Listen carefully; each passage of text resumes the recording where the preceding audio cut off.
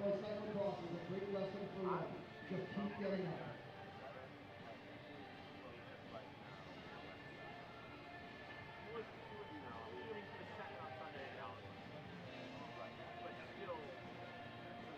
Well, I can hear the pits running from down here. Yeah, screams of terror as the mechanics try to find an open power washer.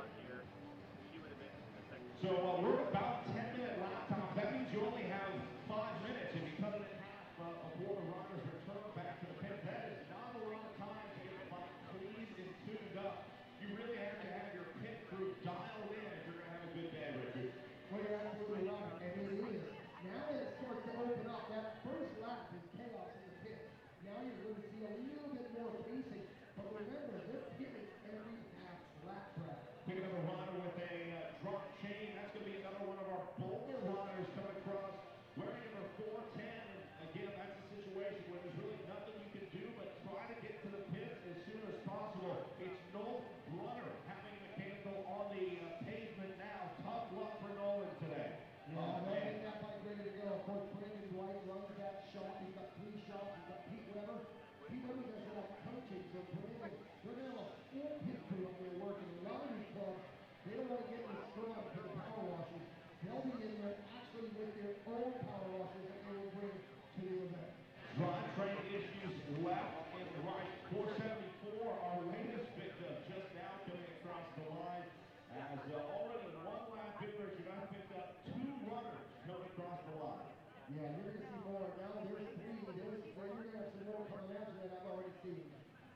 Jonah Thompson was that last rider through kicking the bike. And now we see a runner on the pavement with the black and blue jersey trying to make it to the pits.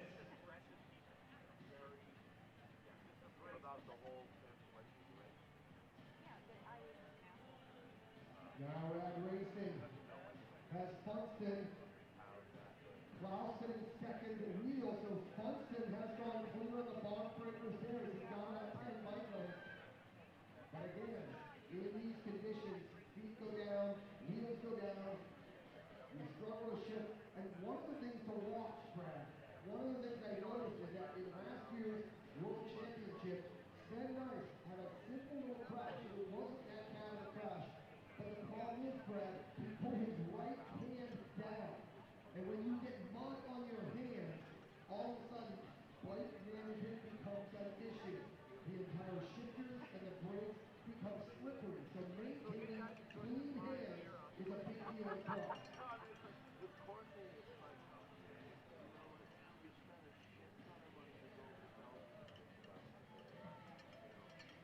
Now the runners, 2 riders, Evan Klaus running. Funston running. This is like a battle of Agincourt. Everybody just charging through and they can only go so fast, but Funston managing this course well. He has got a huge dollop of mud on his right eyelid, and that's going to cause problems. Vision and everything. Klaus wearing dark lenses, soldiers on. Bike looking pretty clean. I know Jim Brown is working. I'm here to talk to you about a real issue, MacGyver. Ring systems. Janky component mixes that just don't work. They're the worst. That snuck up but on. there's Oh, an whoa. answer. SRAM 4 CX1 Something just happened with my mic. I can hear It myself. simplifies, lightens, and is designed to maintain the chain on the chainring. CX1 encouraged me to go to college. SRAM 4 CX1 saved my dog. CX1 heals families. CX1 saves lives. What? Double wings, extra wrench. We need to do something different. Telehands? I mean, get away. Like, away. Road trip?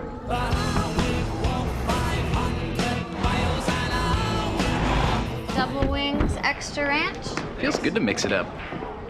The all-new fuel-efficient Volkswagen Golf TDI Clean Diesel. Up to 594 miles of adventure in every tank. Introducing the all-new Volkswagen Golf Family. 2015 Motor Trend Car of the Year.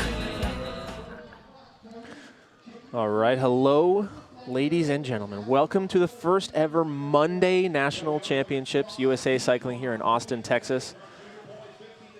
good morning, good afternoon, wherever you guys are. Thank you for joining us. Colt McElwain here with Behind the Barriers TV, and we are about to get started here. Joined in the booth again by Nicole Duke and Dave Toll. Guys, part 2. Let's do it all over again. Yeah, you can see we're racing. That's a good sign. Junior 15-16's out on course. Big crash, actually, at the start of that race here today, taken out. Really, I think it was about, you saw it as well, I believe, about the third row back, probably 15 kids getting caught up in that, some taking more than a minute to get their bikes untangled. That was rough to watch. Yeah, I mean, my first thought there was, man, sometimes I just really hate this sport. It can be so cruel, and at the same time, you know, it's that drama that keeps us hooked. But, man, to have those, my first thought was, you know, these 15-year-old kids, they fly all the way down here, they spend the extra money to stay the day, and then boom, like that on the start line. It's heartbreaking, but man, Cycling this is cyclocross. Yeah, a cruel mistress, as they say. Very much. So, guys, again, we are back for day number 2, and this was not without a lot of people's help and a lot of people's support, and maybe none more so than our great sponsors here with USA Cycling and Behind the Barriers TV. Dave, SRAM, they've been here all week. They've done so much to support this event. So many athletes out here because of SRAM riding their products, the makers of industry-leading bicycle components. Yeah, I had a chance yesterday to catch up with Eco Products, and their commitment is absolutely amazing to this support. A huge thank you to Eco Products. Green is all we do, and learn more about Eco Products cyclocross athletes at ecoproductsstore.com/CX. Really a tremendous commitment they've made to this sport. Yeah, earlier in the week, too, guys, if you were driving a Volkswagen, you got VIP parking. I thought that was super cool. You got special treatment. Volkswagen, of course, a great sponsor of USA Cycling. Volkswagen is proud to be the official automotive partner of USA Cycling and happy to welcome racers and supporters to Cyclo-cross National Championships here in Austin, Texas. I don't think there's any doubt that beer and cycling go together very, very well, and none better than Sierra Nevada. Founded in 1980, Sierra Nevada is one of America's premier craft breweries and has set the standard for artisan brewers worldwide. Sierra Nevada is a proud sponsor of USA Cycling National Championships and cycling events everywhere. I know the owner, Ken Grossman, is a huge cycling, he's a nut. He's a big cyclist himself. He's supported teams and events, and huge thank you to all the good folks up in Chico. And now I believe that they've got a new facility opening up on the East Coast as well. Yep, they do. And of course, guys, we have bonk breakers. You'll see the bonk breakers run up, the bonk breaker run up on those limestone steps later this afternoon. Bonk breaker made by athletes for athletes. Bonk breaker energy and protein bars are proud to support USA Cycling with real food, real fuel, and real flavor. You can learn more about their all-natural products at www.bonkbreaker.com. Now, guys, we heard yesterday, obviously all the drama surrounding this course, the postponement. There have been some slight changes to the track. I would call them changes, I don't know how I would describe it. Some small movements. They haven't completely changed the layout of the track. They've moved a few sections to move away from a few of the trees. We do have a course preview video for you that took place a little earlier in the week before those changes, but Volkswagen and Tim Johnson bringing us that look at the course. I think we're going to show that to you guys now.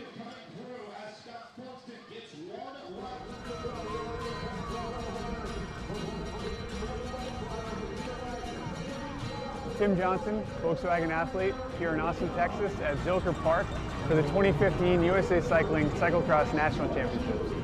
I got here early this morning so I can tell you about what this course is going to be like.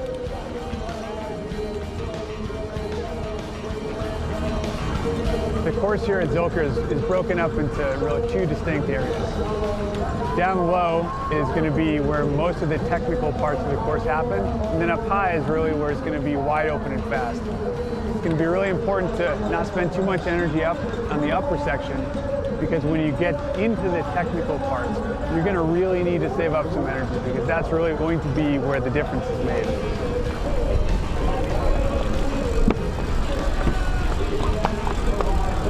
There are 2 limestone stair sections.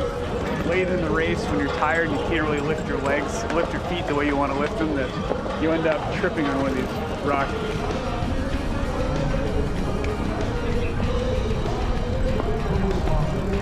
You think that Austin would be flat, but I think a lot of the riders are in for a surprise. It's going to get easier. When's it get easier? When I'm done? Yes, tomorrow. Cross is all about being efficient with your momentum, keeping that pace high without getting into trouble. So I think we're going to see small mistakes mean a lot. Right now we're on a really small part of the course, just couple seconds long, but it illustrates how difficult this course can get. It turns into an off-camber section that has a very, very small line burned into the dirt. And the natural tendency to stay in that line, to go where everyone else is going. But really, the faster line is stay low and then come back up the hill. I think some of the corner combinations here are going to be important because if you make a mistake in one of the corners, it affects all of them. This course has an amazing last few minutes of the race. It's up and down, 2 very, very steep ride-ups, including a set of barriers that are impossible to bunny hop. Tactically, that last couple minutes of this race is going to be brutal. It's going to be an awesome national. I'm Tim Johnson. Thanks for riding with me.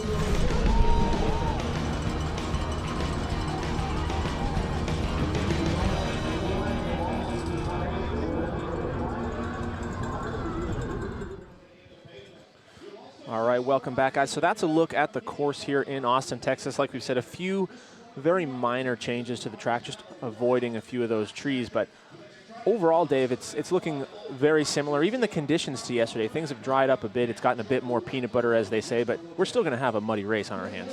Yeah, you can see that the course is going to do damage to the bicycles out there today. There's no question. I think we've already seen that in the 15-16 race going on right now.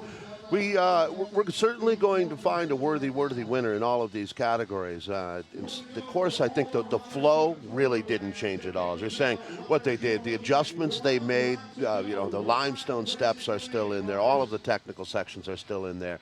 It's actually probably, I think, Nicole, the course is going to race as well as any of the days we've seen this week.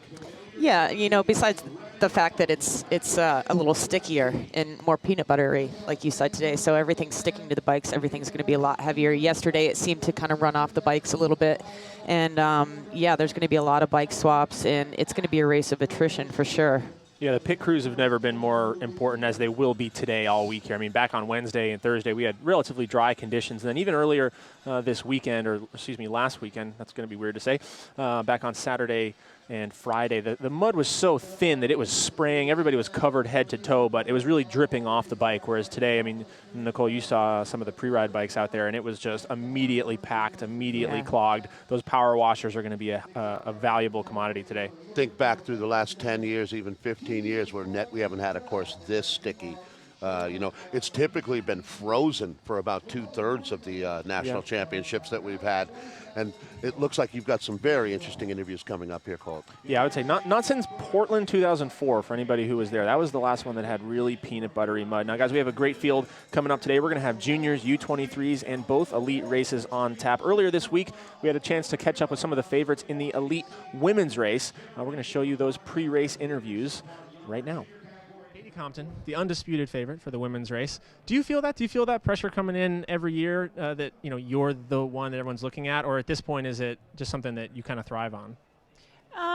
Honestly, I think I'm just getting used to it because like every year it seems like it's the same pressure and the same expectations. I try to come in as best I can, as prepared as I can, and then do the best I can. And it's been good the last 10 years, so I'm going for one more, and we'll see.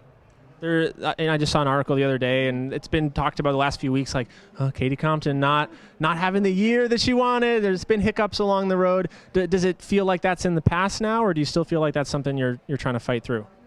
I'm still fighting through it, honestly. Every race is different, and some days I feel pretty good, and some days I don't. So I don't know. Right now, it's kind of a bit of a crapshoot. But I've been in this position quite a few times racing, so it's not like it's foreign to me. So I'm gonna hopefully I feel good. I'm doing everything I can to be rested and properly prepared, and then I'm gonna see the course tomorrow and then make a decision how I'll race it. Thinking of just coming down here for Texas, a lot of people haven't seen this community before. Obviously, you haven't seen the course, but just what are your expectations coming to this new region, and just from the little time you've spent here so far, what have your reactions been? I've been here a couple times before, so I love Austin. Haven't spent too much time here, but I mean, even just driving around today, like checking out the cool shops and the restaurants, I'm really happy to be here and get to spend a weekend checking out Austin. Obviously, the race is on Sunday, so not too much fun to be had before the race, but hopefully Sunday will be good, and then we're going to stay here Monday morning, so maybe get to experience a little bit of Austin. Awesome. I know as an athlete, this question is always hard to answer, but I always have to ask it. Which women do you look at specifically? Who's the threat out there? Who do you worry about when it comes time to line up on Sunday? Honestly, I think Rachel Lloyd's going to have a good race. I think she's had the ability to have the best preparation with being in California for training. Meredith, she beat me across Vegas, and she's had some good and bad races this year, so kind of depends on how she's feeling. And then Katie, she's also been, little Katie, has been doing well too. So I think those guys, and then also Georgia. I've seen her on the start list. I don't know if she's racing or not, but I assume she is. So yeah, I think it just depends who's going to be feeling strong and riding well, and also depends on how the course changes with the rain coming. Rachel Lloyd here before the elite women's race. Now, I know this is a race that would suit you. This is a course that would suit you, but you have been a little under the weather lately. Tell me how you're feeling here as we come into the race day. Jeez, how am I feeling? I've been exceptionally calm because I've just been resting and trying to get better. So that's good. Usually I get really nervous. I mean, I would imagine some point in your career you've had to deal with this before and race either with illness or coming off illness. How does your body usually respond to that kind of thing? You know, I took such a big break from racing. I really can't remember, and I don't remember ever having to race this sick, but I'm on the way up, so I'm really happy that I woke up this morning and I could breathe through my nose, and so I'm just glad. And, you know, coming into this race, I was really hoping it would get gnarly, and it has, and so, you know, hopefully that'll just pay off for me. Ellen Noble here before Sunday's elite women's race, and also for you, the U23 women's race. Tell me, as the rain continues to come down here, how are you feeling about this big race in Austin? I'm actually really excited. I think when we first imagined racing in Austin, we thought it would be, you know, dry and hard packed and some grass field. So having conditions like this is really great. It reminds me of a lot of the races back home. So I'm really looking forward to it. We've talked about in recent weeks how you've been on fire in cyclocross right now. You've won 4 UCI races in the last couple of months. You're coming into this with the best fitness of your life. Do you feel any more pressure than national championships previously, or is this just kind of status quo for you? Yeah, I think I'm feeling a little bit more pressure just because I think a lot more work went into it this year. It's not just, you know, it's not just me this time. It's all my team and my family and everyone that's helping me get here. So there's a little bit more pressure, but I'm also feeling significantly more prepared than I ever have. So it's a different, a little bit better, more calm type of pressure than the frantic rush into it that I've had in the past couple of years. Tell me, we've asked you this before, but how do you balance the race within the race? Obviously, U23's race within the elite women, so you're going for that jersey, but you're also just trying to beat everybody else in the race. How much do you think about that?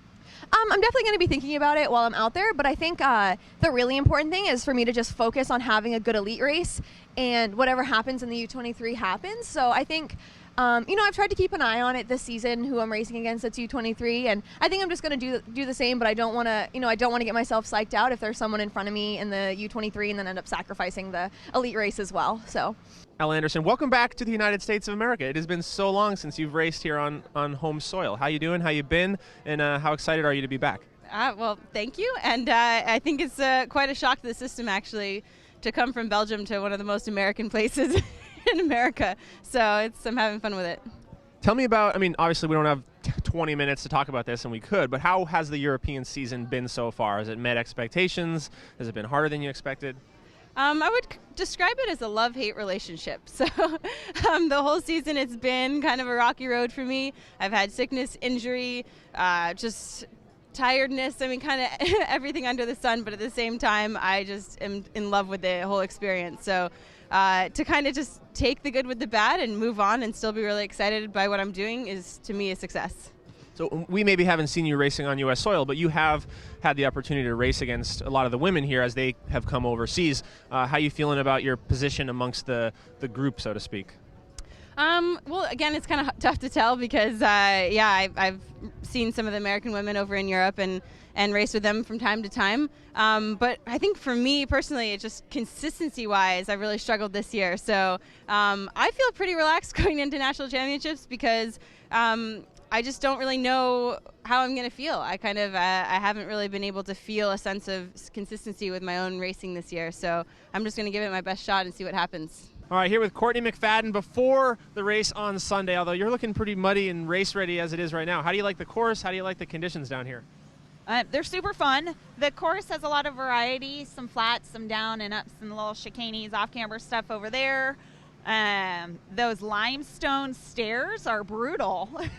Pretty big. They're huge. Yeah, those will be tough come race when you're all tired and breathing hard. Coming back, I mean, you've done so much traveling this year, so much racing, this season specifically from seasons past. How's your body feeling as we come now into nationals and you have 4 months or whatever of crossing your legs?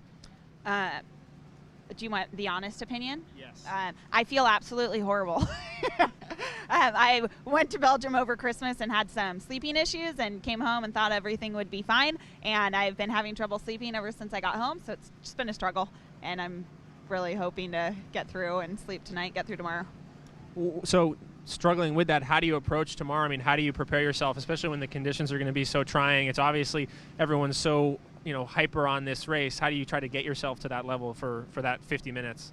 I think it's going to be more of a mental game that, in a course like this with the off cambers that are super slick, and just be prepared that, maybe you're going to have to run it or somebody's going to wipe out in front of you, and that racing can be so mental. You could be physically there, but if you're mentally not ready for it or you're just not mentally strong, you could break down really easily.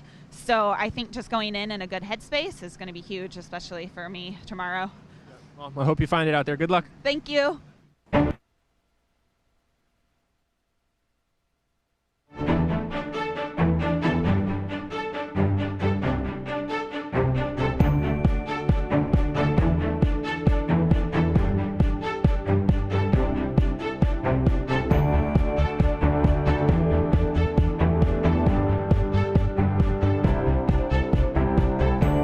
Ride, the antidote for everyday life. Rival routine. Rival your limits. The Volkswagen Golf was just named Motor Trend's 2015 Car of the Year. So was the 100% electric e-Golf and the 45 Highway MPG TDI Clean Diesel. And last but not least, the high-performance GTI. Looks like we're going to need a bigger podium. The Volkswagen Golf family, Motor Trend's 2015 Cars of the Year. All right, guys, welcome back here to Behind the Barriers TV. Cole McElwain joined by Dave Toll and Nicole Duke in the booth. We will have your junior races coming up here very shortly. Your your junior men 17-18 will be coming up. Now, all 3 junior races today are going to be packed in the same start. So we'll have junior men 17-18 a minute later. We will have your junior women 17-18 a minute after that. Your junior women 15-16. So a lot of racing on tap here coming up shortly. We will have it live. We're going to do our best to cover as much of those races as possible. Yeah, one of the questions, Colt, that hasn't been answered yet, and I know it's of grave concern to many of the parents and the 17-18 junior men, is the UCI rule that says that if you're competing for UCI points in your national championship, that you need to be racing with only your category on course for that championship event. And with all the changes that came from yesterday into today, one of the things is that we will have our junior 15-16 women, our 17-18 women on course at the same time as the 17-18 men. I don't know if you heard an answer to that, whether those UCI points will be available. A kid like Gage Hecht right now, he knows that he's going to be starting on the front row at the World Championships. He's sitting 3rd right now in the big picture of UCI points, behind a couple of the young Belgian riders. But for some of the other Americans, it's going to make a big difference whether these points are available or not here today. Yeah, and I know next year they're actually planning to award UCI points in the junior women's 17-18 race. That'll be a big change to 2016, although that did not come through for this year. So yeah, Dave, a big question there. I know there were some questions as to why run them with the 17-18 boys, the junior girls that is, as opposed to the 15-16 boys we just saw. And I guess that was just a matter of the field size. We actually had quite a bit larger field for the 15-16 boys than we do for 17-18. So, that's sort of the story of today. There's not everything is going to be perfect, not everything is going to be flawless, but everybody will race and everybody will get their chance. I'm I'm almost more concerned for those 15, 16 girls. They're going to be going off 2 minutes behind the 17, 18 boys. You know that the head of that snake is going to be coming around very shortly, and so how they're going to manage the lap traffic, pulling riders, it's going to be tricky for them. But everybody doing the best with the hand that they're dealt today. Well, and they won't be having lapped riders today. And talking with the commissars, what's going to happen is they're going to be pulling those young ladies off of the course and placing them. I mean, they will receive a national championship placing even if they don't finish the full duration of the race. But unfortunately, you're right. I mean, there's a decent chance that the winner of the 15-16 junior women's race won't actually make it to the finish line today. And that is part of what we're dealing with Nicole, with the compromises that were made from yesterday. Not everything is going to be perfect today, but certainly, when you look at it, that's one of the things that we would hate to see. I mean, one of the upsides, have a chance to get these 15, 16-year-old young women and the 17, 18-year-old women on BTB today. And I know a lot of people were asking for that, and we're very happy to do it. I hope that they have a chance to race the full race today. Yeah, I think, that was definitely a concern, and it was kind of a little bit of a controversy why the women weren't on TV. So I think we should look at that as a positive. Unfortunately, like you said, there is going to be, they're not going to have a very long race. But I think that this course is so incredibly hard that the race that they will have will be hard enough for them, and they'll be happy to end with just that. So guys, the first race off the line will be that UCI event, the junior men 17-18.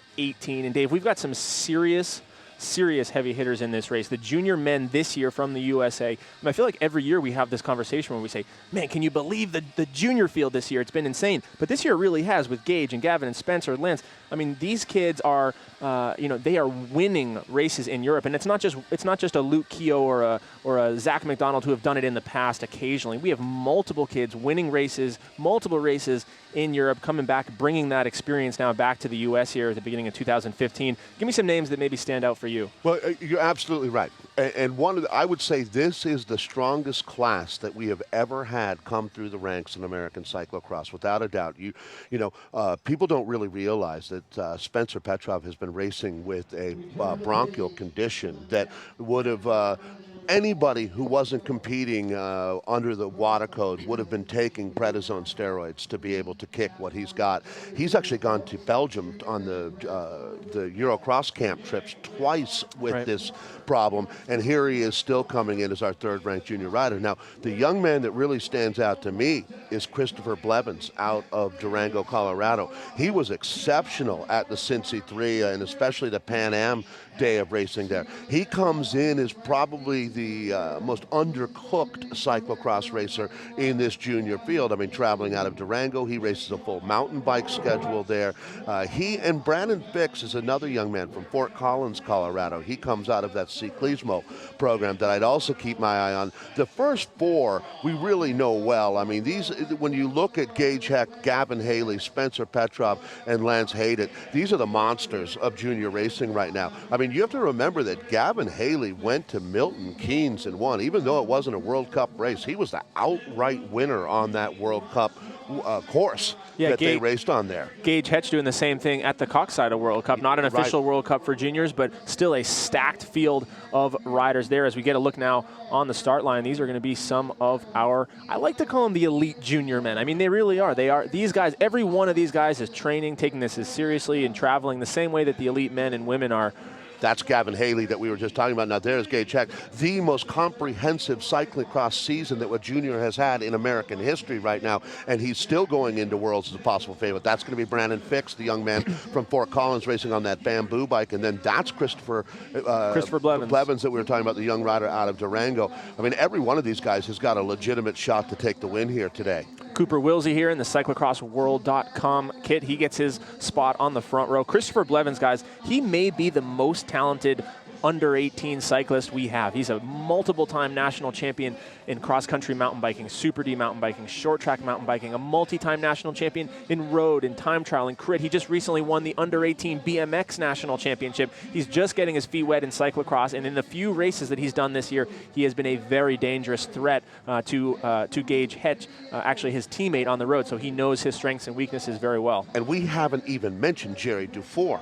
at this point, and he's one of the top riders in the world right now today as well. That front row that you just looked at is going to define American cyclocross, and one of those young men is going to find his way onto the World Championship podium. I actually believe it'll happen this year in the Czech Republic, but we are in very, very good hands when you look at that front row. And we still have riders like Cameron Beard to talk about, Eric Brunner, Ethan Reynolds. He's the young man that races out of Boise, Idaho, formerly of the Birds program, which we've gotten to know so well. A strong favorite on the second row is going to be Ian Keogh as well. You guys know that name so well. Jake Keogh, Luke Keogh, Nick Keogh, multiple national champions in that family. Ian's been tearing it up in New England, a very strong runner and a strong mud rider and bike handler. So I look for Ian to come off the second row. A lot of people picking him actually as their dark horse for the podium. He didn't travel a ton this year, but he's been a very strong rider. Obviously, he has the lineage. I look for him to maybe mix things up. You got the Dunn twins as well, Liam and Cormac Dunn. They both are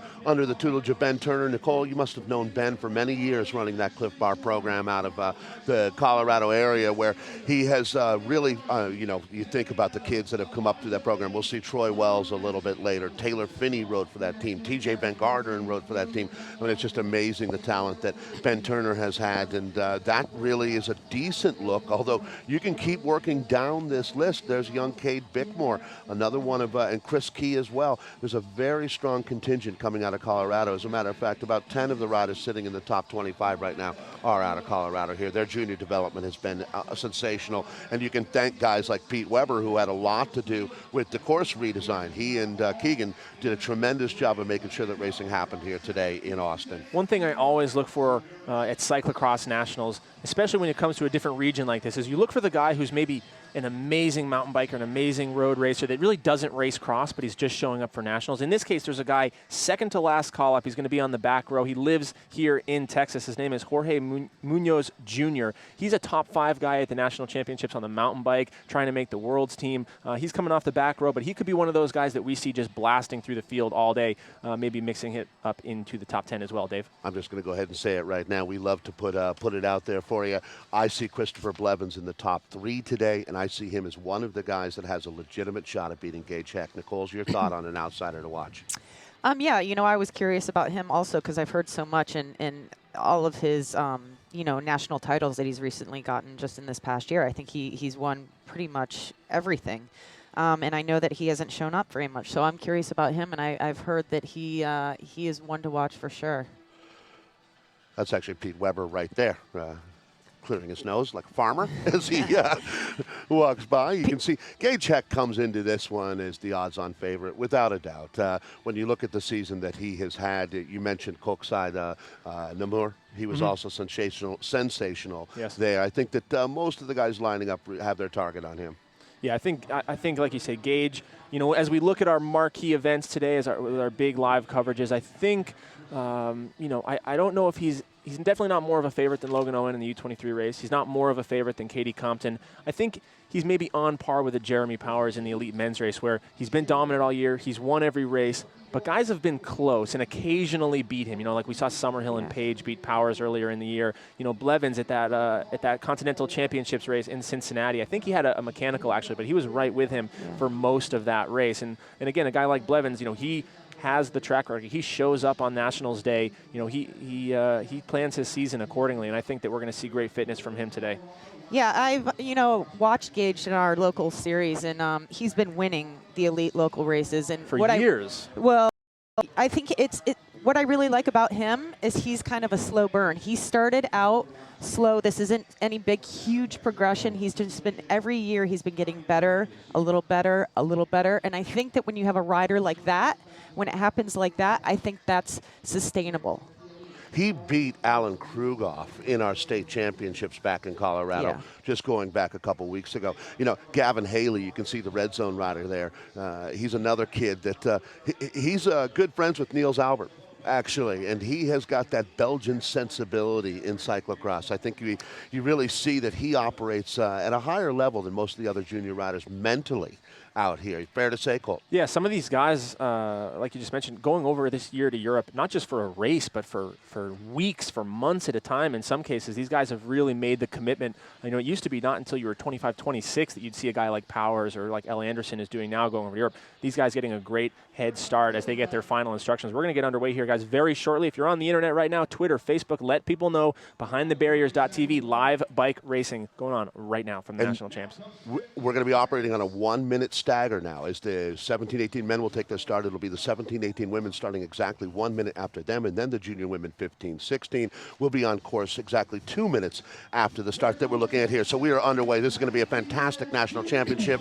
All right, guys, and we are off here. Bike racing will happen after all in Austin, Texas. Your 2015 USA Cycling National Champs, and right there in the green on the front of this bike race is Gage Hecht, taking the whole shot there. Looks like he's got a nice string of riders filing out. Christopher settling right around fifth wheel there, but everybody going to head off this pavement climb, as you guys saw from the course preview. They go up this long stretch, up a little pavement rise, and then dip off into the mud here on lap number 1. So it is Gage, number 1. Dave, everybody else filing in nicely behind. Yeah, that's Jerry DeFore, it looks like, who's got second wheel out there right now. And then I believe that we are looking at, is it Spencer Petrov? Petrov sitting in third wheel, the Boo Bicycles rider sitting there in fourth place right now, and you see Blevins now coming up on the outside trying to fight his way through, using those handling skills to put himself into podium position. Everybody knows what wheel they have to get on at this point. I think Gage knew he was going to put his foot on the throat of this bike race immediately. You do not want to race from 10 wheels back out here today. You don't want to race from 2 wheels back. Here's the women's start for the 17-18. All right,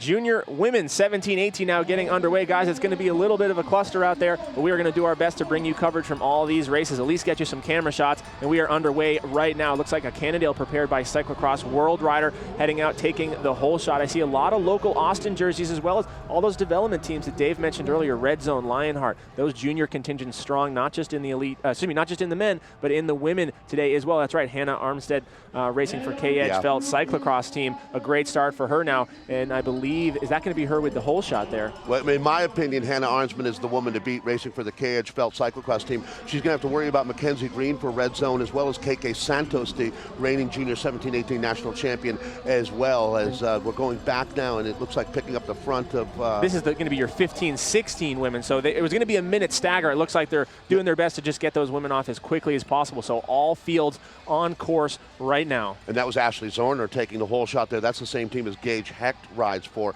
Watch for that Alpha Bicycle Vista Subaru jersey, the green jersey, and you're getting a look at the version of it being worn on the back of Gage Hecht right now. That is a fantastic job there by Brandon Fix, the rider out of Fort Collins, Colorado, in the yellow jersey there, actually coming up and around. He's a mudder, no doubt about it. Even though he comes from Fort Collins, this kid has a lot of experience racing in the mud, and now it looks like Gage Hecht is taking back over the front of the bike race right now.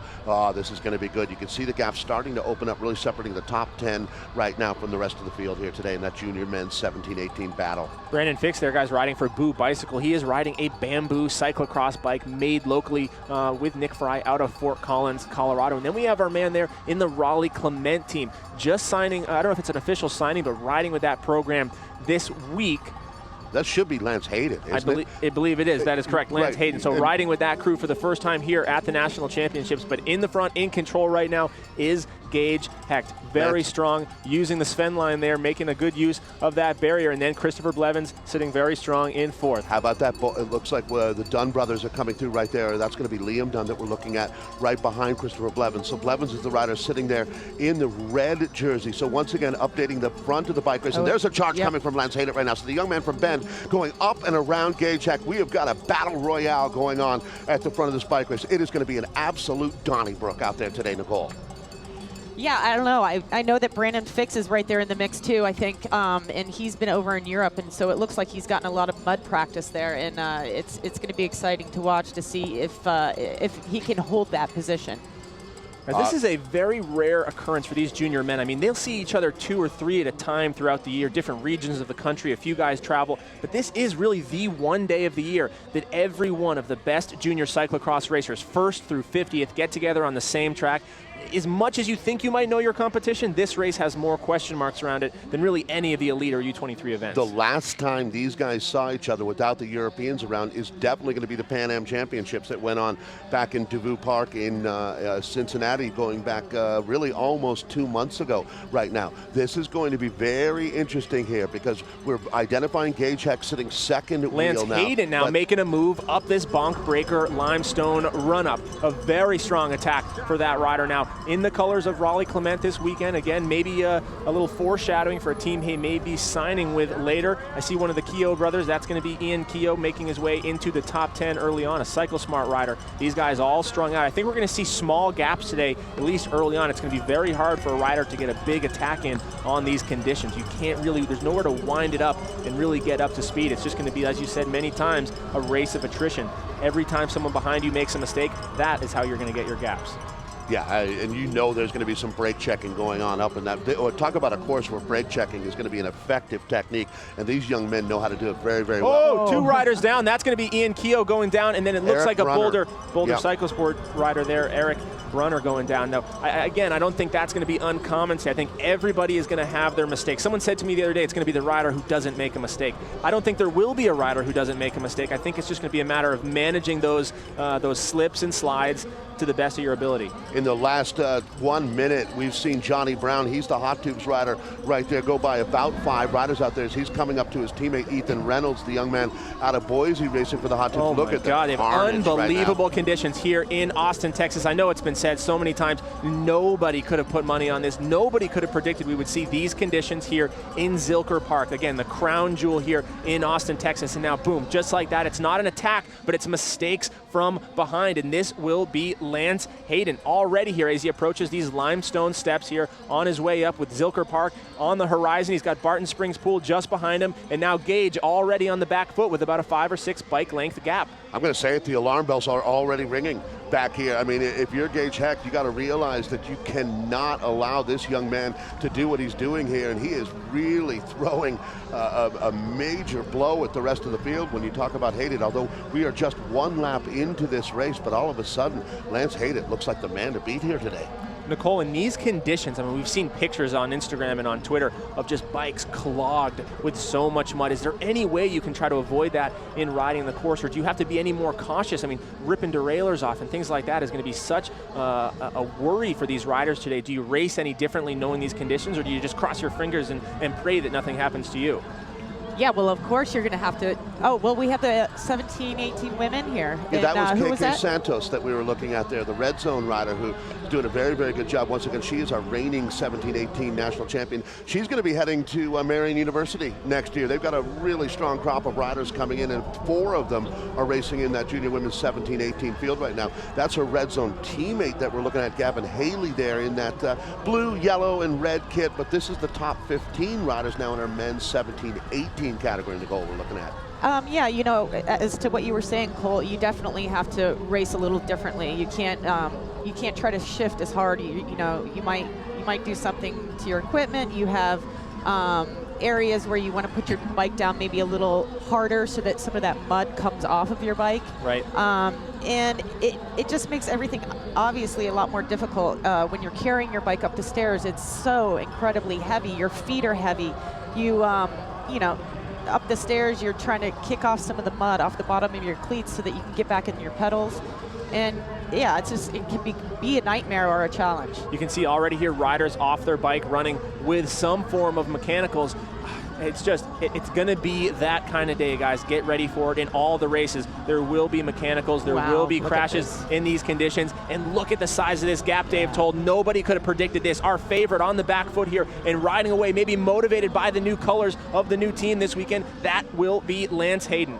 Now, and when you take a look at Gage Heck coming through behind Hayden here, this is going to be the combo of Cameron Beard and Cooper Wilsley that we're looking at here. 2 riders out of New England sitting 4th and 5th. Then you're going to have the very, very exciting Christopher Blevins rolling through. That's going to be taking a look now. I think that's Chris Key that we're looking at for the Boulder Cyclosport team. That's your top 10 right now. Ian Keogh just holding on to the back of that group. All those guys sort of clustering up together right now with 1 rider off the front. But you can see here, guys, every picture, there's no nobody out there who's not struggling in these conditions. If you're going forward, if you're racing hard today, you are going to be getting a little sideways, and you just got to be okay with that. But how you manage your patience here, if you try too hard to close those gaps down, if you try to put out that extra 10 watts, it's going to happen. You're going to go down. Quite a ride for Johnny Brown right now. He actually has now caught his teammate Ethan Reynolds that we're looking at there. And then we get a look at, that is going to be, well, more of the Cliff Bar riders. I believe that's going to be Cormac Dunn that we're looking at right now. We should go back to the front of the bike race right now and see what that gap looks like back from Hayden to Hecht. Boy, I tell you what a way to open up the account here for Lance Hayden. Young man out of Bend, Oregon, comes up through that Bend Endurance Academy. National championships were in his hometown just a couple years ago. This kid is in fuego out here right now. You can see Gage Hecht, he's going to use his road skills to his advantage now. Lance Hayden races for the Bear Development Academy on the road, so he's got a lot of road experience along the way as well. All of these guys do for the most part. Now, Blevins sitting there in the red jersey, he's going to be a guy to watch here over the course of this next lap. He's got a good feel. Now, these guys really didn't have a chance to pre-ride on this course all that much here. That first lap is going to tell them a lot about how they want to race the rest of this event here today. Yeah, this race is very much just getting started in these conditions. You see now Gage Hecht coming across. He's riding that titanium Moots bicycle. We have a titanium bike up there. We obviously have a bamboo bike, some carbon bikes. We have a great mix of equipment here amongst the junior field. Disc brakes, cantilevers, everybody really trying to go with different stuff today. I know one thing's for sure, everybody, Nicole, is going to be on mud tires, but this gap now opening surprisingly wide here. And Gage, he's tried now to close it down several times, and he can't quite get there. He's still sitting right around 3 or 4 seconds. Yeah, my question is how much has Lance been on this Raleigh? I believe this is the first race. I believe that Don with Raleigh Clement brought him on to sort of guest ride for the team here at the National Championships. I would assume it's sort of a trial opportunity for him, maybe looking towards bringing him on as one of the strong riders there. Jamie Driscoll, part of that team. They have some young riders as well, Laurel Rathburn. So they're doing some things to support the youth in the cyclocross movement. We see some of our junior women about to come through or coming through now as well. Everybody out there, this first lap is going to be very important because it's going to be the only time on course that you don't have anybody in your way. You're going to start to get those 15, 16 women coming into the back end of the 17, 18s. Those lead junior men are going to be coming around the back. So everybody's working really hard to get themselves sorted out at this point here with just 1 lap on the clock. Everybody's seeing 3 laps to go now. 3 laps to go here at the USA Cycling, the 2015 Cyclo-cross National Championships on a Monday. Yeah, really want to take a moment to thank USA Cycling for bringing you this coverage here today. As soon as we realized that racing was going to be canceled yesterday, the crew stepped up and said, whatever it takes, we'll write the check. We want to make sure that America gets to watch what's happening here in Austin. So a big thank you to Micah Rice and everyone at USA Cycling for making sure that this Behind the Barriers coverage is brought to you here today. Lance has got just a huge gap. It seems that he really loves his new bike, and he's doing well on it. And what's important here is Blevins has gotten around Gage Hecht right now. Blevins has come through. I could not believe when I was looking at the pre-race articles, the predictions, almost everybody left him off their list. He's very much so flown under the radar. Cyclocross is maybe the only sport that he can still do that in. Not after today. He will find his way to the front of here. It's just going to be a matter of time. Looks like Ian Keogh making a good pass there up the outside. Interesting to see some of these strong starters starting to fade back a little bit now. These conditions really taking their toll. This is an impressive ride right here for Cade Bickmore. He seems to be behind just this lead group up here, and he's creeping up. I've been watching him throughout the race, and he seems to just be making amazing progress. I think he's having a really great ride. Well, right now, when you look at the way Hayden is dispatching the rest of this field, it looks to me like Cameron Beard, Cooper Wilsey, and Gage Hecht are going to be the last 3 guys that he really needs to worry about here. Even though we do have a relatively long way to go here today,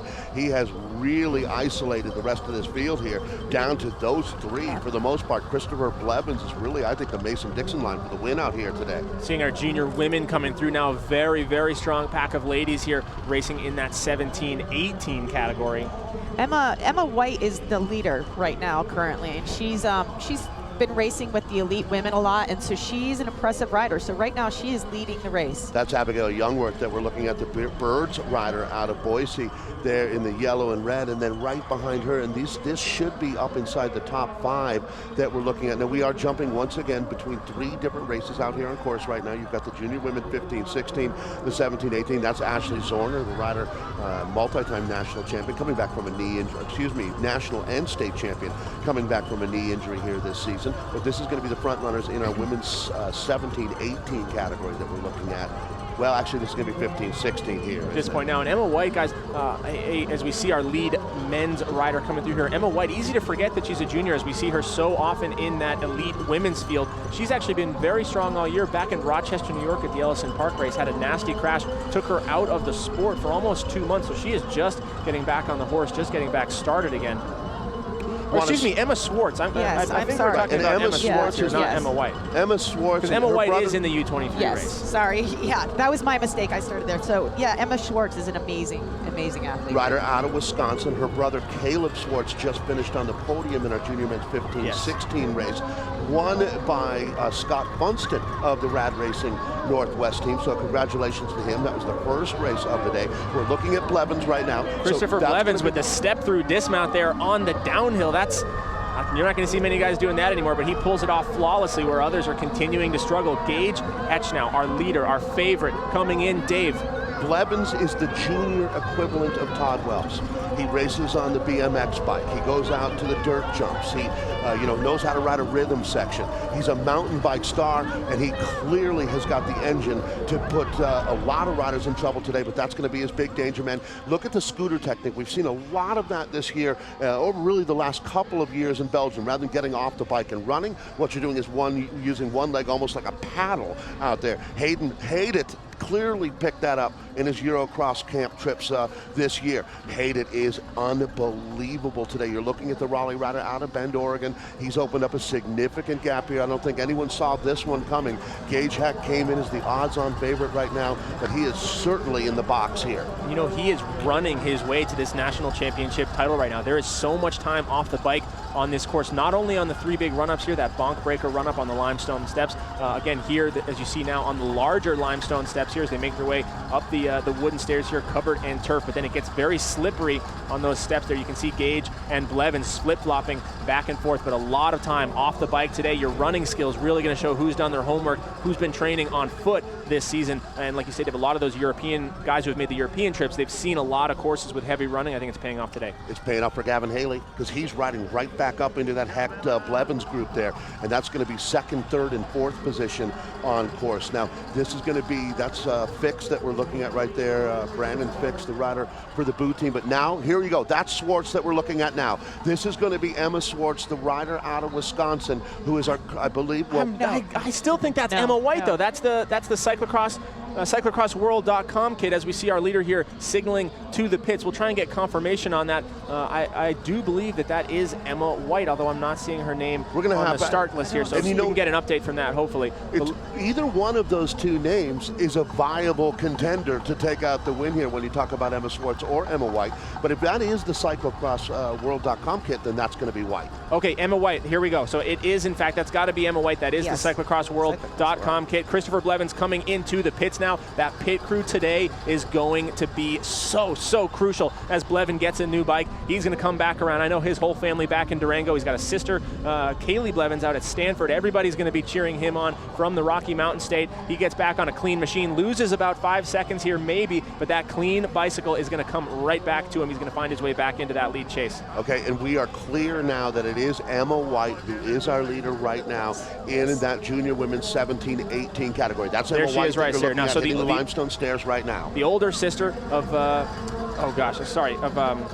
Harrison White. We saw him earlier this weekend, I believe, in the 13-14 race. And, of course, the younger sister of Curtis White, one of our 2 favorites later today in the the U23 men's race. So a great cyclocross family there as well. Seems to be a trend here. So many of these riders, not just in the elites and the U23s, but coming in very strong packages like that Keogh family, the Gogans later today, the Anthonys, and the Whites are definitely New York's, I don't want to mess that up, New York's version of that Cross dynasty. A great comeback for her, like I said, after that early injury in Rochester back in October. Yeah, and racing with her this year, I've been really impressed with her start. She has such an amazing start, and so she's been there, and it's fun to see her just kind of destroy this. You know, she's doing really well. She's got a lot of experience, I think, from just racing with us and that kind of thing, and she's an aggressive rider.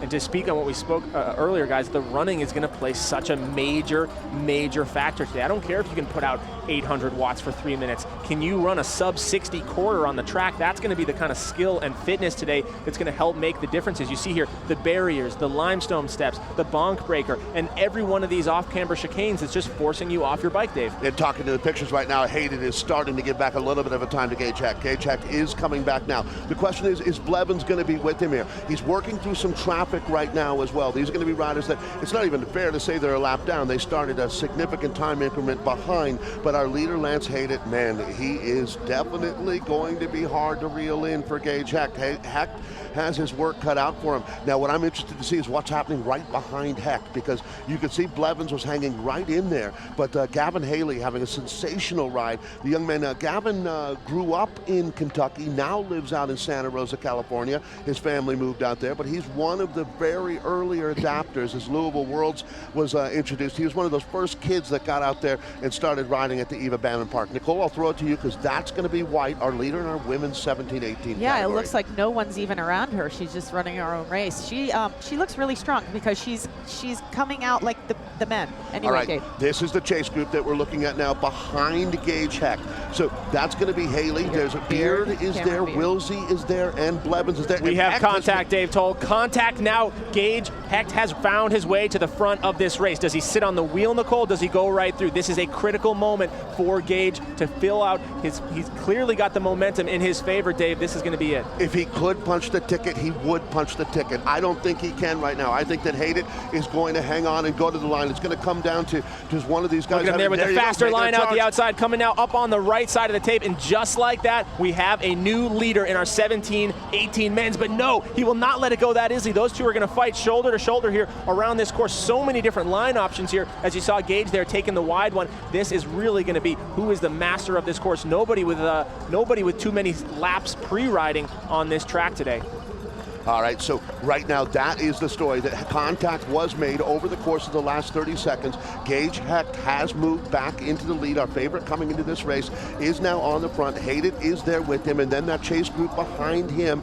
That's going to be the four riders that we're talking about. Cooper Wilsey is Gavin there. Haley sitting in third right now. Christopher Blevins in fourth. Cooper Wilsey sitting in fifth, and Cameron Beard sitting in sixth. So that chase group of four going to try to do something as they hit the pavement. And we saw them all together on the pavement there just a minute ago. What was really significant in the last minute of racing was that we watched Gage Hecht make that catch and then getting ready to start peppering Hayden with attacks out here today. And there you go. That's your two leaders coming into the pit right now. So moving over to the Raleigh team this year out of Bend, Oregon, and Hayden is back up on the front. It looks like neither one is going to come into the pit right now. So Gage Hecht riding on that Moots bike built in Steamboat Springs, Colorado. Probably the only rider racing at this level on titanium right now. And once again, they're going to be working through traffic here. This is going to be some of the junior women that started a little bit after them. Hecht is trying to pour it on right now, isn't he? If you're worried about skills with Gage Hecht, look no further than his World Cup victories earlier this season on some of the most challenging European courses. Dave, we saw him in Coxida. Here we go now with our chase group. This is going to be, I believe, 3, 4, and 5. That's Beard is the one that remains right there. Is Wilsey coming out of the back of that group. So you've got Gavin Haley in the red and the blue. Then you've got Cameron Beard coming through. Then you've got the amazing Christopher Blevins in red, the young man out of Durango. That's your top 6 right now because you've got to throw Cooper Wilsey in the mix. I think he's going to make contact, maybe a little bit of a bobble right there as he just came out of the back of what we're going to call chase number 1. So that is the front group, the Tête de la Corsa, right there. You're looking at Gage Hecht and Gage Hecht and Hayden right now, Lance Hayden. So Gage Hecht grew up in Parker, Colorado, just a little bit south of Denver. He actually does quite a bit of traveling to get to the bike races. Now it looks like Gavin Haley is alone here, coming out of that chase group. Gavin Haley, though, Cooper there with a very strong running dismount around there. Christopher Blevins staying on his bike, and this may be the area where Blevins' weaknesses start to show. A huge engine, some huge skills there, but just unfamiliar maybe with the sport of cyclocross. Little tricks like that, knowing when to dismount, knowing when it's faster to run. Those are the things that come with years of experience on the cross bike. Those small differences today are going to be big differences by the end of this race. We're talking 10, 20 seconds if you know the small tricks like that, if you can pick your lines properly properly. I mean, mountain biking and cyclocross, a lot of people on a course like this are going to draw comparisons, but it really is a different thing to drive your bike with those skinny tires, with drop handlebars.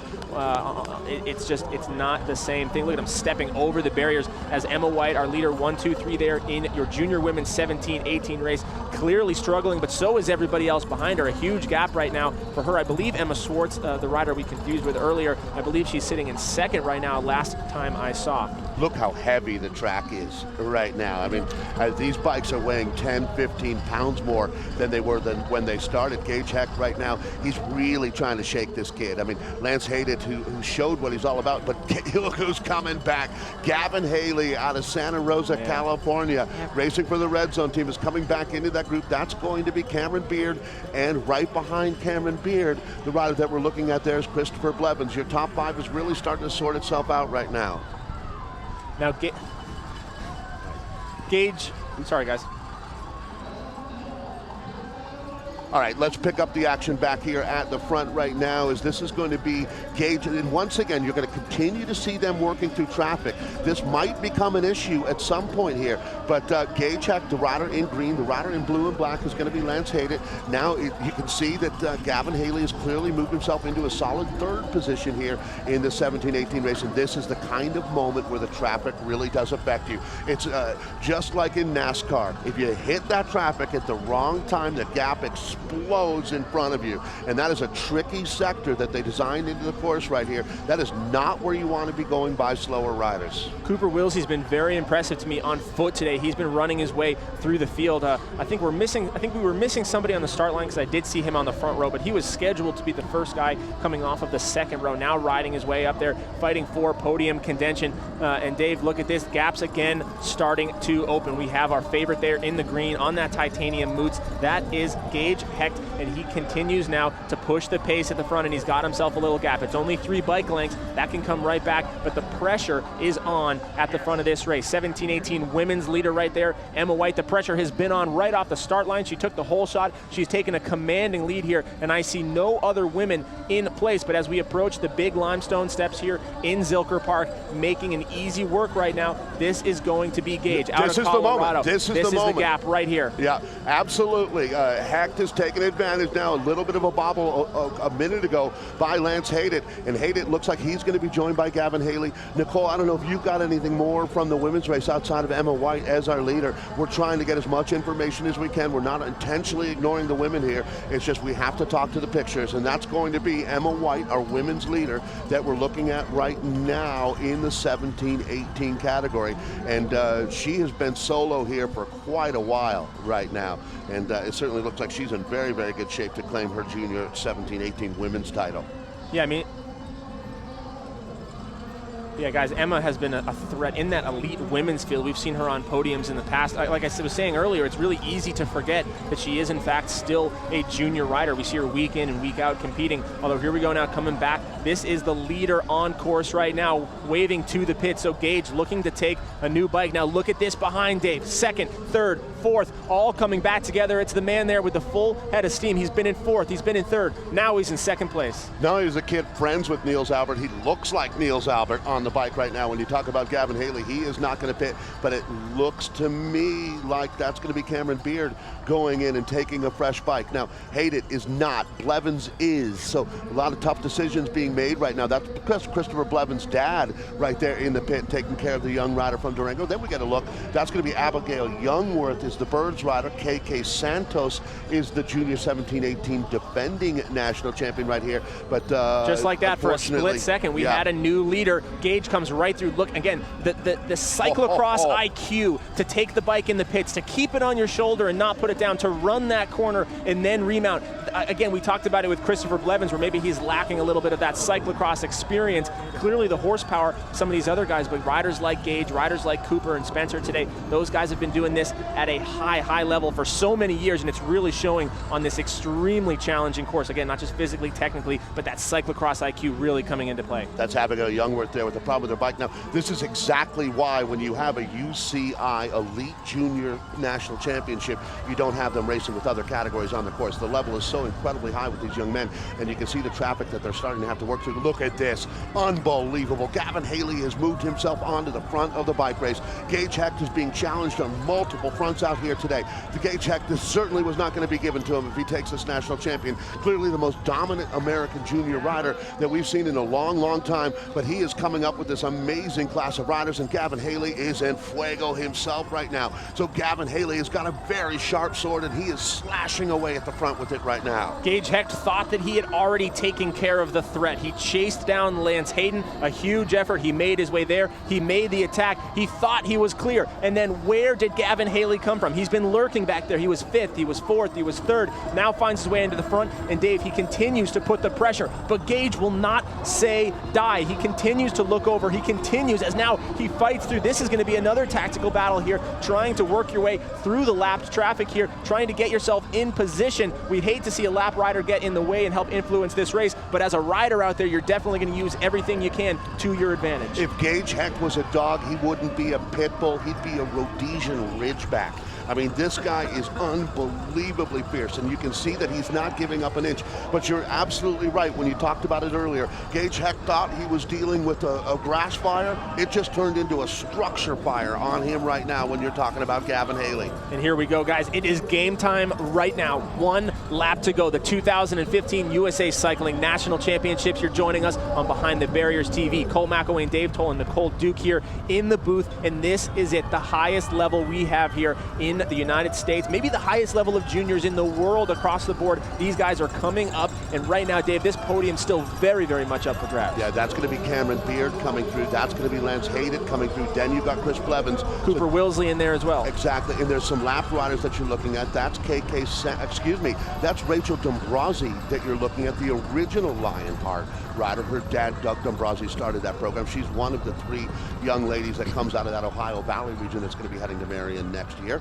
And this is going to be a constant mix of riders that we're looking at right now. But I'm sure our cameras are going to go back and pick up that battle going on between, and there you go. It's Gage Hecht, once again, the Alpha Subaru rider there, taking the lead as he has really locked horns at this point with Gavin Haley. And this goes back to what we talked about earlier. In years past, we've had one dominant junior rider, a Logan Owen, or somebody who'd been showing their talents on the world stage and really dominated at nationals. It's been so long since we've had 5, 6 guys like this. Lead changes, back and forth, 2 riders together here, 3/4 of a lap to go. These, I mean, we say it all the time, this is the future of the sport, and the future could not be more encouraging. It could not be more bright for the United States of America. Well, and you make a great point, Colt, because what you're seeing is, yes, Gage Hecht is a standout athlete, but the level comes much higher when he's pushed, when he's racing nationally by these other very talented young Americans. They're all, you know, steel sharpens steel, right? And that's what you're looking at here today, a perfect example of that.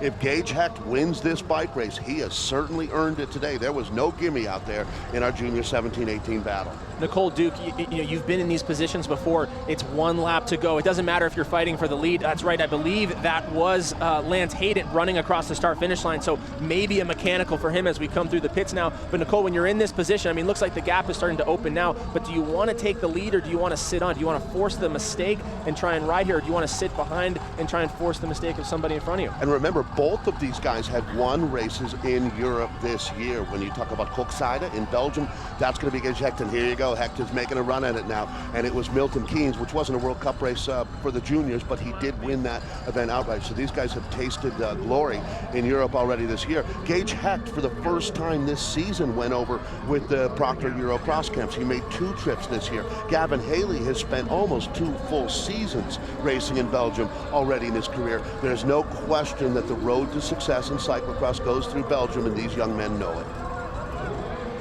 Yeah, and to answer your question, I prefer personally on a course like this, I prefer to be in front. I don't want to be at the whim of somebody else's mistake. So I think that Gage at this point right now, I think he knows he has it, and he's just trying to push it as much as he can. He is relentless, and I think Gavin, he's channeling a little bit of the Niels. You know, he's been over there, he's been homeschooled. I saw he had the little dangle off the back of his helmet. Yep. So yeah, this is like a classic Albert versus Nice battle. that we're looking at right here at the front of the bike race. Now, we're going to be, I'm imagining the camera's going to have a tough time with riders. Look at the track right now, the amount of mud that they're bringing down from that Camelback section onto what is about a 250-meter paved stretch. Blevins now, I think Blevins is fighting for one of those final spots on our USA Cycling podium here. I believe that we've got him sitting in 4th on course right now. Yeah, he's got a couple of the cyclocrossworld.com riders, teammates here of Emma White, that are getting in his way right now. That's Chandler DeLinks, helps run that organization. He's going to be busy in the pits today with riders in all of these categories coming in looking for bikes. Those power washers are going to be flying. You look at the course, it's actually muddier in the pits than it is on the track, and I think that has a lot to do not only with the footprints of the traffic going through there, but those power washers really overflowing onto the track. Now here we go into the Bonk Breaker run up on the limestone steps. If anything, I think Gavin Haley's maybe had a slight edge when running his bike today, but maybe showing some fatigue here as he rolls the bike. Gage with the bike on his shoulder. Meanwhile, Gavin having to fight the resistance of the mud there. I think that's a clear sign that he is on his way backwards. The legs are maybe breaking a little bit at this point in the race. This one is not over until Gage Hecht hits the paved section of this course, however. Look at the teammates, though, Dave. Extremely nasty. Now, that's going to be Beard and Wilsley that we're looking at right now, the two riders out of New England, but Blevins is just about to make contact there. So I think the real battle right now is going to be for that 3rd spot on the podium. Gage Hecht looking pretty good here now. The gap isn't huge, but Gage is such a competent bike driver out there. This is a course that suits him on many, many levels, and a valiant effort from Gavin Haley here, but he's going to need a bobble from Hecht if he's going to come back into this one. It's interesting to see who is using these poles to get around these corners. And you talked about cross intelligence, and in Europe, this is what you see a lot. Definitely using some of these barriers in the poles to come around the corners is your best bet. And Cyclocrossworld.com right now is on fire in this race. They're leading the 17-18 race. They got 2 riders here in podium contention in the junior men 17-18. I think that really speaks to the development that squad under guys like Tim Johnson, Stu Thorne, Chandler DeLinks, the type of skills that they've been able to develop racing locally on that Verge series, the Shimano series in New England. Some really strong talent, as always, coming out of that region. Cooper Wilsey is right on the tail of his teammate Cameron Beard. Correct me if I'm wrong, though. Cooper Wilsey is definitely from Vermont. Correct. But isn't Cameron Beard also from Bend, Oregon? I'm not positive. I believe he is. We're going to have to look into that here. But the one question mark is what has happened to Lance Hayden out here. So strong in the opening section of this race. And Nicole, you've got our women's leader on the screen right in front of you there. Great job today by Emma, White. I was just admiring how she was going down that downhill. She took it like a champ. It was amazing. She was fast. She got off at the right moment. She looks really strong. She isn't slowed down at all. Man, for a rider like her to be coming back from injury, like we talked about, sustained back at the Full Moon Vista Cross in Rochester, New York, to come back on a course that is so physically demanding, to have to put, I mean, you're being tested on all elements here. You're coming through the pavement there, 105 RPMs, really going for it. You're spinning 50 RPMs, putting out max watts while fighting all over your bike. I mean, there's so many different physical demands here. As she tosses the glasses to a friend or family member there, she's going to see, she's going to be on 1 lap to go as well. I believe all riders will finish on the lead lap at any moment, though, Dave. We are going to have our win, actually. Yeah. They've already gotten the bell. Here we go, though. Dave told this is going to be our leader in the 17-18 men's race. So Emma White actually started behind, but all riders will finish at the same time. So Emma White, national champion for her. A great finish to what was a difficult season. That junior men's race, though, still very much up for grabs. Where is Gavin Haley? Has he found any way to get back up to the wheel of Hetch? And look at this. Dave told. Oh my. Is that a lapped rider? It is. Okay, you're looking cool. at one of the red zone. That's going to be Mackenzie Green. Same exact kit is what you're seeing on the rider sitting in second place in the men's race. But that's Mackenzie Green there with our men's leader coming through right now. That's going to be Gage Hecht. And then we're going to be looking, that's Tiziana Dahoni that we're looking at there, the rider out of New Mexico. And then there in the blue sleeve, red, yellow, and black kit. I'm worried about second. He's going to have to worry about holding up Cameron Beard and Cooper Wilsey right now. That's 3rd, 4th, and 5th because you're going to see Blevins coming into the shot right now, and there he is in red. So that is the, I guess you'd call it the bronze, the chocolate, and the wooden medal in this national championship here today. If I'm Gavin Haley right now, I am very worried about what's coming up behind me. He has got Cooper, he has got Cameron, the Bash brothers from Cannondale Cyclo-cross World. Those two are flying, and then the huge engine of Christopher Blevins has found his way back into contention. It's still not inconceivable that he could put in a huge search here, try and find his way onto the podium. Cameron Beard is from Bend, Oregon. Gotcha. Just getting that correct information out there, as that young man is going to be your national champion. You know, he came in with a fair amount of pressure on his shoulder, no matter how much you've been winning this year, and there's a little bit of a stumble don't right jinx there. it, Dave. Yeah. Well, this is certainly the man that we thought was going to be taking the win today. He was challenged. The depth of this junior field is at an all-time high, but it looks like Gage Hecht is going to go into the World Championships wearing our national champions jersey. You have to remember it was Spencer Petrov who beat him in his home state last year at the national championships. A bit of a redemption here today for Gage Hecht, and certainly it couldn't happen to a nicer, more talented rider, as there's our Volkswagen run-up. It looks like he's going to get it up cleanly here. Nice job by Gage Hecht to do a yeoman's job of holding off this young man, as that is going to be Gavin Haley that we're looking at right now. Now, the battle really is going to be, and you can see Blevins coming right down there on the edge of your screen. We're going to be looking at rider 309 is Bend, Oregon's Cameron Beard, racing for cyclocrossworld.com. These two are going to go to the line together right now. That teammate's going to be a great sprint. Yeah, Blevins might run out of real estate here, but he is going to hold on to a spot on the podium today. This Volkswagen section, guys, coming right before the pavement, and I believe you're going to see it now. Dave Toll, your national champion, on his way across the finish line. 17-18 men's winner today. Dave Toll.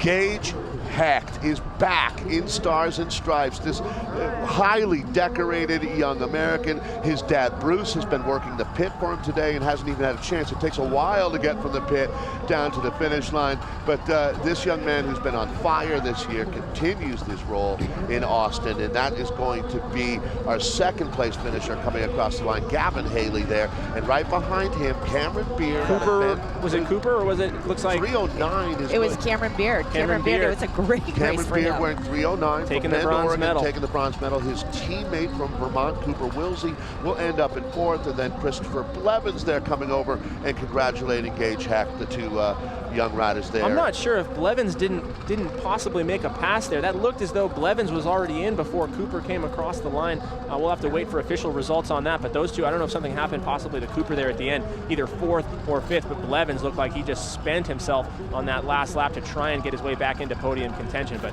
I think the story of this race, Nicole, is going to be, I don't think anyone expected to see Gage Hecht challenged by so many riders so deep into this race here today. Yeah, I mean, he definitely earned it. You know, he wasn't giving up, and that was great to see, because he did. He had, what, 3 or 4 different challengers at some point in the race. So that was a well-earned race. It was nice.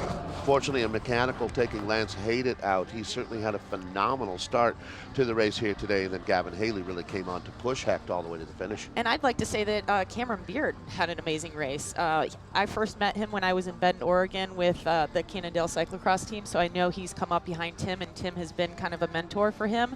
So he has been steadily improving. He was over there for the Christmas races over in Europe, so it looks like it paid off for him.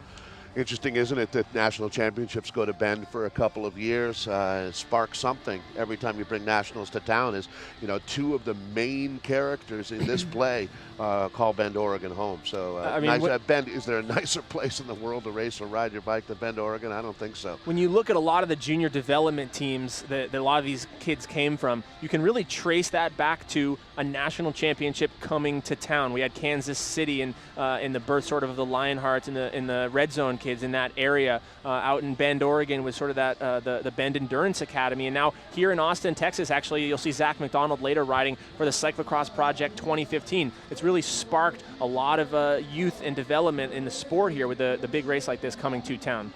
Well, as that's Gage Hecht's father there wearing the Specialized hat, the red and white hat right next to him. They logged somewhere close to 45,000 miles in the pickup truck this year, going down to races like from Colorado to Gila, New Mexico, or out to Cincy for Cincy 3. You know, they really did travel the country in that truck going to races. And as Gage Hecht is going to be making his way into a highly supported, you know, world tour level rider, his dad deserves a tremendous amount of credit for giving him these opportunities along the way. Curtis White just rolling through there. He's going to try and get a lap in now before this U23 men's race, which will come up next. I believe we're actually going to get a word here with Emma White very shortly. We'll try and get her over to the tent, but Curtis going to try and make it 2 for 2 on the day for the White family. He'll be going up later against Logan Owen, the 9-time consecutive national champ. So guys, again, you're joining us on BehindTheBarriers.tv for the USA Cycling Cyclo-cross National Championships out of Austin, Texas on a Monday afternoon after all the drama, after all the trouble yesterday. We are back, and this is as good as it gets right here. Cyclo-cross racing at the highest level. Thank you for joining us. Go ahead, guys, if you're on your computer, if you got your phone nearby, put out a tweet, put out a message. People can watch cyclocross racing live on the internet right now. Hashtag CXNats if you want to join the conversation. I'm Cole McElwain. I'm at DoperSuck. If you guys have any questions or comments in between races here, let us know, and we will be bringing you a full schedule of racing here this afternoon. If you're at work, if you're in your cubicle, keep the noise down a little bit. It is going to get exciting here. Maybe just head home early, honestly, because today is going to be a day to be right in front of your screen. We have bike racing, and I believe we're going to have the newly crowned national champion women's 17-18 riding for cyclocrossworld.com and Cannondale. Dave Toll, let's welcome to the booth Emma White. Yeah, congratulations, Emma. Great job out there. Boy, the track looked heavy. Talk about the race today. Sure was. Well, I didn't really know what to expect. You know, we didn't have much time to pre-ride, but you kind of had to rely on, you know, your tire pressure, and I had great tires, great brake mechanics, and you know, you go out there, there was a lot of running. So with my knee injury, when I was off the bike for a few months, I did a lot of running, a lot of other plyometric work. So I came in prepared, and I'm really happy with it. Looked like the pit crew played a big role today as well. Oh, definitely. You know, taking bikes every half lap, the mud just piled up. So it was necessary to take bikes. Did you see the course deteriorate much? Because we saw you go solo. The gap looked pretty large. It looked like you were really racing the course, not the rest of the field for the second half of that race. Yeah, absolutely. I think it was important to get the whole shot, so nobody's making any mistakes in front of you, and you kind of had to race your own race. Well, congratulations, Emma. I know we got to let you go right to podium, but well done. I know you're going to be cheering on your brother Curtis later this afternoon. Great race, Dave, for the national championship here. 17-18 women. Emma White, nice job. Thank you. All right, guys. I think it was worth staying in Austin an extra day. I think it was worth it for at least some of us as we take a look at the course here now, guys. This thing continues to get chewed up. It is going to be muddy. It is going to be heavy. It is going to be peanut buttery galore out there as you see riders trying to get a little bit of practice in between races. Very little pre-ride time today with the schedule all stacked up on top of itself here. So these laps, this brief moments in between races, very valuable as riders try to get a glimpse at this course. I tell you what, you're not just racing your competitors. You're racing against luck out there today. That's going to be, I really believe in the elite women's race, Nicole. If Katie Compton gets beat, it's going to have a lot to do with these conditions today. I agree, but you know, she's really great in these conditions also. She's had so much experience over in Europe. So the problem is that mud, no, it's Katie Compton's derailleur that it's snapping off. That's true, but you know, she's had, I mean, what? This would be, if she did get this one, this would be her 11th one. So it seems that she's had luck on her side a lot. Not that we've had a ton of these kind of races for nationals, but you know, Madison for 2 years, it was a lot of this and a lot of hard luck there too, and she just seems to have luck on her side. Well, really, you go back to 2004 in Portland for the last time that you saw conditions that were really anything close to this. When we were in Madison, it was frozen ruts that you were racing through.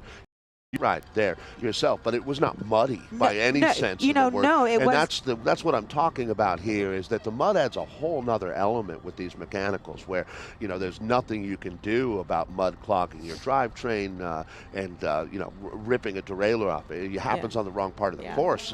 You know, it could be a problem for anybody out there. Yeah. And Madison was like that. There were a lot of mechanicals. Our shifters were freezing. We weren't getting any washing, and nothing was shifting correctly. So there were a lot in Madison for sure. But you're right. This is a race of attrition and luck. You have to have all of the elements come in place for you in a race like this, and you just need to stay persistent. Yeah, we talked about that during the junior racing that we just saw, but look at how much mud has been brought down from the course. I mean, that pavement that you're looking at was clean when we came into racing here today. So as we wrap things up here, congratulations once again. We're still looking to figure out who it was that won in our junior women's 15-16 category. I didn't happen to catch that. I don't know if you did. You know, I didn't either. Right. And as soon as we get those stats, we will get them out there. And I apologize, we just couldn't see anything on the screen. All right, and we're going to be taking a look at our U23 men's race coming up here, looking at the call-ups in that event. Boy, if there was ever a national championship where being on the front row made a difference, it's going to be here in Austin, and there he is. And you talk about the run that Katie Compton has. Well, Logan Owen has never lost a national championship in his life, lining up 9 years in a row and taking the win. This young man from Bremerton, Washington, not only has he done that, but he also won his first year as a U23 rider, which is incredibly rare in this sport. Usually you see guys who've been a U23 for a couple of years. Well, Logan won it when he was 18. Now, Curtis White is our reigning Pan Am champion. He won the first ever Pan Continental Championship being held in Cincinnati at DeVue Park earlier this year, and he went to the line with Logan Owen. So our 1 and our 2 there. Now, Andrew Dizzle-Dillman is our national champion collegiately. Go ahead, Nicole. Oh, no, Andrew Dillman, I was just going to say he was the collegiate champ. Right. A few days ago? Yeah, exactly. Going back to Saturday's racing. Then you've got Yannick Ekman, the German national who now lives in the United States, and Tobin Ortenblatt out of Santa Cruz, California, who's one of the very talented riders on that California Giant Berry Farm. Same team as Logan Owen and Yannick Ekman. And you know what? We have a very unique opportunity. Let's grab a word with the man himself. An incredible year. Gage?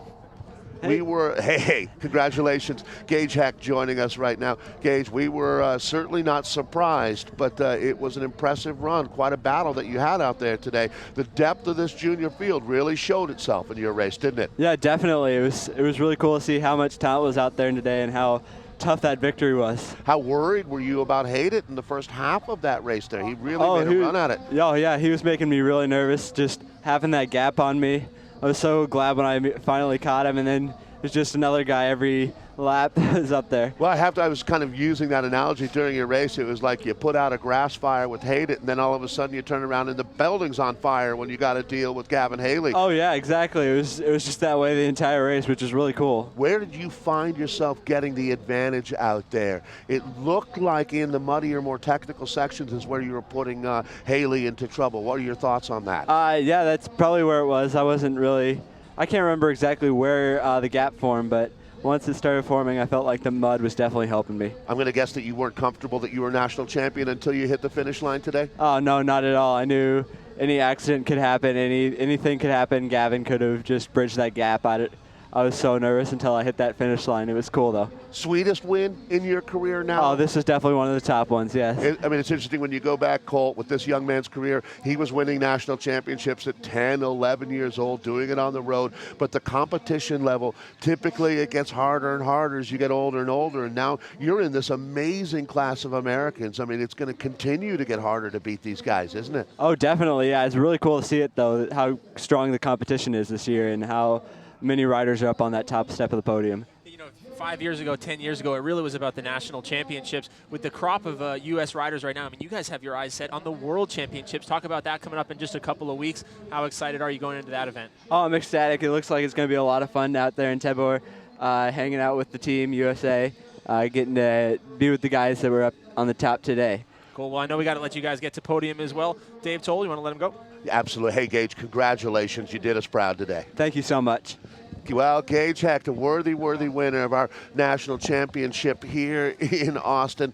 Another young man who is clearly worth taking the time. You guys are rotating your headsets here, to tell you the truth. There you go. All right. So, Gage Hecht, Emma White. And now we're taking a look at our second page. Well, before Gage joined us, Colt, we had a chance to look at the front row. Now we're looking at the second row for our U23 men as they're being put into the grid right now. Certainly, as you look at Byron Rice here, Clemens Racing rider, Scott Smith, another one of the Jam Fund guys. Scott Smith actually won't be racing today. Okay. He dislocated a shoulder earlier in the week here in Austin. That name should ring a bell. Sure the does. Younger brother, that's going to be Luke Haley out there. John Francisco is another very talented rider that we'll be watching. He'll be lining up right next next to Skylar Mackey there. Brendan Rim is going to be a guy to watch, and then that's going to be Grant Elwood, who also has been on the podium here in that collegiate race. We talked about Drew Dizzle-Dillman a little bit earlier when taking the win there. It's Marion, isn't it, for Correct. Mr. Dillman? Right, and Grant Elwood going to the University of Colorado. Young man from Boulder. David Lombardo, another rider. He's out of the Chicago area, Crystal Lake, Illinois. And watch out from Lombardo. He's going to be a guy coming from that second row, well, actually third row in his case, that I'd be watching closely out here today. Yeah, looking just a little past that. Again, there's some of those dark horse riders to look for back on the third, fourth, fifth row. I see Gunnar Berge in there, a strong fourth place, I believe, for Lise McRae's in the collegiate men's D1 race. PJ Renquin coming out of southern Massachusetts. He's been tearing things up this year on the Cat 3 fields back there. One rider, again, to look for coming off nearly the back row is going to be Payson McKelvin, a very strong professional mountain bike racer, still U23 from right here in Austin, Texas. He had some top 15 rides last weekend in Dallas. So it's going to be a great one. It sounds like Hayden snapped his rear derailleur about 100 meters away from the pit out there today that took him out of contention. Tough break. He certainly is going to have his day in the sun in this sport. Looking back on that junior race, also want to note that Drew Dillman races for the Cyclo-cross network. That's a great program that has supported him at a very high level out here today. That's a great podcast I definitely enjoy. Well, the calm before the storm here once again as they have just now begun putting the U23 men into the grid. It looks like they're clearing the course here. It's going to be another sensational race. Now, you talked about Gage Hecht, Nicole, coming into the junior race. Logan Owen, I'd say, pretty much holds the same favorite status, if not a little more. I don't think that in the races that we have today, when you look at the elite men, you certainly are going to be talking about powers, but in these conditions, all of a sudden, Jonathan Page comes into that conversation pretty quickly. In the women's race, of course, Katie Compton is the woman to beat. In this race, it's Logan Owen, right? Yeah, I believe so. One of my favorites is Yannick Ekman, and I think that he came into this season a little bit rough because he had a long road season, so he needed a break, and he has taken that break. And we both live in the same town, so I know that he's been training crazy hard for his new team that he's going to race for over in Switzerland. So I know that he's got an amazing amount of training in his legs, so I think that he could be a surprise here too. You know, Dave, so many years now we talk about Logan Owen, the 9-time consecutive U23 national champion, and what that must be like and what that must mean. Put yourself for a second in the shoes of Curtis White, the same age group, one of the most talented riders we have in North America, 9 times consecutively now being shut out at the national championships. He won, I believe it was a 10-12 national title years ago. What it would mean for a guy like him to get it done today, to overcome a rider like Logan Owen. So much to win and really nothing to lose for everybody else. Yeah, the one time he beat him this year that was really impressive was that Pan Am Championship. You know, it's much like the relationship that Powers and Anthony had going back about a decade ago, where Jesse Anthony won 7 consecutive junior national championships, and who was finishing second, third, fourth every year? That was going to be Mr. Powers, but look where he is now. Right. You know, quickly, we just saw Drew Dillman a little bit earlier. That's Curtis Yannick White Ekman, there, Yannick Ekman here, and this is going to be Tobin Ortenbland. So Cal Giant specialized here with 3 very strong riders lined up in the middle of this front row between Yannick Ekman, Tobin Ortenblad, and then just... That should be Logan Owen. Yeah, just to the left there is going to be Logan Owen with the stars and stripes on his collar and sleeves. He is on the pink specialized today. That is, again, your 9-time consecutive defending national champion. Yeah, there's no one. That's going to be, I believe, Max Chance that we're looking at right now. That's actually Max Chance that we're looking at now. Yeah, that was Ian McPherson, 2 teammates here on the front row for the Pros Closet team out of Boulder, Colorado. A very strong group of young riders. They have both of these guys very strong rides in the D1 collegiate race for Fort Lewis College and the University of Colorado at Boulder. Yeah, they have Mitch Hoke working with them on that Pros Closet team. You know, credit to the Pros Closet, and definitely credit to Cal Giant for believing in our young riders. And, you know, I think Curtis White, though, he's got to be the big danger man for Logan Owen. We are locked and loaded. There's Dillman. And then the rider that we're looking at all the way over on the edge, that's going to be Sam O'Keefe, who won our national championship collegiately and just we are a couple off, Dave days ago. Toll. We are underway. U23 men. Here we go now. U23 men already off the start line. A rider there choosing to run, and it will be, no, not Curtis White. That that is going to be, I believe, Ian McPherson, Max Chance, and now comes Yannick Ekman. Tobin Ortenblad there, everybody going back and forth, shoulder to shoulder on this start line right now. Look for those Cal Giant boys to take an early advantage here. Those three riders going to try to do the team tactics here. Maybe not at the end of the race, but certainly early on. They're going to try to isolate a rider like Curtis White out here solo, no teammates to help. And there goes, I think that is going to, nope. So Logan right now sitting in about 6th wheel. He's the last rider in that group in the Cal Giant kit. So he's got his 2 teammates doing the work on the front as he swings ride on the right side. It's going to be Tobin, Yannick, Logan, Curtis White is there as well, Dave. That's McPherson making a run right now as we're looking at the pros closet rider coming around, and he has taken over the lead in this bike race. Now, Logan Owen has never in his life, going back to 9 years old, lined up in a national championship and not won. This is going to be a fantastic defense for him here today in this U23 battle. And you have to remember that he's one of the younger U23s that we have in our field, but it's going to be McPherson making a charge now. Very much like Curtis White. Curtis White on the front. Excuse me, I apologize. Curtis White out of New York State, racing for the Cyclo-cross, Cannondale, cyclocrossworld.com. So once again, White comes in as the biggest danger man in my book for Logan Owen here today, and he's already making a massive effort out here. So you're going to see the Cal Giant boys. It looks to me like Tobin Ortenblad is sitting 4th wheel out there behind his teammate Logan Owen, with Yannick Ekman sitting 2nd wheel in the chase right now. Now we saw in that junior men's race, so much was determined here early on in lap number 1 when they have a clear track ahead of them as they are able to get these gaps. Nobody holds back at the national championships. Every single one of these riders is going to be attacking right off the line. Curtis White, he knew that he was going to be mismatched going up against those 3 teammates from Cal Giant. He has taken this race into his own control right now and put in the first attack off the front. Logan Owen wasting no time as he comes across to that wheel. 2nd, 3rd, and 4th right now for Cal Giant. And then it is Dizzle, Drew Dillman right there in 5th position. Maybe the other strongest danger man coming in to threaten a rider like Logan Owen. But everybody else now clustering behind some of those strong riders on the 3rd and 4th row. Everybody starting to push their way towards the front, trying to find position as we head into the first selective moments on this course. Yeah, so once again, let's take a look at the Tête de la Course here. That we definitely know that Curtis White, followed by Logan Owen. It's going to be the Cal Giant train coming through with Tobin Ortenblad, then Yannick Ekman, then Dizzle Dillman. Then we're going to be looking at, in that group there, I think that you're seeing Sam O'Keefe, the Middleberries. Correct. Doesn't Sam O'Keefe go to Middlebury? I believe he does, coming out of New England, certainly. Logan Owen doing the paddle technique right now. Curtis White holding on to those pedals. They're very impressive job by White. Then Dillman. We're going to try to fill in the rest of the top 10 for you right now. Max Chance is there. Ian McPherson is there. That is going to be, and that was yes, Sam O'Keefe for the C3 we 2020 cycling. Right, exactly. So our collegiate national champion having another very, very good day here today. As Nicole, this is going to be the main group of riders that we're looking at here, filling in the top 20, even the top 30 right now. Yeah, I don't know if the course has gotten better, but or the skill level has just gone up, but it looks like it's a lot more rideable than it was, and there's some better lines getting packed in.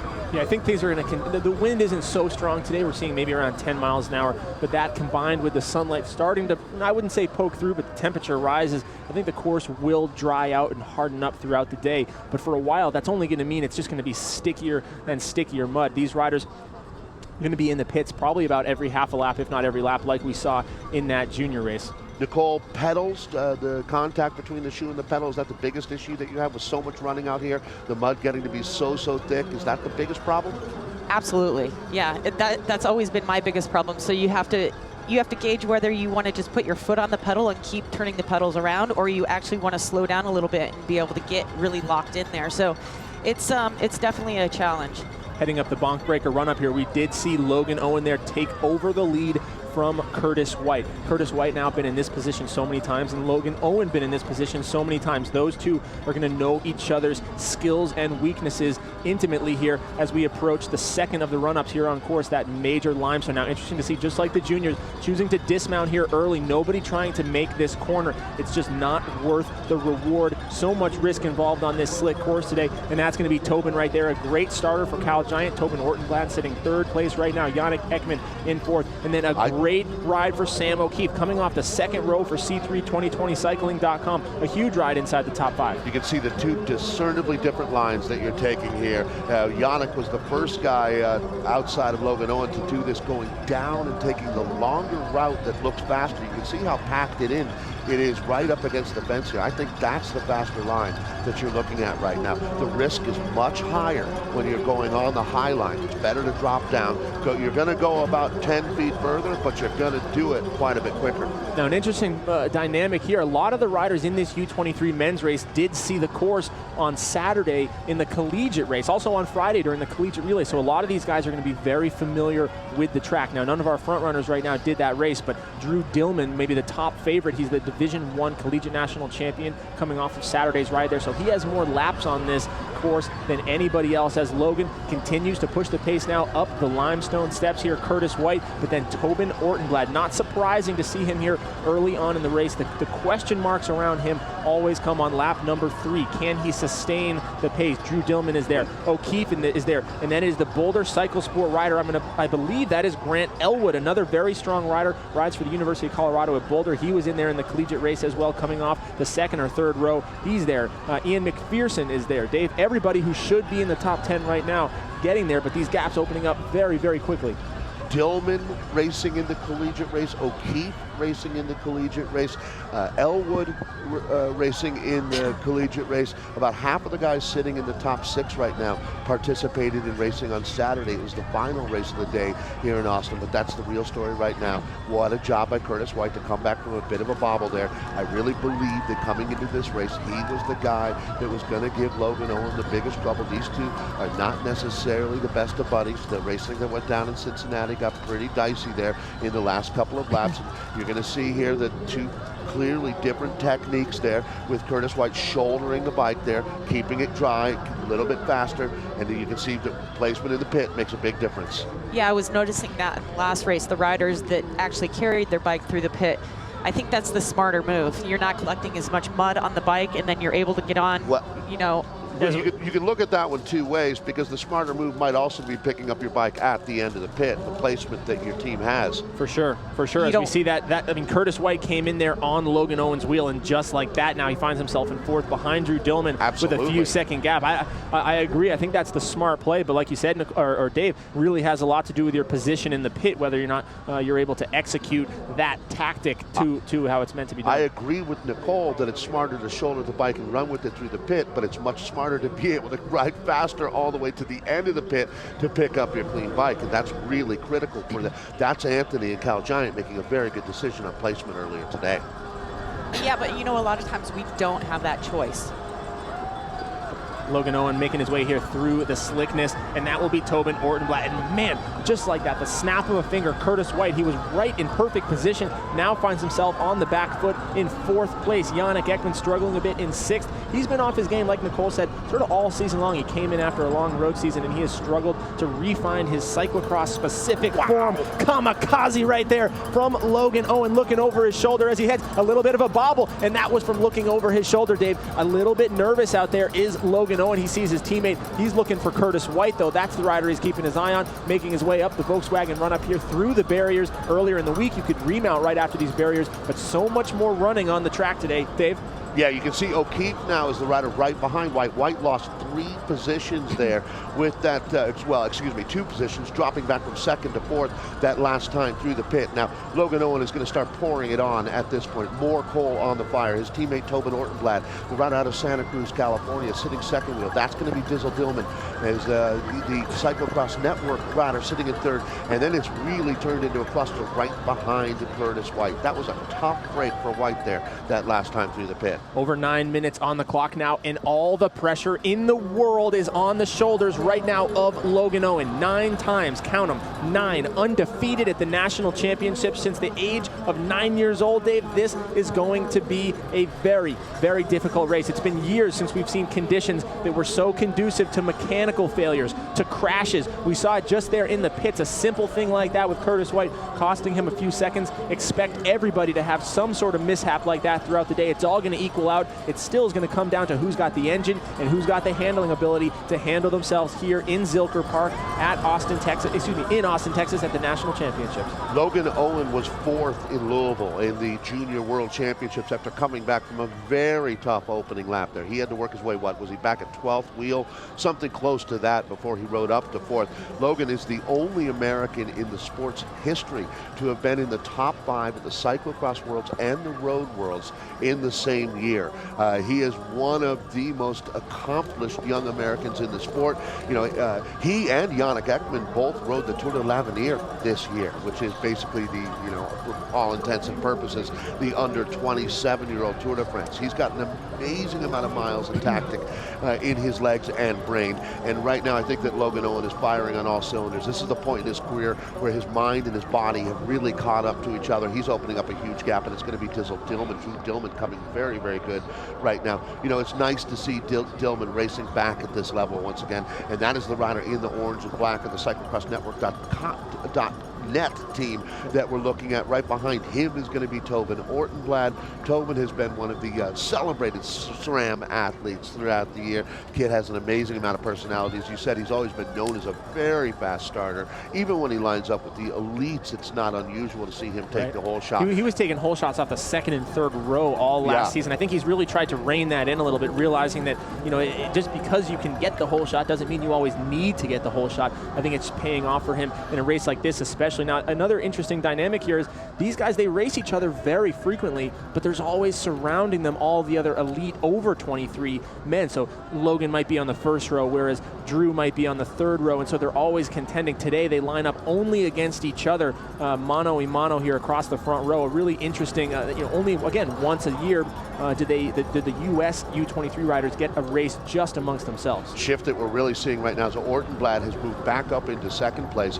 It is really, right now, Curtis White not having a great lap at this point, hanging in there right in 4th, as that's going to be Dillman, the rider that he's chasing there in the orange and black. You go back and take a look at Yannick Ekman, and Yannick Ekman just came around Sam O'Keefe there in the last 15 seconds. So it's going back and forth, just body blow after body blow being thrown out there right now. Curtis White's on his way back, though. Curtis White is making moves back there. I think he was very patient after that mistake going through the pits. Again, I doubt we'll see him play that again as he goes through the pits next time. These riders are going to be taking bikes, as Emma White said, almost every half a lap. So there is Tobin, there is Dillman, and Curtis White. He looks very strong on the machine. He was right there locked on Logan's wheel. And coming into this year, Curtis, I talked to him before the event, he had more confidence this year going up against the likes of Logan Owen than he's had in any year past. As you said earlier, he did in fact beat Logan Owen in a head-to-head battle coming down to the final meters in Cincinnati at the Continental Championships back in, I believe it was early November. Right. Yeah, early November. So he's done it before. He's been close all season. And Logan, by all accounts, hasn't been as strong on the world stage maybe as he's been in years past. He's struggled a bit to maintain that momentum where, you know, we very much so expected him to be a top 5, top 10 rider at the World Cup. He struggled this year a bit inside the top 20. And let's just say in the last 2 laps of that race in Daewoo Park, those two were using tactics that make NASCAR drivers flinch. You know what I'm saying?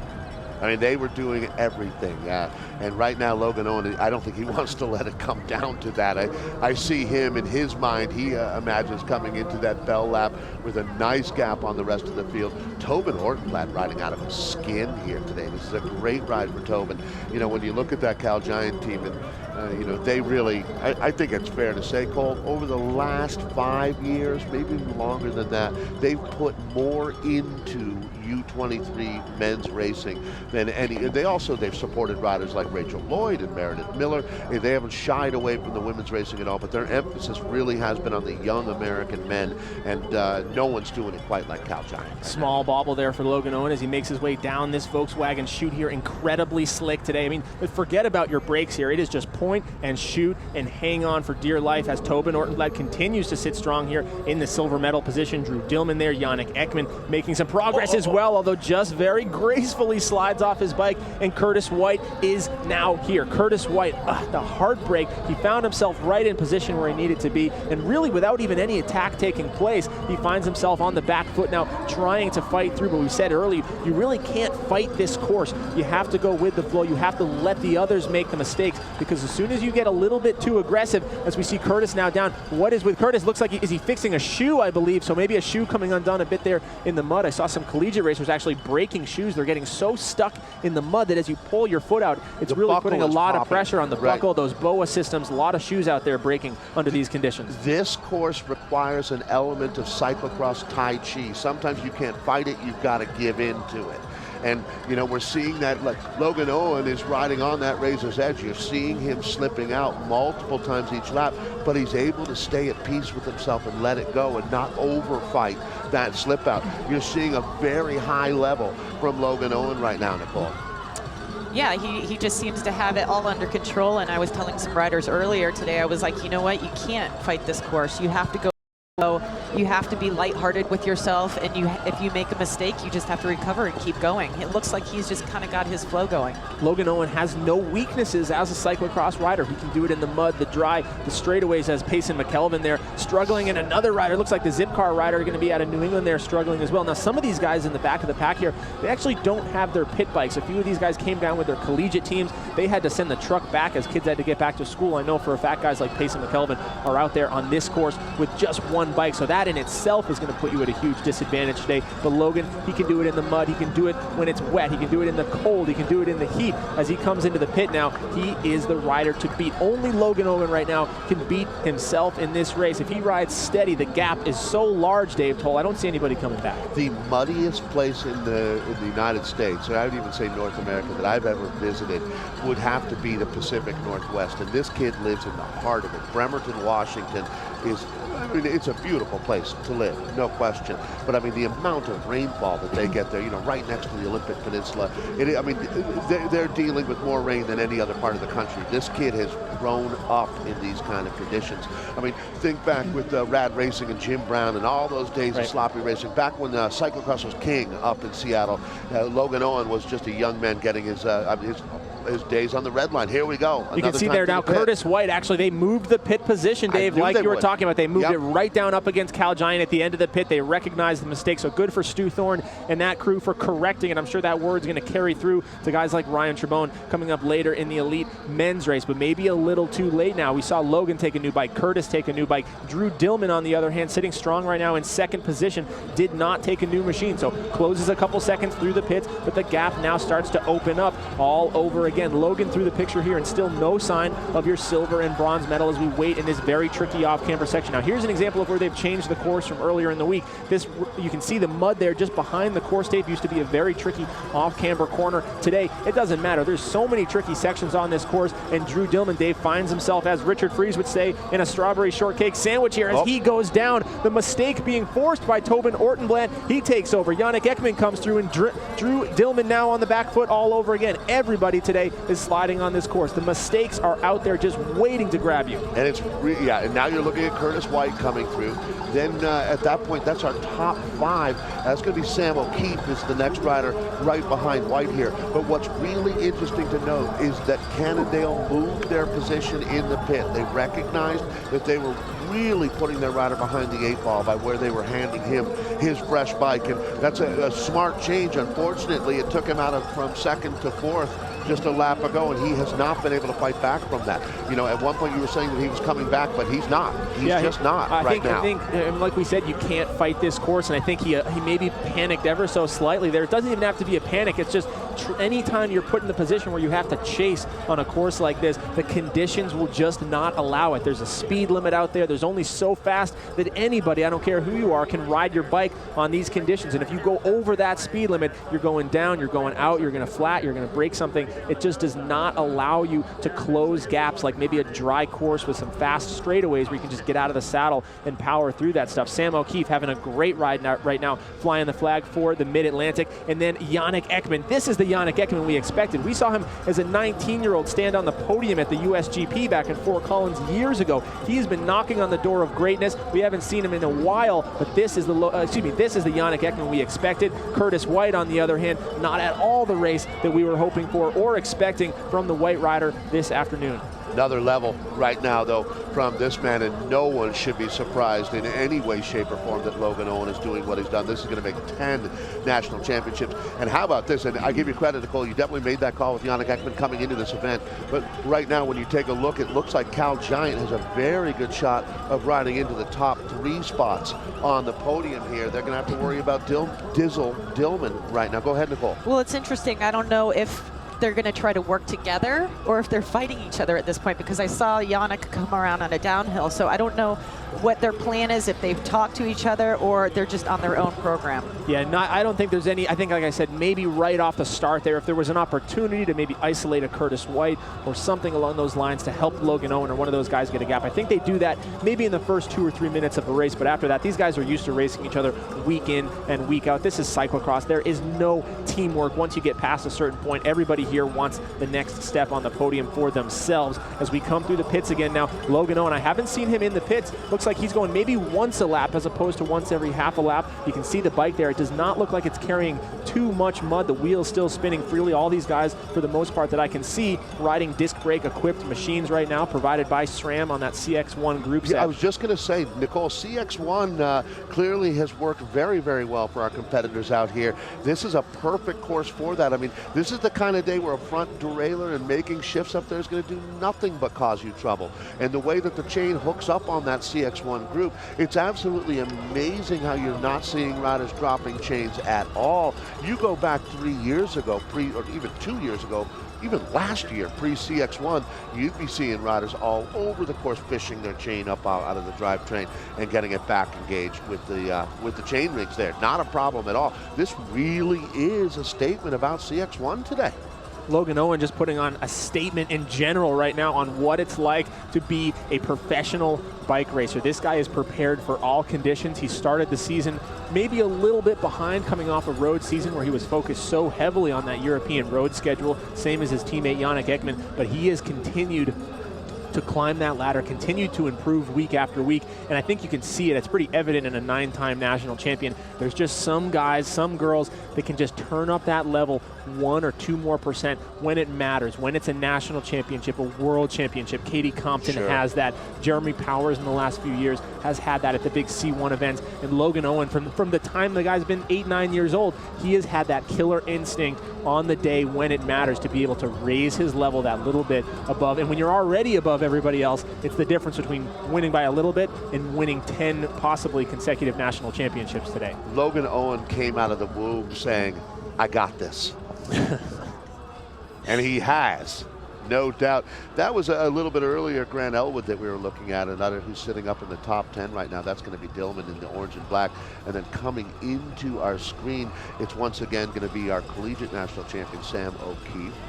I've got O'Keefe going to Middlebury. Even if he isn't, that's a compliment, right? I mean, like, who doesn't want to have people thinking you go to Middlebury? Yeah, sure. Why not?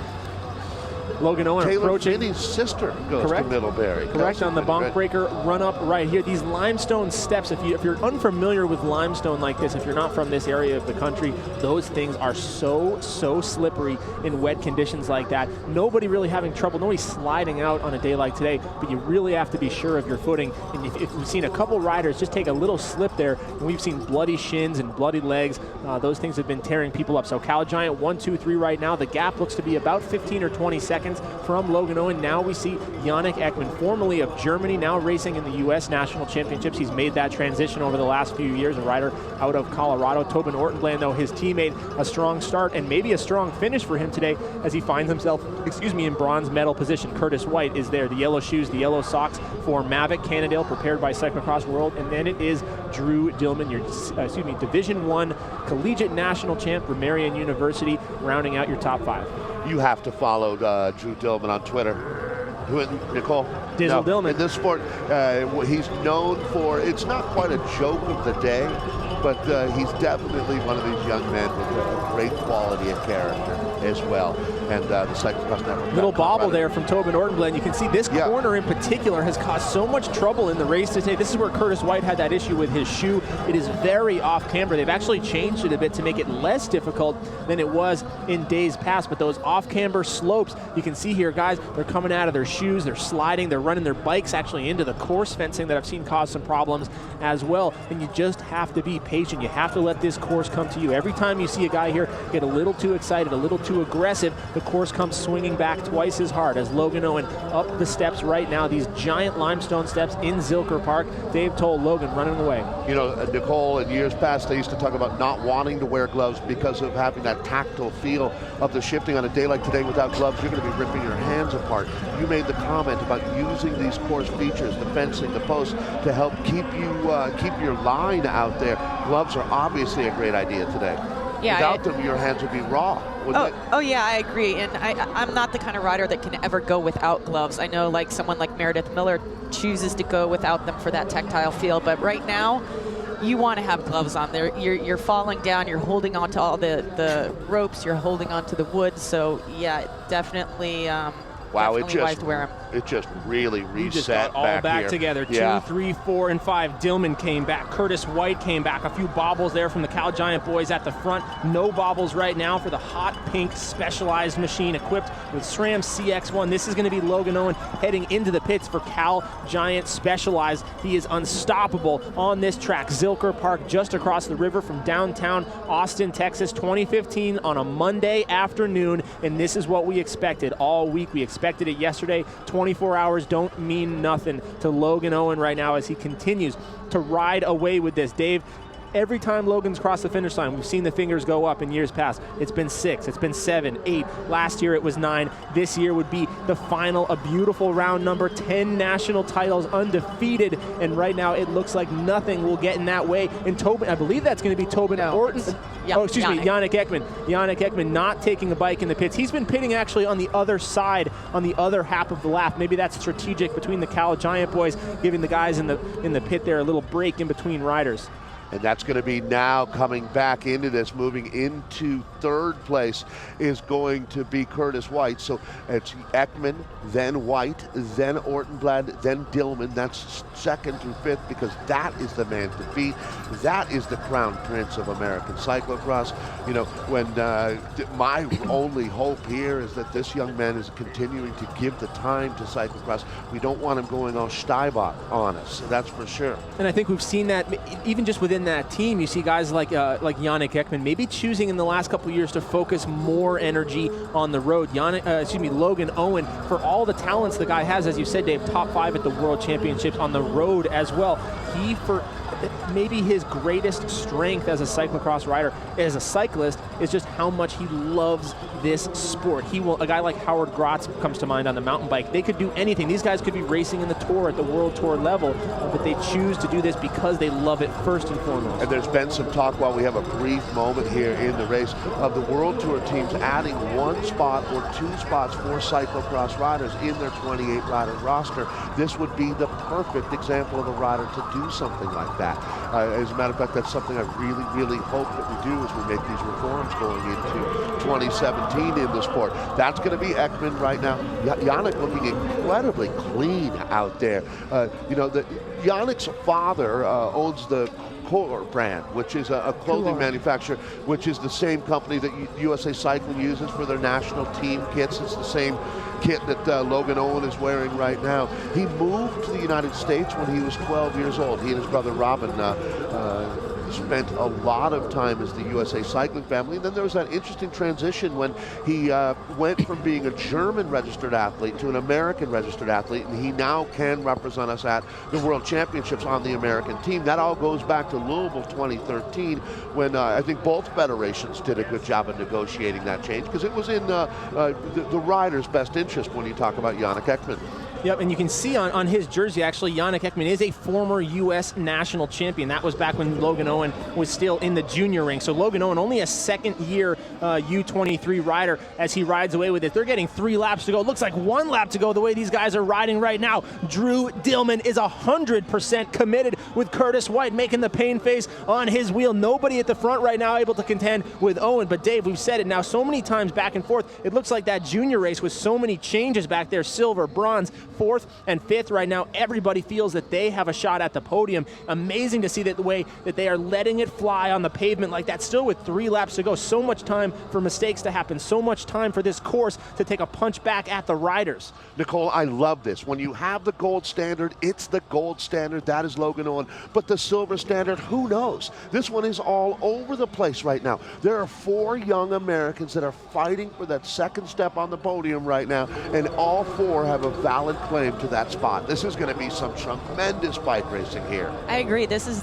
the true test of character here, I think, between these 3 guys. Who can battle it out and who has the mental strength to keep pushing themselves, because they are going to go back and forth. Orton Blad Colt here. Now we see, I mean, this is the knock on this guy, an unbelievable bike rider, but trouble in the pits. Trouble for, that is Logan Owen, yes, correct, on the hot pink bike there. Looks like he's going to try and fix his hood there, so that's the bobble we talked about. Curtis White makes the bobble in the pits on lap number 1. Now it's come full circle. Like we said, nobody will get out of this course today without a mistake. Who's going to come down? Who's going to try and close that lap? Dave Toll. It's that double-sided pit. That's kind of what the issue is here. Do you want coming in one direction, you're taking early, going out the other way, you're taking late. And right there, that was not a good exchange. Luckily, this kid has a buffer right now. Nicole, we're talking about Logan Owen. Clearly, he's got, I'm going to say, a good 20 seconds to play with out there at a minimum right now. Yeah, and that's always nice when you have that, because you can relax more, and then the obstacles don't feel as hard because you are relaxed. You're able to not brake. You don't have to brake as much, that kind of thing. So it actually gives you, I mean, if it's 20 seconds, it actually probably gives you 40 because you're so much more relaxed. The gloves are coming off Dave Toll. Literally. I don't know if maybe it's just for metaphor's sake, but he has taken the gloves off now. He is barehanded as he makes his way around this course. Logan Owen maybe a little congested in the pits with this Cal Giant program. They have 3 riders to attend to. I know everybody's got their own bikes and their own wheels, their own mechanics, but still so much confusion with 3 riders coming in from the same program. I think what was going on, now you got to remember, he's on CX1. That's his shifting hand that we're talking about. I think that he put that into the mud, and that combined with that shifter getting packed with mud as well. He just needed to be able to get, as we used that word tactile a little bit earlier, a muddy glove on a muddy shifter wasn't working that well for him. I think that's why he took off the glove there. It wasn't a overheating issue, anything like that. It was just ability to shift cleanly, because you do a lot of shifting, Nicole, on this course. Yeah, you do, and I've had that happen before, and I was going to say it also depends on the type of gloves that you're wearing, because there's some gloves that if you do touch the mud, then you come back to the shifter, you're all over the place. You can't feel the brake, that kind of thing. So I think, you know, he's ready. He knows it's towards the end of the race, and he doesn't need that anymore either.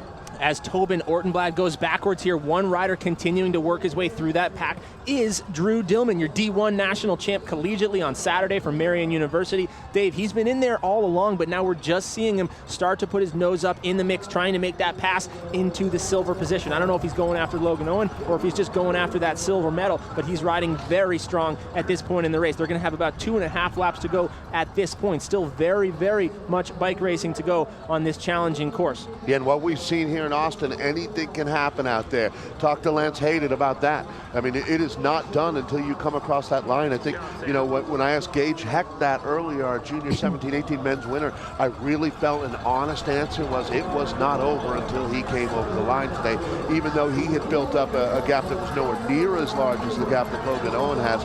Logan Owen is going to stay very, very focused here. So Yannick taking back over now, up the bonk breaker run up here on the steps. Meanwhile, Logan Owen already back on the other descent there across the course. So a great shot just there that showed the gap. Those three still together. We saw Sam O'Keefe briefly. I believe Sam O'Keefe sitting in 6th place still. If we have an opportunity somewhere on course, we will try to get some shots of those riders closing out the top 10, but it is just blown to pieces out there. Already riders being lapped from the early stages in this race. Still some great battles going on, but they are minutes behind Logan Owen on this course today. Dillman has been incredible today. I got to give this kid credit.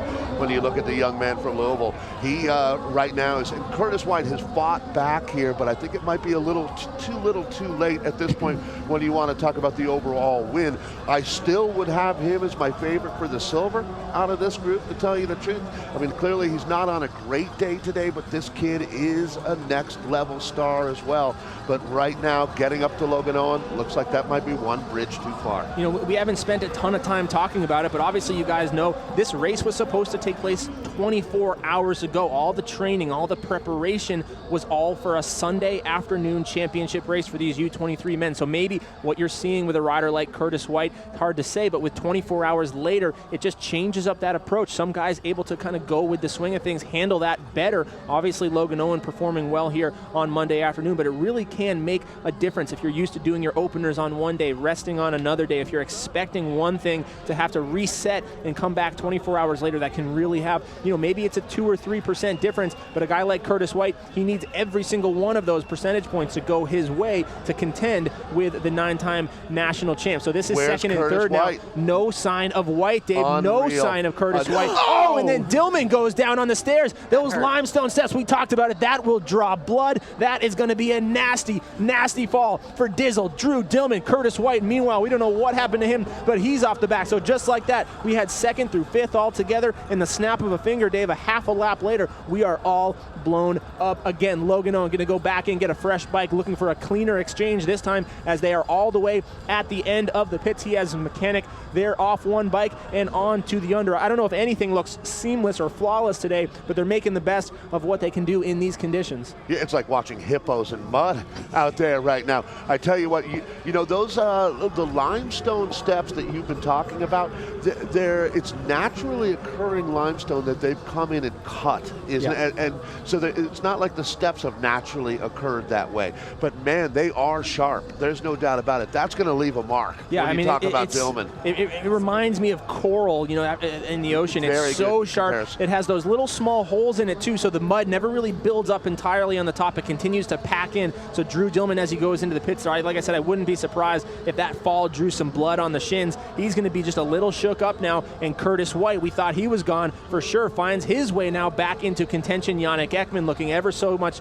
more the lock on the silver medal. Dillman now looking for bronze. Looked like he just started to slide a little bit as Logan Owen. Again, Dave, he doesn't look like he's having an easy time with this course. It's just that everybody else is struggling that much more. Yeah, I mean, you have to compare and contrast. When you look at Logan Owen out there, clearly this is a heavy track that they're racing on. There is no easy line out there, but he's doing it twice as well as anybody else. I mean, the other guys are slaughtering themselves on this course right now. Logan Owen is coming away with a paper cut. Yeah, I mean, just look at him, kamikaze down, no regard for human life as he flies down the Volkswagen hillside there. He has one thing on the mind here, stars and stripes. I don't think he's worried at all about anybody behind him at this point. I mean, how many times have we seen this today? Just guys dragging their bike by the brake hood through corners, looking for all the speed that they can muster on this very slow track. I mean, we see courses, national championships in years past, where the average speed has literally been twice as fast. A very different style of racing today, requiring a very different set of skills. We talked about the fact that Ekman is going to be going to a Continental Team racing in Switzerland. He's leaving on Thursday for his team camp immediately after this event. This kid looks like the Yannick Ekman that as you mentioned, we saw riding in the top 5 at the USGP when he was 17, 18 years old. Yannick Ekman looks as good as we have ever seen him out here. It just speaks to how good Logan Owen is. Now, what's happening behind him? It looks like Curtis White has moved solidly into 3rd now, because I think he might be shaking Dizzle Dillman out here. I mean, but Dave, like we just said, it was less than a half a lap ago that we thought Curtis White was gone. We didn't even see him. He was back in 5th. In another half a lap, he's found his way through again. So many mistakes. And now here comes Tobin Ortenblad, the strong starter. The fader has now found his way back up to Drew Dillman. So everybody's still here in contention. So does Dillman have a mechanical right now? That's my question, because, I mean, Curtis came around him, and it looked like he was carrying his bike before he even started to go up the hill. I think you're going to see it's a biomechanical that he's dealing with right now, more than an actual mechanical. We'll see what happens back here. On his bike on that descent there. There's no pit between where this section, so if he's riding, we'll know.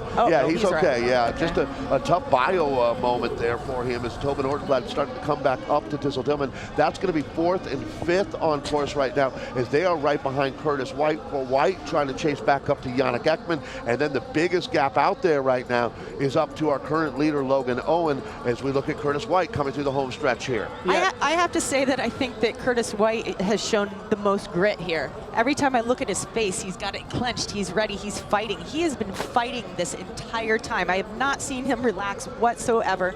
and it's really cool to see. I love watching him race. If you can't get yourself to that level for the national championships, then you can't get yourself to that level ever. Everybody here, as we've said, they attack off the start line. Everyone is 100% committed. Everyone goes all in here for the big day. So I don't think you're going to see that from everybody. Some guys might have better poker faces than others, but I don't think there's anybody today sitting in, waiting to make a move at a different point in the race. As we see Yannick Ekman, all these guys, they know that there's so many things that can happen out there. Curtis White very strongly now riding himself into the bronze medal position. His sister, we saw her take the win in the 17-18 ladies race earlier, just before this, and now Curtis White trying to take a step on the podium. This is going to be Sam O'Keefe, a quiet ride for him. We haven't seen him much, but still very much in contention here inside the top 10, I believe, sitting in 6th place at the moment, Dave. Our reigning D2 collegiate national champion. But take a look at how clean Ekman looks out there. Very stylistic German. As we take a look a little bit further back, so Ekman currently sitting in 2nd place there. These two are going to be looking at Curtis White as the next rider up the road down here at the finish line. They are seeing 2 to go. 2 laps to go. That's going to be Grant Elwood coming off the 2nd row there, I believe. Yep, bib number, yes. Grant Elwood riding for Boulder Cyclo-Sport, so a very strong ride for him, hanging on inside the top 10. Again, guys, when we get a chance, when we get results, we'll try to update you with the riders outside of the top 5 or 6 there, but just with the size of the gaps here, you can blame Logan Owen for that. It is just so hard to get not only the front of the race and the back of this race, but really anybody outside the top 5 right now is on a different side of Zilker Park here in Austin. I have to say, as a racer, you get to this point in the race where there's 2 laps left, and you're just praying for it to end. You're like, please just let it end. Let the torture stop. Because it's torture the entire time to your body. Yeah, Logan Owen could not get to the finish line soon enough at this point. Meanwhile, I mean, who out here maybe wants some more time? A guy like Tobin Ortenblad now finds his way back into the race. I got to think he's okay with having another lap. Drew Dillman, after that stumble, he wants a chance to try and get back there. So I think outside of the first 1 or 2 guys, yeah, it's gonna be super painful. It's gonna be very uncomfortable. But I think a lot of these guys still very much believe that they have a shot to get themselves onto the podium. Yannick Ekman now with the stars and stripes on his collar and sleeves. As we said, a former U23 national champion a couple years ago, I believe. That was a title he took in Madison, Wisconsin, as he goes now in pursuit of Logan Owen. Last time I saw, it looked like about 35 seconds was the gap between the teammates there. And then 3 riders still together, Nicole. That bronze medal up for grabs. It's Curtis White, as you said, so gritty, so determined out there on track. Drew Dillman trying to fight back from the adversity, the fall he took right here on these bonk breaker steps. And then Tobin Ortenblad, the great start for the Cal Giant rider. His teammates are out front. Now he finds himself in contention as well. Yeah, I think the big battle right here is between Logan and Drew. So this will be interesting to see who tries to make a move. If Tobin is relaxing a little bit behind Dillman right now so that he can save some energy to attack maybe on the last lap. Coming into this section now, this whole course, I mean, as you mentioned earlier, it looked like maybe Drew Dillman had a mechanical running his bike. I think everybody is going through a series of mechanical troubles out there today. The way the mud is clogging, and as you mentioned, sometimes you put the bike down, you want to just slam it to try and get mud, but you're going to get big chunks of things that come up. They're going to clog the drivetrain. They're going to get in the cassette. They're going to clog the clearance there. I mean, these bikes now all have such huge clearance on the rear wheels and in the forks, but still, some of the chunks of grass and mud out there, as we've seen the pictures coming through on Twitter from earlier in the day, it is so chunky out there. So everybody today dealing with some sort of bike trouble, although, man, super props to the mechanics in the pits doing the work out there, getting these guys fresh machines, getting them power washed in a half a lap's worth of time to try and get these guys on clean bikes, freshly lubed up to go and attack another half of this course. I know I was always thankful whenever we only have it a few this year, but when we did have a mud race to be using the CX1, it made it so simple and easy. I didn't have to think about anything, and I was always frustrated with trying to shift from the small chain ring to the big chain ring on the front, and you don't have to do that here. So I think that a lot of these guys are thankful right now to have that single chain ring from CX1. Well, I'm really wondering, is O'Keefe going to be able to fight his way up onto this podium here? It's these guys really aren't fading as much as I think we thought they were about a lap ago. When you talk about our leader, that's going to be Logan Owen here, hitting the stair section in the limestone. That's where we saw Drew Dillman have a rough moment just a lap ago. That's the man we're speaking about right here, Dizzle Dillman of the Cyclo-cross Network team.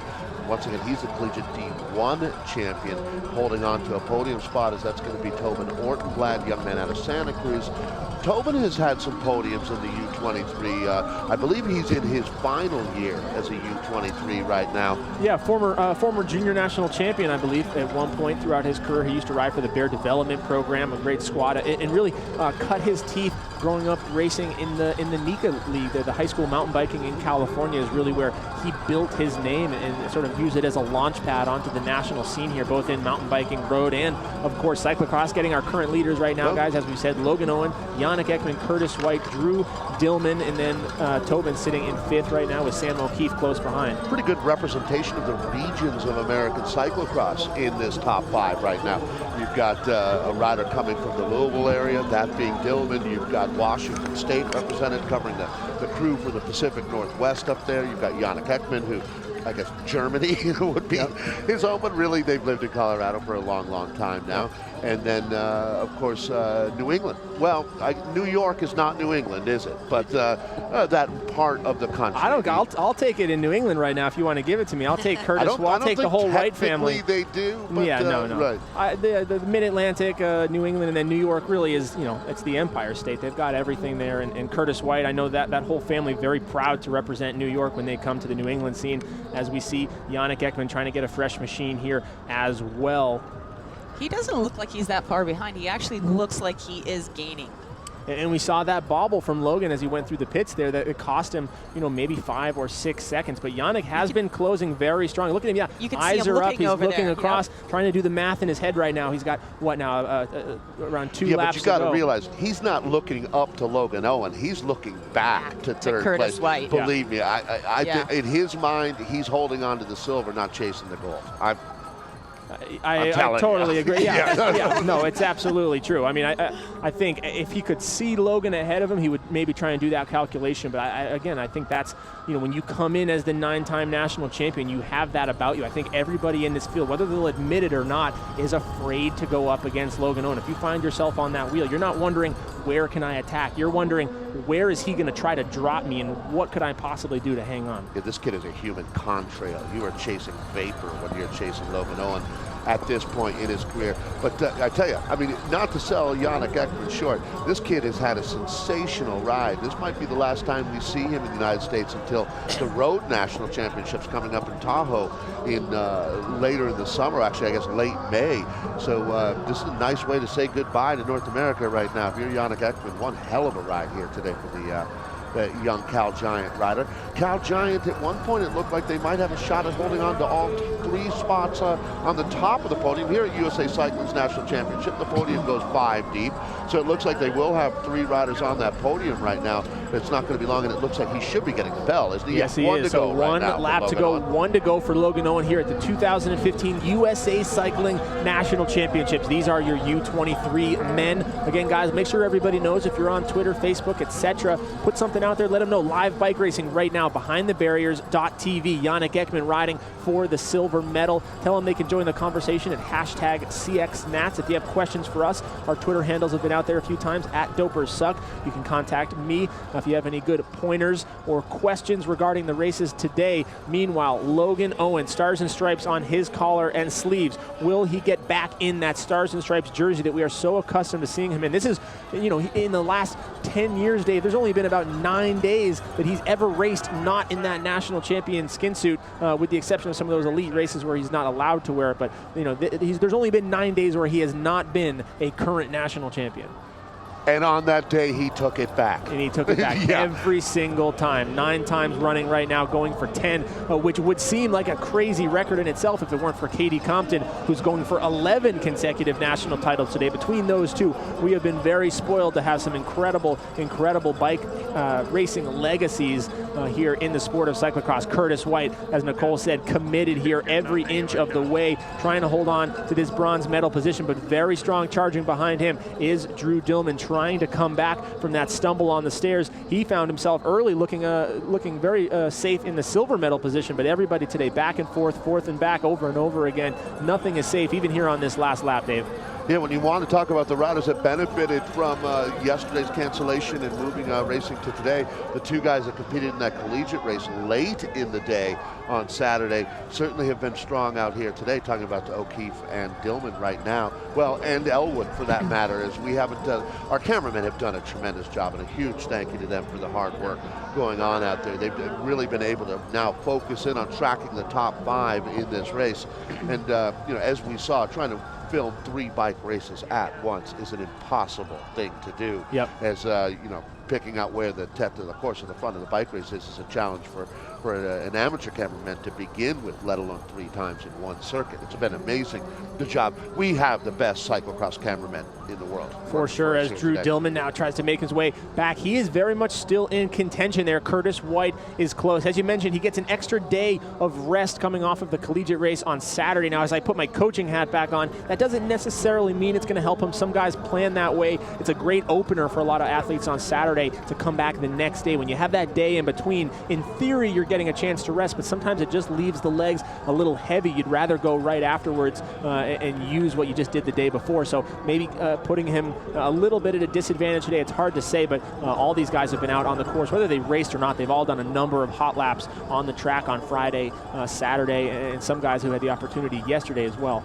I did mention earlier tonight that both Logan Owen and Yannick Ekman rode together with USA Cycling. Correct, yeah, all road season. Yep. I mean, clearly those kind of miles that they get on the road pay off greatly when you get into the latter part of the cyclocross season as well, because both Yannick and Logan collectively maybe did 10 cross races all year between the two of them.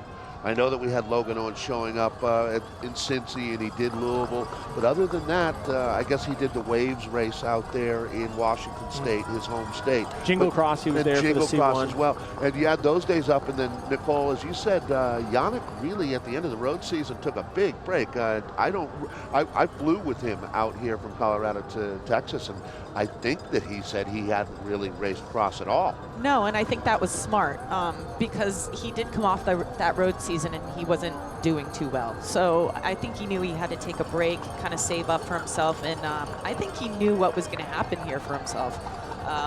He's always been a strong rider. He's been one of my favorite riders. He's got great skills. You know, a few years ago he was doing really great, but like you said, he's focusing on the road now. So he needs to pick and choose his cyclocross races and what he wants to do and where he wants to excel. Curtis White we're looking at right now. So Curtis's sister, fantastic win in our junior women's 17-18 competition. And I think Curtis can be pretty proud of a podium here today. Is he going to get up to Yannick Ekman? It didn't look like it to me, Nicole. That gap looked large enough that Yannick is staying very, very smooth out there. It looked like to me that actually Dillman was kind of getting close to Curtis right there at that last shot. So this would be interesting if Dillman has the character to really push himself in this last half a lap. Yeah, Dillman, I mean, he was very in contention until that stumble on the stairs on the limestone. And if you think about the shoe selection today in the toe spikes really being a factor, a lot of the sections on this course, you're going to want those giant toe spikes everywhere except this limestone run-up. I remember looking at this thing when it was dry thinking, man, leave your toe spikes at home. They're going to kill you on this limestone section. Of course, now you want them everywhere else on the track. So I think that, you know, if you can picture the toe spikes, they're just on your toes, making a very awkward positioning there as you run up the steps there, and something else to catch on that lip of the step previously. Those things are a lot more technical than they look on camera. They are not just another set of stairs as you might see somewhere else, as this might be Grant Elwood, the Boulder Cyclosport rider, I believe also from the University of Colorado. Correct. The Buffaloes does a lot of collegiate racing on the mountain bike in cyclocross as well, a great up-and-comer through that Boulder Junior program over the years. I mean, this is amazing. This is Ekman that we're looking at right now, running this entire section. Logan Owen here coming into the limestone steps here in the heart of Austin, Texas. You can't see it on camera, guys, but we are just a mile or so across the river here. We are in downtown Austin. I know there was a lot of flack yesterday given to the city about the cancellation, but across the board this entire week has really been a great success in terms of what the Austin cycling community has done to build this event up. Everybody's had a great time here in the city, and to be able to have access to this park, right, you know, regardless of the controversies yesterday, this has been a memorable cyclocross nationals that will really go down in history. Yeah, I touched on the Amy D Foundation benefit at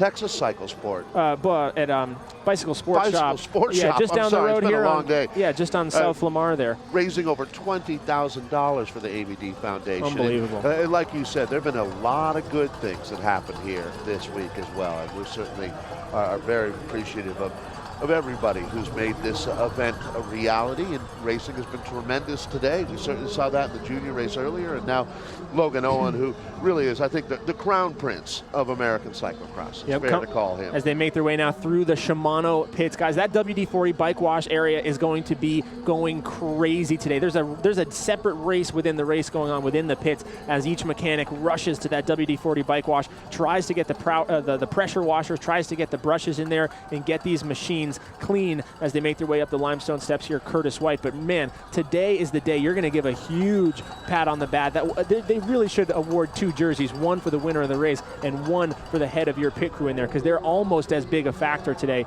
as anything else out on this course. Or just take them over to that Sierra Nevada beer zone and you can award them properly, I'd say. Yeah, amazing to see. I mean, as many spectators as had to go home yesterday, I'm still really impressed with the number of people here from the community in Austin that have found a way to get out here on a Monday, calling in sick, canceling work, just to be out here and be a part of the national championships. Again, I mean, making history with a Monday nationals. We've done it on Saturday, we've done it on Sunday, but never before on a Monday like this. Everybody really rallying around. I mean, we saw Tim Johnson with the dinner last night for juniors and U23s. We've seen so many people willing to donate funds to help offset the unexpected costs here for a lot of these younger riders. Like we got guys like Logan Owen here. You know, they're full-fledged factory riders, but a lot of the guys in this U23 field are paying their own way. Their parents are helping them out.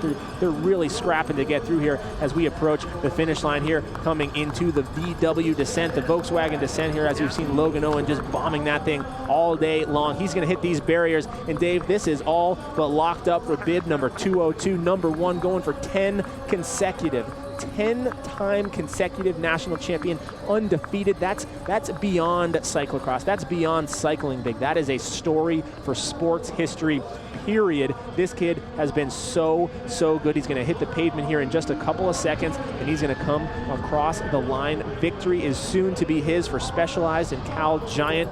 This is going to be a great ride. Meanwhile, behind there's still a battle going on for the podium as we see Yannick Ekman. That looks messy, but it has been so fast for him all day. One hand on the hood, one hand on the stake, flying through there. Dave Toll, our national champion, coming at you.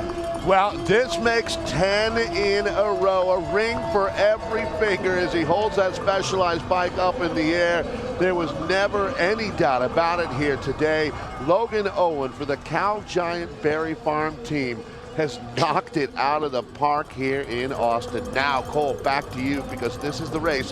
Yannick Ekman, teammate of Logan Owens here, and it looks like he should be in pretty good shape to take it 1-2 to the podium for Cal Giant today. You know, if you had put it out there at the beginning of the season, I would have picked it this way. I would have said, you know, I think Yannick Ekman's very strong, going to be second, Curtis White probably third. But based on the way Yannick had been riding all year long, coming into this, I was worried about seeing him in the top 5, to be honest with you. I'm with you. A great comeback for him over the holidays, doing that training. Nicole Duke said it. She's seen him back home in Colorado. And I think, as you mentioned, he's got that team camp coming up. Nothing's going to motivate a young rider like a new team showing up for team camp. You want to show that they made the right choice investing in you on their program. Bronze medal. We're going to have Yannick Ekman coming through collecting the silver medal here today. And there he is. So that's Ekman just across the line. Now the question is, can Curtis White hold off through Dillman? It might be a little closer than we thought out here. They're going to hold this shot here on the finish line now, as it looks like Curtis White's got it. Tobin having a great race also, you know, finishing strong, so it's nice to see him. So they will have, what, 3 on the podium, the Specialized team. They will. 3 in the top 5. And I think, you know, when you go back and you look at the moment that this race was won, I think it was that pit exchange. Halfway through lap number 1, Curtis White was there. He got himself locked on the wheel like he needed to be. And that one exchange through the pits where we saw that gap open up, Dave, that was all it took. You don't close a gap down on Logan Owen. You get on his wheel. You hope to survive. You hope that you're there when he makes a mistake and you can take advantage of it. But, man, I think for Curtis White, that was the moment that took him out of it. Well, and that was the thing. You're exactly right, Cole, because when that exchange went, and it wasn't the exchange that went poorly, it was the positioning in the pit. And then Logan Owen just went to the whip at that point. When he saw he had the gap, he hit it. And that was it. That was all she wrote at that point. He did a great job of holding on, and doing a great job driving his bike on this very challenging course. But it looks like Logan Owen is going to make it. He has made it 10 national championships in a row every year since he was 9 years old. And he's lined up. He has won. Unbelievable. These guys seem to be in like a land of their own. I don't think anyone's come in yet after this 5th place, and you know, really it was all about them. What happened to the? There's probably something close to 12 guys still on course right now. That speaks to the level that Logan Owen is at. I mean, they use the 80% rule, Nicole, pulling riders that are, going to be lapped on the next lap. They don't leave in a national championship scenario. They don't want them working through traffic. And you know what? Logan Owen is that good. Yeah, last time we saw it was still Sam O'Keefe holding on to 6th position there. After that, though, guys, as we said, this race was blown wide open. No sign of anybody behind that. We'll get results up for you as soon as possible. I think you can follow on Twitter, Dave. Is it 1 to go results timing? They've been having pretty quick updates with results. Again, we'll get them to you as soon as we have the opportunity. So, yeah, that's Sam Keefe now across the line there. Almost an hour on the clock, though, 59 minutes. That is a very long U23 race for these guys. This course extremely slow out there. Well, and especially on a day when we were trying to keep it tight, because it's going to be very interesting how dark it is when our elite men finish now. So you would have hoped they would have gone a little on the under on a day like today, not on the over. Yeah, but laps are very quick, but not only is the course slow, but it's really sapping, and so maybe you can do an 8:30 or a 9-minute lap at the beginning, but everybody here really fatiguing over the course of this race, and so maybe at the time of the projection it looked a little better. I don't know if they expected guys to slow down. So that's Grant Elwood coming across the line, if my counting is correct, in 7th place at this point, again with over an hour on the clock. We'll see if we get any shot of the closing riders inside your top 10 there. Some riders that we saw early on. Ian McPherson was in there. Max Chance was in there. A couple other of the riders on that front row were looking good early on. We didn't see Nathaniel Morse very much. Scott Smith, obviously one of the big favorites coming into this for the Jam Fund program. He had been riding so strong all season, actually crashed on the Town Lake Trail here earlier in the week, or early last week, excuse me, dislocated his shoulder. He was out today. A little surprised John Francisco wasn't up there as well. And you know what? That's cyclocross, though, isn't it? I mean, you don't know the story how many of these guys had mechanicals that took them out of the race. But man, I mean, look, Grant Elwood came across the line, as Nicole said, and we're just sitting here.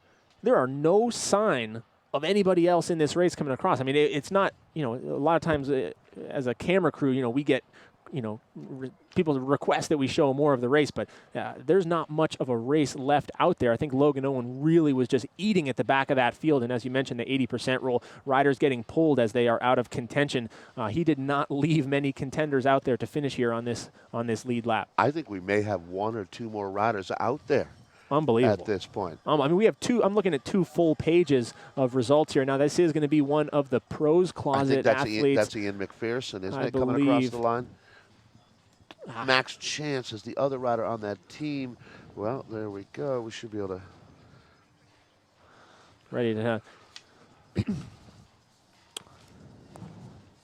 All right, guys. And again, this whole day of racing, I mean, yesterday this was a big deal. Today this is a very big deal. Everybody's stepping up their support here for today. Dave Toll, SRAM, again, they've been out here all week long. They've been such a huge part of making this race happen, not only from a production standpoint, but from all the racers out here today on CX1, the makers of industry-leading bicycle components. We want to thank Eco Products as well. Green is all we do. Learn more about Eco Products cyclocross athletes at www.ecoproductsstore.com/CX. Endurance Conspiracy is proud to be the official casual apparel partner of the USA Cycling 2015 Cyclo-cross National Championships here in Austin, Texas. Thank you to Shimano as well. Their involvement has been critical. A multinational manufacturer of cycling components, Shimano is dedicated to promoting health and happiness through the enjoyment of nature and the world around us. And that's why they're a proud sponsor of you. We're able to bring over, well, let's get Tobin in. Tobin had a front row seat at the happenings today in the U23 race. We'll try and get him in here quickly, as we are going to have, as Dave mentioned, a very small gap. You see your call-up list here for the elite women, which will be coming up right after this. Katie Compton, Katie Antonu, Meredith Miller, and the likes as we get him in the booth here. The Cal Giant rider inside the top 5 today. Welcome, Tobin, and man, just a quick word on how that was for you. You know, it was really, it wasn't actually that fast. It was just a lot of power, it was a lot of handling, it was a lot of line choice. It wasn't your typical just super fast race. It was really about handling and being on your A game today. So, I mean, we just said you had a front row seat at what happened out there. Pretty early on, I mean, there was a good group of 5 of you that were pretty close together with Logan, Curtis, yourself. Tell me about the moment where things first split up, where Logan got away. Logan was really putting the pressure on, and we hit the stairs about twice in the running. I don't want to say he beat us in the running, but just that remount and that punch after the remount once we were gassed. He didn't, I wouldn't say really punch it, but just got a little gap there, and it kind of stretched. And then, you know, Yannick and I were riding together, and Yannick kind of stretched it on me, and then 2 other guys, and I had a good first couple laps, and then it was really kind of hurting. End of the day, though, going on the podium with your teammate as a winner, 3 of your teammates making up that top 5, you got to walk away saying not so bad. It was cool. It was, you know, Logan was out there, then Yannick and I were riding together, and you know, it's really cool to think about just your Cal Giant. It's and there's not a lot of teams that can do that. Tell me about you've seen the course change throughout the week here. Obviously, with having to skip ahead to Monday here, not being able to race yesterday. What were the conditions like for you out there? How much more challenging was this than other things you've seen this year? It was challenging. It was kind of like the couple races we do in Europe, like D-gum, just thick, slippery mud. You're trying to get traction and you're stumbling. Your front wheel slipping and slipping and slipping. It doesn't hook up. So you really got to be on it. I can't really compare it to yesterday because we show up and we're getting chased off the course by cops, not USAC officials, cops. Yeah. So it was funny yesterday for sure. Yeah, safe to say a nationals that will go down in history for sure. Yeah, just insane yesterday. We showed up really early and you know, almost just got chased away by cops. It was incredible, yeah. All right, we got to let you go to podium, though, so thank you for joining us. Tobin, guys, we're going to get right into it here. Thank you, guys. Your elite women's race. On the start line, Elle Anderson is there. Arlie Kemmerer is there. Courtney McFadden, Georgia Gould, your bronze medalist from the 2012 London Olympic Games, and that was Crystal Anthony. So no time to spare here. We are getting right down to it. Your 2015 USA Cycling Cyclo-cross National Championships are underway for the elite women. Katie Compton comes in as your 10-time consecutive national champ, going for 11 today. She's going to be right there on the front row, gets swallowed up a bit on the start. It's Arlie Kemmerer taking a great first line there. Georgia Gould settling in. Courtney McFadden, Elle Anderson on the outside. Here comes Ellen Noble, the Jam Fun rider, flying up the outside. Mo Bruno Roy for Bob's Red Mill. She is going to love this course today. A great runner, a former collegiate runner. Remember back in 2005 or 6 in Providence, Rhode Island, where she found herself on the podium in conditions very similar to this. And oh my God, Ellen Noble for the Jam Fund. Nobody comes into this race more on fire than Ellen Noble, with 4 wins here in the last couple of months, puts herself right in position. She is a U23 rider as well. So a race within the race today, U23 women racing for the Stars and Stripes as well as the elite women. And as I look into this field, Dave Toll, is it just me? I'm not seeing Katie Compton here. 1, 2, 3, 4, 5, 6, 7. I'm just not seeing her anywhere. I know she's going to be in a different kit today because we're used to seeing her in the Stars and Stripes. So Courtney, Georgia, Elle comes through. Crystal Anthony, there is Rachel Lloyd. Mo Bruno is there. I see Erica Zavetta. Right, okay, there we go. So Katie Compton in the colors of Trek Factory Racing. A little hard to pick out, but also surprisingly back right now. I would say outside the top 10 there. Well, she slipped a pedal on the start line. So, you know, that's going to put you back quite a bit with a charge like that. No question. I mean, it moves Compton. This has not been something we haven't seen all year from Katie. The start has been a very tough part of the race for her. So right now, as we go back to the front, Arlie Kemmerer looks like she's taken back over. That's a good start for Crystal Anthony right now as well. Courtney McFadden in the pink and blue, the rider out of Bellingham, Washington. It looks like Georgia Gould sitting fifth wheel to me right there. Mo Bruno Roy was there, Amanda Miller, and then Katie Compton. Now, obviously, Katie Compton has the fitness, has the engine to make up a gap like this, but on this course, Dave, the really scary thing here is that there's about 9 riders between Katie and the front of this bike race that could make a mistake at any moment, forcing her to make a mistake. As we come into the pits, Crystal Anthony fights around trying to take a hard line. She gets shut down into the gate. Ellen Noble holding on to second wheel there. Okay, and that's going to be Rachel Lloyd that you saw right there with Georgia Gould. Rachel Lloyd coming back after nearly 10 days off the bike. Rachel is a mother of 2 dealing with a flu-like symptoms that were not symptoms, dealing with the flu back there in Santa Cruz, California. Now we're looking at Katie Compton starting struggles to work around back there some with riders. Britt-Lee Bowman. Erica Zaveta is in there, but Compton, this is the most difficult start we've seen from her in the last 10 years of national championship title defense. She right now has a very tough task on hand to try and make her way through the field of riders in front of her to get herself back to the front of this bike race. Absolutely no reason in the world to panic if you're Katie Compton. You just start picking them off right here. I'm going to panic for her, Dave. I'm panicking a little bit here because that is scary. That is very scary. At the World Cup in Namur, didn't Yeah. she come back around 15 riders to find her way up onto the podium behind Vos and Correct. Compton? Like I said, though, I'm not worried Vos that and Nash, excuse me. I'm not worried that Katie can close that gap. I'm worried that somebody is going to crash and take her out. I'm worried that there's going to be a congestion in front of her, and I'm worried that somebody with amazing fitness right now, like a Crystal Anthony, like an Ellen Noble, is going to use this as an opportunity to get a gap so big that by the time Compton gets through there, I mean, you see her now, she's working her way through, but by the time she gets up to those leaders, maybe it evens out the playing field a little bit and allows somebody to stay with her, whereas in other races off the line, like Logan Owen, nobody can hold that wheel. If I'm Compton, I'm not worrying about Ellen Noble. I'm worrying about Anderson, to tell you the truth. Anderson has been in the top 5 at the B-Post races. She's been in the top 5 of some of the biggest races in the world. That was that's a long, the kind of rider. It's been a little while, but you also have to remember that she's had her ups and downs with injuries, good weeks, bad weeks. But right now, that's it looks like Ella Anderson is sitting right around 5th or 6th wheel to me. You know, you got to make hay when it's in the field out there right now.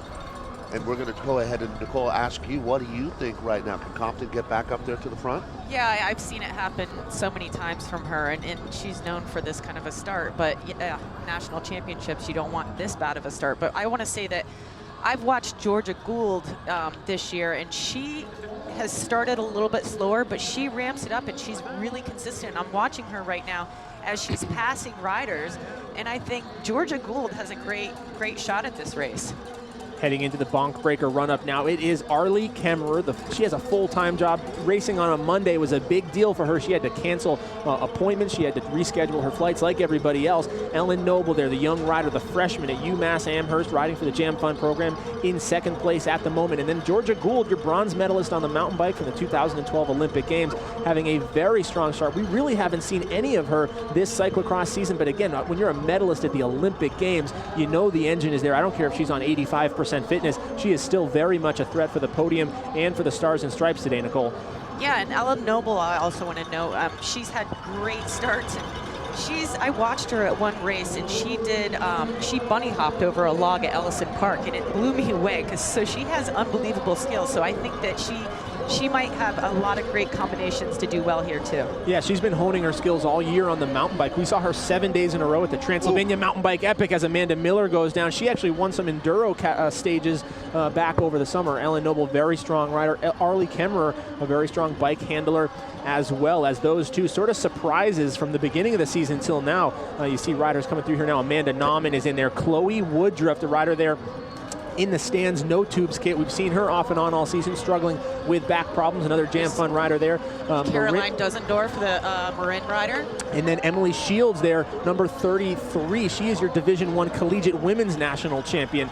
She won that on Saturday. Ellen Noble had a huge lead in that race, but a mechanical took her out of it. So Ellen Noble today going for the redemption ride, trying to get back that Stars and Stripes jersey for the U23. Nicole, we got our leader coming into sight, though. Yeah, it looks like... who is that? That's Arlie Kemmerer. Yeah, she's really had a great start, and she is another great starter, but it'll be interesting to see if she can hold that. She kind of follows a little bit of my style, where I seem to fade towards the end. And great start, though. It'll be interesting to see if she can hold it, and she seems to be trucking along. She's doing well, but you know who's coming behind her, I think, is Rachel Lloyd. Rachel Lloyd is an unbelievable rider. She was a downhiller also at the same time that I was a downhiller, another mom, and she is beautiful on the bike in technical stuff. Yeah, for 2007, I want to say Super D national champion on the mountain bike, a former World's team member in cyclocross, and if anybody benefited from the extra day off, it is going to be Rachel Lloyd. 10 days sick, Dave, has another day to recover. She actually said today she was feeling much better than she was even 48 hours ago, and Compton now finds herself right in 4th wheel. She is very back in action. She'll be leading this She bike is race. Back in action. Everybody knows what's coming now. Katie Compton will go to the front of the bike race. Chloe Woodruff there walking very gingerly up the steps. She's dealt with some back injuries throughout this season, trying to get back. As Rachel Lloyd now, this is the woman Katie Compton said she was most worried about. Now, that was before anyone knew that she was coming off this illness, but Rachel Lloyd in these conditions is incredibly strong. Now, here comes Katie Compton. We all know what happens next. The question is who can put themselves on that wheel, who can hang on, Dave Toll. Not Arlie Kemmerer right now, as Kemmerer is going to have, obviously went out very, very hard. But this is the moment now. Compton finding a better line here, using some technique to come around. Yeah, there you go. Katie Compton is on the front of this bike race. Now I told you it was going to take about a lap, right? Time to hitch your wagon to that star right now. Everybody's going to sit there. There's one rider here that can, and that's going to be Rachel Lloyd. Rachel Lloyd is the one that looks like she can go with her. This gap is going to open up very, very quickly here. And you got to give Crystal Anthony some credit here, sitting fifth wheel right now for the Optum rider. You know, I'd like to say I just saw Katie Antonow, and this is her typical style this year. She starts towards the back, but in muddy races, she's just excelled. Her skills have gotten so much better in the mud from racing so much in Europe, and she just ticks them off. And I'm going to call this that Antonow is going to catch up to this group, and she's going to do some damage. And there's Georgia Gould right there on her wheel. And now Elle Anderson. Last year, she was by far the rider to watch. She went on that winning streak, Dave Toll, earlier in the year between Wisconsin and Gloucester and Providence and Rochester. She was so good. This year, struggling a bit with the transition to Europe. She's been sick. She's been injured. She hasn't had consistent training time. Coming into this event. She actually said in that pre-race interview that she really wasn't feeling all that good and all that confident. Katie Compton, though, you could kind of say the same thing. She's admittedly struggled this year to find that consistent form of years past, but still, I mean, she's always been, it's not 1 or 2%. She's been 10, 15% better than the rest of the field here in America, Nicole. I'd like to say when Katie Compton does pass you, it's not like she does this big surge. I watch her and I'm like, why is she so much faster than everyone else? And I notice when I'm behind her, when I'm even just trying to stay with her, what she does is she takes an extra pedal stroke everywhere that she can. In times where I'm resting and I'm not pedaling, she's taking that stroke. So she's always, it's just that, like you said, it's that 1% more, and she slowly does it, and she slowly just gets that really big gap, and she's patient about it. Rachel Lloyd in second right now. Arlie Kemmerer. This would be a great ride for her if she could hang on to the bronze medal. Then we have Ellen Noble, your leader currently in the under-23 women's race. She is the overwhelming favorite to take that jersey today. She was second last year, 12th overall last year. A big ride for Noble. Amanda Nauman is in there, I believe, 13th last year at the national championships. A great rider from the great finish last year for the California rider for SDG Felt. Yeah, I just saw Sunny Gilbert go through, and she won a UCI race this year, I believe in St. Louis. And a huge podium for her at the C1 day, I think it might have been, at Jingle Cross on Saturday or Sunday. Jingle Cross had a huge ride there against a stacked field. The day that Courtney McFadden won. Correct, correct. Katie Compton, though, Dave. There you go. Like you said, nothing to worry about. I was a little bit scared there. I was a little bit scared. Clearly, Katie Compton she can handle it. Yeah, and now, I mean, once again, you're going to start looking at what's happening behind her. This group is really going to be chase number 2, and it looks like Georgia Gould is going to get up there. I believe Katie Antonow already did, which is, you were correct. There's no doubt. I think that Antonow comes in as one of the 3 big danger women for Katie Compton out here today. You got to remember, Katie Compton is a human being. Her bicycle is built just like, well, it's a very nice track bike, but it's built like any other bike in the world. She could be a victim of a mechanical out here today as well. Look at how quickly that gap has grown. So Rachel Lloyd settling in at second. I think Rachel might have some company here over the next half lap or so. Yeah, they are coming, Dave. Crystal Anthony now in the front. Both Crystal and Ellen Noble, taking wins last weekend at the Resolution Cross Cup just outside of Dallas in Garland, Texas. So those 2 riders clearly on some good form right now. Crystal has been very good over in Europe over the holiday season as well. She comes here into Austin with good form and good in these conditions. But amazing to see Rachel Lloyd. Again, Nicole, a mother of 2, correct? Yes. Took a few years off the sport to come back and reach such a high level now. It continues to shock me.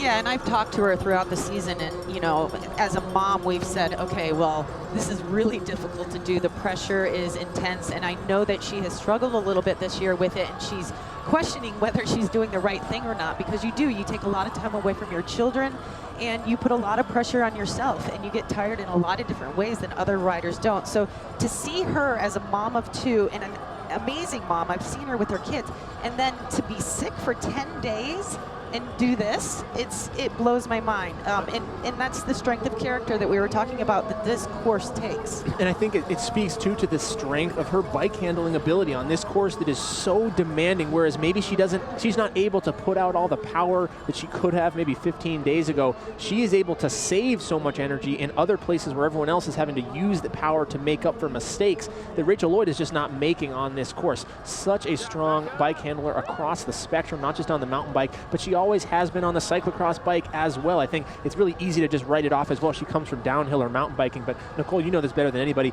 Handling a cyclocross bike, it's a completely different beast, and she is really a master at it as well. Crystal Anthony is coming up quickly right now to Rachel Lloyd. Anthony took that last corner at a much higher rate of speed than Lloyd did. Now we're looking at Katie Antonow, Georgia Gould, and Arlie Kemmerer are hanging in there in the top 5 right now. Looks like Ellen Noble fading a little bit out of that top 5 here. Yeah, Ellen Noble going backwards a little bit here. Arlie Kemmerer, very strong for her. Again, really the working class pro of this field. A lot of the women around here are full-time factory riders.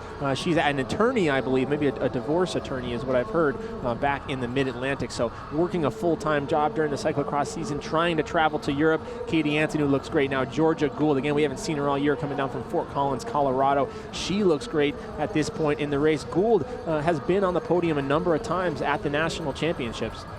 Gould is one of those athletes that has a lifetime of deposits at the pain bank, if you will. She can afford to make a withdrawal every now and then that some other women couldn't. Now, Crystal Anthony is a full-time junior high teacher who took this year off to pursue her cyclocross dream. Yeah, coached by her brother and 7-time national champion Jessie Anthony. And it was interesting.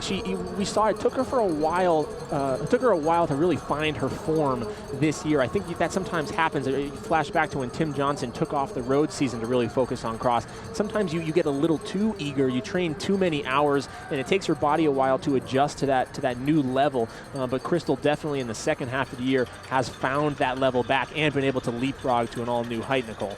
You know, I'm surprised that we don't see something more out of Elle Anderson here from all the experience that she's had in the mud in Europe. We haven't had that here. We've only had 1 or 2 races, and if you didn't go over for the Christmas races, you're kind of at a disadvantage. And so I kind of expected a little bit more. I think she is moving backwards rather than forwards. I honestly think this is more of a mental and a physical thing right now for Elle. I think that the last couple months over in Belgium, she's had to move a couple of times. Things haven't been going. It's rough over there. Oh God, and, I know. And the mental aspect of things, it beats you down at a point. And Elle talked a lot about how there's this community in the United States, and Nicole, you're a part of that, supporting each other out there. There's something to the positivity of racing in America. And for her flying back from Belgium, she flew in right before the Amy D event on Thursday night. She's only been here a couple of days. The jet lag hasn't been great. With all the controversy going on with the event yesterday, it just hasn't been a kick-ass vacation, And I think that maybe her head isn't in the right place, to tell you the truth. No, I agree. And Belgium is incredibly difficult. And we talked about that before she left. And I said, you need to be prepared for this. And she's like, I am. But you never know until you get over there. So I agree that is hard. It takes a toll. And she's the only one that flew from Europe at this time to come over here. So looks like Katie Antonow is making a little bit of a surge and pulling away from Georgia and Crystal here, and I think she's just going to keep moving forward. Arlie's moving backwards. I saw that Courtney McFadden and Amanda Miller are kind of coming up behind Ellen Noble. Georgia Gould, they're just off camera. We heard it over the PA there, a big spill for her while running on this off-camera section. So Gould goes down. Meanwhile, the little Badger Katie Antonow is running away. A couple of years ago, she really surprised us by taking the silver medal while still a U23 rider at the time, back in just outside of Madison, Wisconsin for the national champs there. So she's riding herself into that position again today. As Nicole mentioned earlier, she's been so strong in conditions like this and riding over in Europe. We've seen her be on the podium, be inside the top 10 as Beth Ann Orton goes down. Again, that's just going to happen today. Everybody is going to see the ground at some point. Erica Zavetta here representing the Amy D Foundation. She had a strong silver medal ride last week, so still it's Rachel Lloyd in second to update you for the Cal Giant Barry's team. And now we see Katie Antonou, the very small rider, making her way up some gigantic limestone steps. Crystal, Anthony, Dave, and now Georgia Gould rounds out our top 5. I think this is where the reality of being sick for 10 days really is going to hit Rachel Lloyd at this point in the bike race. You can fake it for a couple of laps out there, but Antonou is coming like a freight train out there right now. It looks like Katie Antonou is going to be moving into second to me, and I would actually wonder if Crystal Anthony's going to get around Rachel Lloyd here in the next lap as well, because Anthony is on a brilliant day today, Nicole. Yeah, these stairs just look huge, and poor little Katie with those tiny little legs trying to get up each step. And they're not set, like you said, they're just kind of randomly cut out, and so it's hard to see in the mud where you're going to put your foot and try to get up there.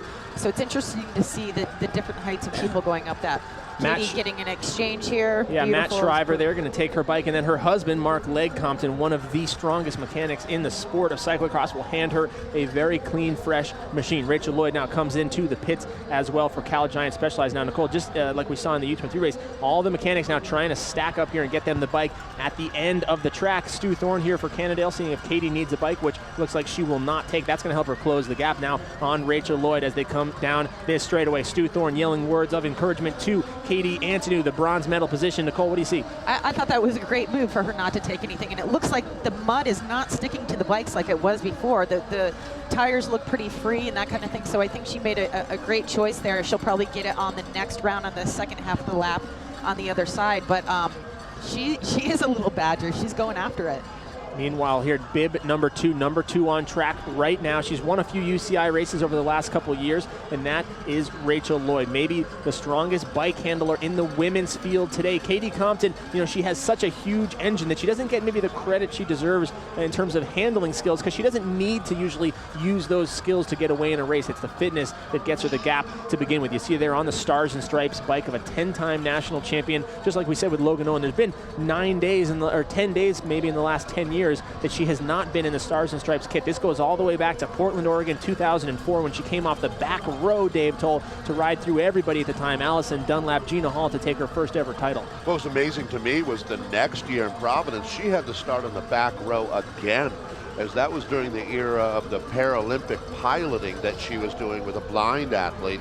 And she rode through that entire field in one lap there in Providence. So you're right, though. It's interesting when you have a hard time identifying Katie Compton. Well, it's only one day a year that you see her wearing her trade team skin suit out there. And this is going to be good. Antonou is on it right now. We're looking at Katie Antonou here. It's interesting to see the different styles on the VW descent right here. And Katie stayed up on the top of her hoods, but Big Katie, I'll call it Katie Antonou, Little Katie. Big Katie was down in her drops as per usual, and seeing the different styles between the two, even though Katie is coached by Katie. At least was coached by Katie. I'm not positive if she's still coached by her anymore, but it's a great point. I mean, she did come up in Wisconsin there at a time when Katie was riding for Planet Bike, and the connection there and with Trek, it was very much a protege of Mark Legg and Katie Compton. Now Katie actually a coach herself. She has a degree from Marion University and I believe exercise physiology, so a very strong rider. As our tent begins to blow open here, the wind is striking this course, and I think that speaks to what Nicole said about things drying out. We have Amanda Miller now sandwiched between Arlie Kemmerer in the lead and Ellen Noble in the pink socks for Jam Fun, trying to close down. If there's a great battle within the battle to watch, flashback to Supercross Cup in New York a few months ago when Arlie Kemmerer just took Ellen Noble on the line in that sprint finish. Everybody saw it, but Nicole, we have riders together here as Rachel Lloyd looks over her shoulder. Yeah, Dave, I think you mentioned, we're really going to see something from Rachel Lloyd, her sickness, come out in the last half of this race. And it's unfortunate because she would be a rider that would be able to hold this. But I agree. But I think that, it's just going to take a toll on her. And Katie is persistent, and she just only gets stronger. Yeah, and clearly, and she's a closer when you want to talk about it that way. Talking about Antonou right now, well, talking about Compton as well, but Compton is at another level, much like Logan Owen, even maybe more so than Logan Owen. When you look at how good she is, I mean, she has won the World Cup overall 2 times already in her career, 5 trips to the podium at the World Championships. This is going to be the Amanda Miller group that we're looking at there with Ellen Noble coming through the Jam Fund rider. Katie Compton, Rachel Lloyd, Katie Antonou. That's your top 3 right now with Crystal Anthony knocking on the door. Yeah, I talked to Amanda Miller before this race, and she was sick also. So she hadn't ridden her bike for 2 days. So it's impressive to see what she's doing right now with being sick. Katie Antonu is smashing those pedals up just like you mentioned with Compton, as she gets on the pedals there, that little extra pedal stroke everywhere she looks. Katie Antonu has picked that up for sure, and we see her just putting down an extra couple watts here and there throughout the course. Dave, you mentioned, I think Rachel Lloyd's sickness is really going to be a factor here in this final 2 laps. She might have the snap, she might have the strength, but she definitely does not have that deep-rooted strength from training that some of these women have been doing over the holiday season. I think when Antonu has her focus right, she is the second best American cyclocross racer without any question. I'm with you. But you know, she comes also off of a long road season. I remember she really didn't even race the first half of the cross season in America this year. Right. Didn't she compete at the World Championships? She did on the road. So sort of So similar story to Logan Owen there in that regard, that she's trying to focus on both right now, and just signed a contract to race on the road again next season. One rider, by the way, we haven't mentioned, as you may have noticed, not in the race today after suffering a sprained ankle earlier in the week, is Meredith Miller, Noosa Yogurt's rider there. She came in maybe not as a favorite to win. Nobody's a favorite to win other than Katie Compton, but she definitely came in with a legit shot at the podium. She had to call it a race. Her husband, Yost Hughesby, having a solid ride in the Masters race earlier in the week. But Katie Compton now still on the front, very Logan Owen-esque here, as really the only competitor she has to worry about is herself. I saw a comment coming across Twitter there, what's the rule on Katie Compton lapping herself? I mean, that's literally where Katie is in her mindset right now. She is only racing the ghost of Katie Compton's past when she comes out to these races. Well, this is very encouraging when you talk about the World Championships coming up in Tabor, Czech Republic. 3 weeks from now? Yeah. This is the best Katie Compton that we've seen all year. The bike is working well. The head is good. The body is good. Coming good at the right time for sure. As Exactly. Ellen Noble now, she looked like she was off the back of that chase group a bit. She now has come through Amanda Miller, and Arlie Kemmerer has a small gap. What a story that would be if a rider like Ellen Noble could, as a second-year U23, try to find her way onto the World Championship squad. You know, you got to give credit where it's due. Ellen Noble has come a long, long way, and that young lady is certainly put herself onto the short list of riders to watch for the future. Yeah, sort of. She's one of those that you expect to be representing us at the World Championships over the next few years, and is clearly going to be a big part of the storyline of America's women professional cyclocross. A junior national champ 2 years ago, a silver medalist last year as a U23, came in this year as the big favorite. We already mentioned the trouble she had in the collegiate D1 race. She was the big favorite there, had a big lead, and actually had a mechanical issue allowing Emily Shields, who's having a good race out here off camera in that U23 women's event. Georgia Gould now coming by on Crystal Anthony. So that is the battle for, I believe, 4th and 5th. And now we're going to get 5, 6, and 7 as Arlie Kemmerer goes down, and she's going to take Amanda Miller wide there into the fence. Ellen Noble getting another gift here from Arlie Kemmerer. That gap, boom, just like that, another 3 bike lengths, and Noble's going to sense that. She tastes the blood, Dave, and she is attacking all over this course. Amanda Miller's going to be like, I got to sue you if you keep doing that. Like, ridiculous.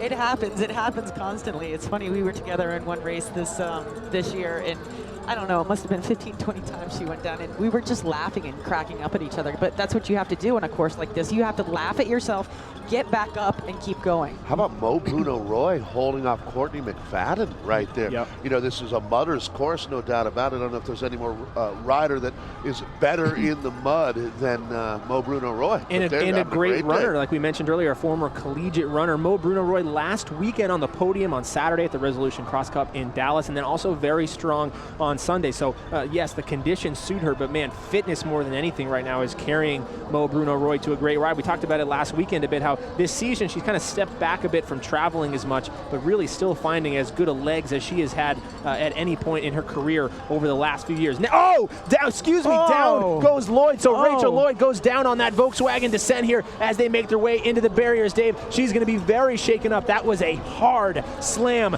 to the ground, trying to get the saddle position back. The hoods are going to be out of place, and more than anything, she is going to be very, very shaken up after that one. Katie Antonu not rattled at all as she rides off into silver medal position. There's an echo effect from a crash like that as well that you're going to feel through the next few few corners, the next few risky moments, that's going to be it for Antonov as far as she's gone. Now, clearly Antonov is going to be taking the silver medal. In my mind, we're looking back at Katie Antonov, but rough blow. I mean, she rang her bell there when you talk about Rachel Lloyd. And now Georgia Gould, the most famous bronze medalist in U.S. cycling right now with that bronze medal at the London Olympics in the mountain bike games. She finds herself very close to taking a step on that podium here. Ellen Noble riding away from Amanda Miller. Arlie Kemmerer with that slip on this lap as well. We said it over and over again today. You're not going to get out of this race without making a mistake. Everybody, Katie Compton slips a pedal, Kemmerer goes down, Lloyd goes down. It's how you're going to bounce back up. How resilient can you be in this event? And that hit to Lloyd, that's going to be a real tough one to come back from. Yeah, but what I liked is she kept her composure. She didn't freak out. She got up. She was smooth. She was collected. It'll take a few corners, but who knows? Maybe she'll get it back. Katie's on her way now. Good for her. Racing on this course is like driving in traffic in the snow. Sometimes it's not such a good thing if you decide to run the yellow light if the guy in front of you doesn't. Correct. And that's what we've got here. Riders just banging into each other out there right now. That's going to be Lloyd that we're looking at on this. This is the longer of two limestone stair sections that we have on the course. And now, I tell you what, she's going to have Gould by her in a moment here. Yeah, man, I don't care how much cross she has done or not done this year. Georgia Gould, with her God-given talents as a bike racer, you just don't want to see her in your rear-view mirror. And Gould is charging very hard right now. She's gone through most of the pack. She's left Crystal Anthony behind, and she's now in pursuit of that bronze medal on the podium. Ellen Noble having the ride of the day here. I mean, really the ride of the second half of this season, and stamping her name here amongst the favorites. She was always a top 15, a top 10 thread on a good day. She is now a regular contender inside the top 5. Well, and here's the difference. She's had 4 UCI wins this year, but they haven't been against as quality of a field as she's racing against right now. You got to throw Compton out of the mix as one of the greatest in the world. Right now, she's basically riding in the top 4 of the Americans outside of Compton here. This is a breakthrough ride for Ellen Noble here today. Races are judged a lot of times by the quality of the competition that you are competing against when you won. I think that's fair to say. Yeah, and she hasn't been over to Europe like some of these other women, but also maybe that helping pay off for her here, as we mentioned with Mo Bruno Roy, when you're able to, stay local, especially as a freshman in college, starting your first semester here, being able to race in a region like New England that has such strong competitive fields week in and week out, just week in and week out on a regional scene. I think the freshness here paying off. As we talk about potential world selection, though, there's so much more that goes into it than just how you ride today. Riders like Elle Anderson are already guaranteed a spot based on her top 5 ride at a Super Prestige, or was it a B-Post series race early in the season. Katie Compton obviously guaranteed a spot if she wins today, the national championship. So Ellen Noble, while today she might be riding like a Worlds team member, it's actually very complicated trying to find her way onto that squad for USA Cycling.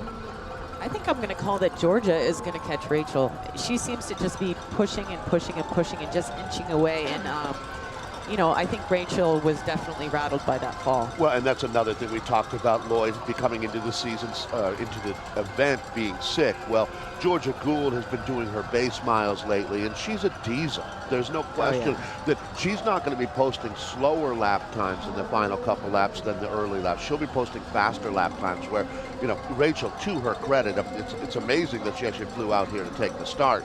And she's had a great ride here, but she's definitely going to have a hard time holding up Gould here. Well, it's a little more of that mountain bike style, I think, where you come in and you start slow and then you ramp it up and then you finish strong. And she's just proved that, and she's done that all year long in any races that she has done. And this is it. We're down to 1 lap of racing, so Katie Compton is a machine out there right now. 1 lap of racing is all that remains for Katie Compton here. So Compton with a gap large enough that she's got time to stop, as they say, for a cup of coffee out here. All right, so guys, 1 lap to go now. Katie Compton, you can see the flags there blowing on the finish line. We're going to let Nicole Duke go. She is going to grab whoever our winner is, looking like Katie Compton as they cross the finish line for a post-race interview. Dave and I are going to bring you down to the last lap here. For those of you joining us online, joining us on Twitter and Facebook, thank you guys for your promotion of this live feed. As always, the more people that tune in and watch, the more successful this is, the more likely we can bring it to you in the future. So go ahead and tweet it out there. Live bicycle racing right now at behindthebarriers.tv.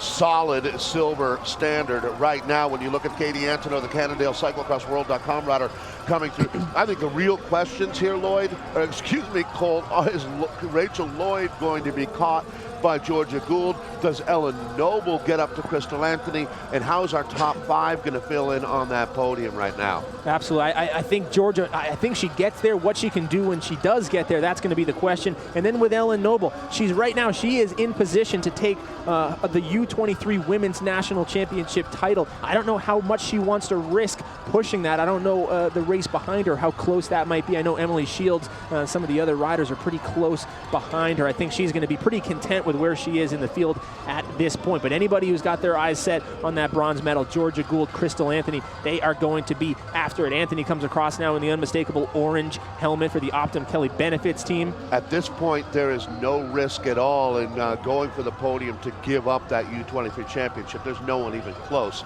to Noble to take that from her. And I think a top 5 at nationals is something you can really hang your hat on in this sport, much more so than a U23 championship in a field that's not being contested solely as U23. The UCI is going to be adding a category called the youth category.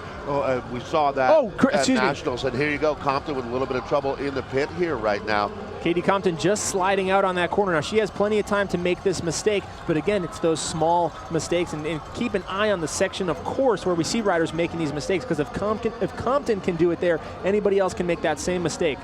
All right, Georgia Gould throwing some more coal on the fire. Looked like Compton just kind of taking a deep breath right there, kind of saying, all right, no more of those out here today.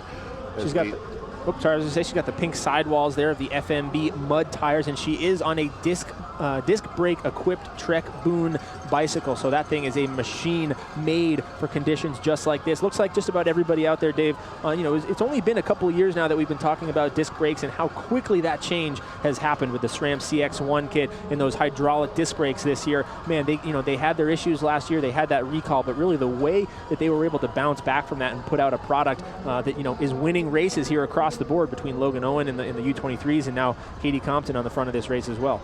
FMB also the tire of Jeremy Powers, isn't it? Really making a big play here over the last couple of seasons, especially in North America. They've sort of been the main competitor to Dugast, I'd say, over in Europe over the last few years, but we're seeing more and more of that now. It used to be the tan sidewalls of Dugast tires everywhere you looked, and really now it's the Cal Giant team is the only major factory squad that's still running those. FMB's really taking a leapfrog on that one, and a lot of guys out here on Clement Challenge tires as well, as we see. So second place, Rachel Lloyd Rachel Lloyd hanging on to third, and now we look, Dave, like we mentioned, where is Georgia Gould? So, she may have been sick, it may have been 10 days off the bike, but Georgia Gould has had a whole season off the bike of cyclocross racing. So I think what we're seeing now is the raw talent of both of these athletes, and it's really coming down to the conditions and the handling abilities. Rachel Lloyd able to get a small gap here over a fresh but maybe not snappy Georgia Gould. Got to give Rachel Lloyd credit. That's a lot of heart that she's showing out there today. Everything that especially that crash that we saw about a lap ago. I know. For her to fight through that mentally, she's doing an outstanding job. Wow, credit where credit is due. Rachel Lloyd is a tiger. And man, what I wouldn't give to have been able to erase that illness for her and given her a perfect lead up into this, given the start of Katie Compton, again, would it make a difference? Maybe the gap would have been half as big, but one of these years it's going to happen, Dave. I mean, I said it the other day on Twitter, like, imagine that you're the person who finally does beat Katie Compton. I wonder if she'll retire before that happens, but I just don't think that anybody right now believes that they are that rider. Well, you certainly would expect if things had gone a lot better for Rachel Lloyd on the run-up that she'd be much closer to Katie Antonow right now. Correct. Yeah, and Antonow sitting in second. This has been a great ride from Crystal Anthony out here today as well, as we take a look at Crystal here now. I have her sitting in the final podium spot then right now, as we're going to be going at Katie Compton, then Katie Antonow, then Rachel Lloyd, then Georgia Gould, Correct. then Crystal Anthony, and Ellen Noble just off the blocks right now. But as you mentioned, she is clearly leading in our U23 category. Yeah, and so for here at the National Championships, guys, the podium does go 5 positions deep, obviously the gold, silver, and bronze medal, but at Nationals, we recognize 5 riders deep on that podium. So yeah, Ellen Noble just off of the elite podium right now, but very firmly has her grasp on a Stars and Stripes jersey for the U23 women. As we said, 2012 junior national champ, making big strides this year as she has transitioned over to the Jam Fund program, that development squad of Jeremy Powers, Al Donahue, and Mukunda Feldman out in Western Massachusetts, and then Maureen Bruno-Roy coming into your screen. There you go. This is the best ride. Well, if you think back, Colton, I know you're absolutely a student of this sport. You have to go back almost 10 years to see this kind of ride at an elite championship from Mo Bruno-Roy. I mean, back 10 years ago, she was one of the 5 favorites coming into especially a muddy national championship. But that's an incredible ride for her here today. You know, when you look at who's really stood out, I mean, obviously Compton is Compton. She's done what she does so well. But when you take a look a little deeper, Ellen Noble was great out here today. Mo Bruno-Roy, you know, also Crystal Anthony having a ride that she's been waiting for. Yeah, again, it was 10 years ago, 2005, that Mo Bruno-Roy excelled in conditions very similar to this in Providence, Rhode Island, to run her way not only onto the podium in the elite race, but take what I believe was the 30 to 34 Masters National Championships back when she was racing for Independent Fabrication. Of course, now on her 7 cycles, Mudhoney. She is our winner on Wednesday. We haven't mentioned that yet, but Mo Bruno already a national champ in the single speed race on Wednesday afternoon here, the 2-time winner of that now, defending national champ. She won that last year in Boulder as well. I think this ride will be more satisfying for her, though, when you stack it up and look at the riders that you beat and who you were just behind out here. This has got to be very encouraging for Mo Bruno-Roy, no question. Well, yeah, a great day for the New England-based cyclists here today. No question as we take a look at, that's going to be Ellen Noble, isn't it now, with Amanda Miller. So Miller out of Iowa originally, now living in Fort Collins, Colorado, racing for the Boulder Cyclosport team, right behind Jam Fund rider Ellen Noble. And we have that as 6 and 7 out on course right now. When you talk about Noble and Miller, this is the queen of American cyclocross, the greatest American cross racer of all time. 5 trips to the podium at the World Championships, a 2-time World Cup overall winner, and the only American to have ever won the World Cup overall. And you know what, Dave? It's not even close. I mean, we've had strong riders in the sport of cyclocross on the men's side, but it's really, when you look at the resume, it's not even close in that competition. Katie Compton is light years ahead over her last decade of cyclocross racing, and only a decade of, 10-time consecutive national champion, but she's only been racing for about 10 years, and from day one, she's been a world-class athlete. Still, obviously, the one, not a knock on her, but that one, she's hanging over her head is that world championship jersey, going up in the last few years, obviously, against Marianne Vos, the Dutch rider who's been so dominant in the sport of cross. This year was, every year now, Katie, it's not about nationals, it's not about the World Cup, it's only about that rainbow jersey, and I can't say that I'm that confident that this year is going to be the year more than any other. In cycling, we've had that throughout history. Like, how many Tours de France would Poulador have won if Anquetil hadn't have been racing during his time? That, that kind of thing. You notice I'm going a little further back with that reference, but she's the Charles Barkley of. No, we can't have any more basketball references. Yeah, that didn't go over well. Yeah, no. Did it? But I think the point has been made that Katie Compton really is the pride of American cyclocross, going to go down as, in our generation, let's put it that way, the greatest that we will ever see. And she's not done. And once again, we're watching Compton through. I have a feeling that Compton could shoulder her bike and run it from this point on and still win the race here today. We don't have an accurate time split back to Antonov, but it sounds like they're using a sundial, not a stopwatch at this point.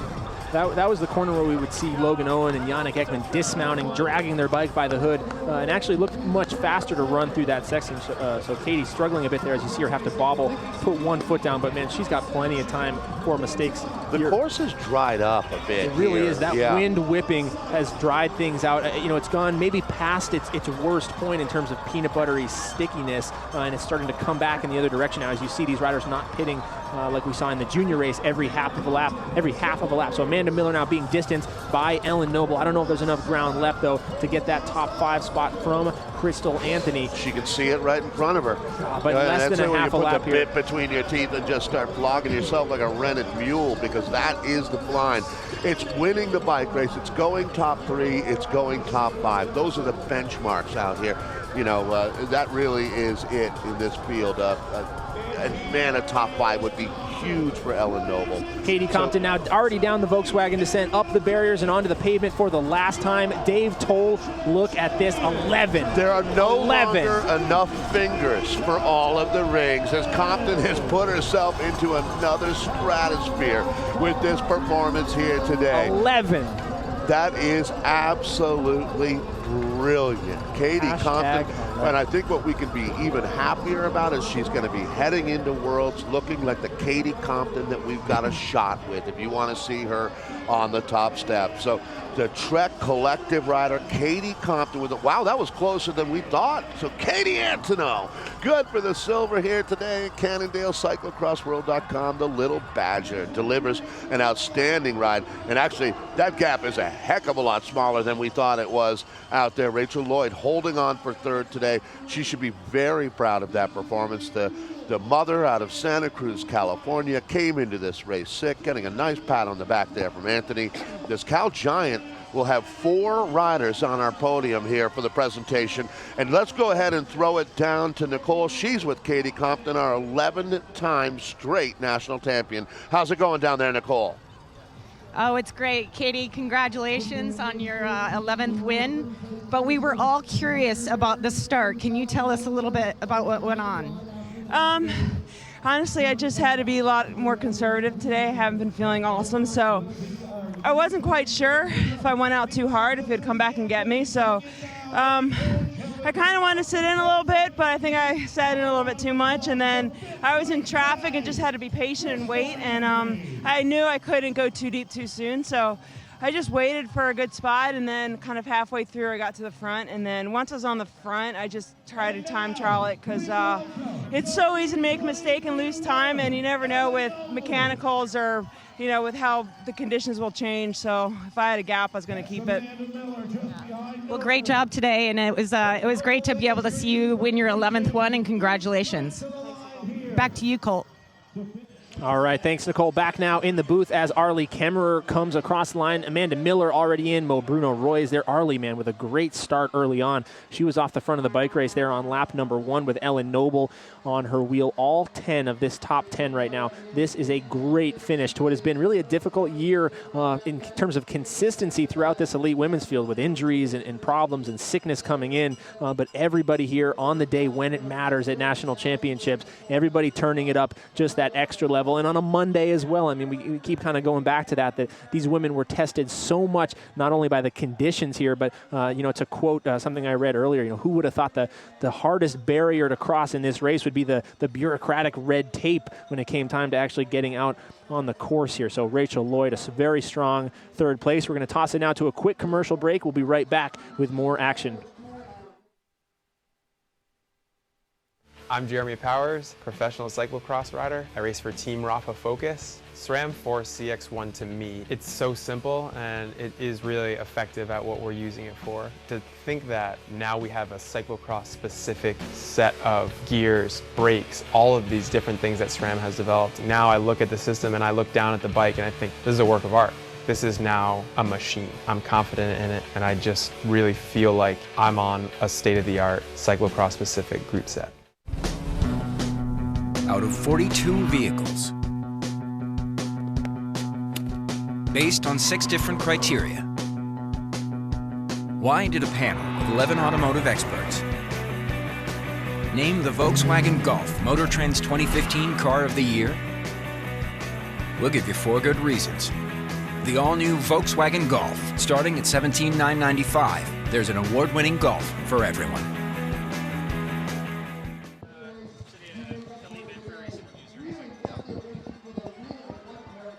All right, guys, back to the start line there as Courtney McFadden rolls across the line. Man, not the ride she was looking for, but as you guys saw in her pre-race interview, a tough lead up to this one. Beth Ann Orton comes across here, 45 minutes on the clock with Britt Lee Bowman of the Richard Sachs program coming out of New York City, I believe, and another Jam Fund rider in as well. So these are your elite women, guys. We were very short on time today with the tough schedule, so we're going to toss it right into some of our elite men's pre-race interviews. We will be back very shortly. Stephen Hyde here before Sunday's big day. How you feeling, buddy? It's been a great season for you by all standards. This is kind of the cherry on top for you, I would assume. Yeah, absolutely. Any way we can hear season's this? been absolutely fantastic. Better than I could have ever imagined. And then top it off, I went and did some European racing and got some great experiences. So, yeah, I'm looking to add a nice national championship ride to that.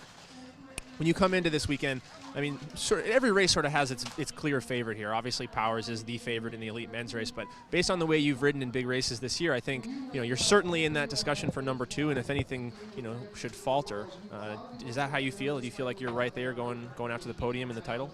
Yeah, absolutely. I mean, I would like to think that I am here to race for the first spot, and I'm going in with every intention to hopefully try to do that. And yeah, there's a couple of people that have a chance to do it, and I'm certainly one of them.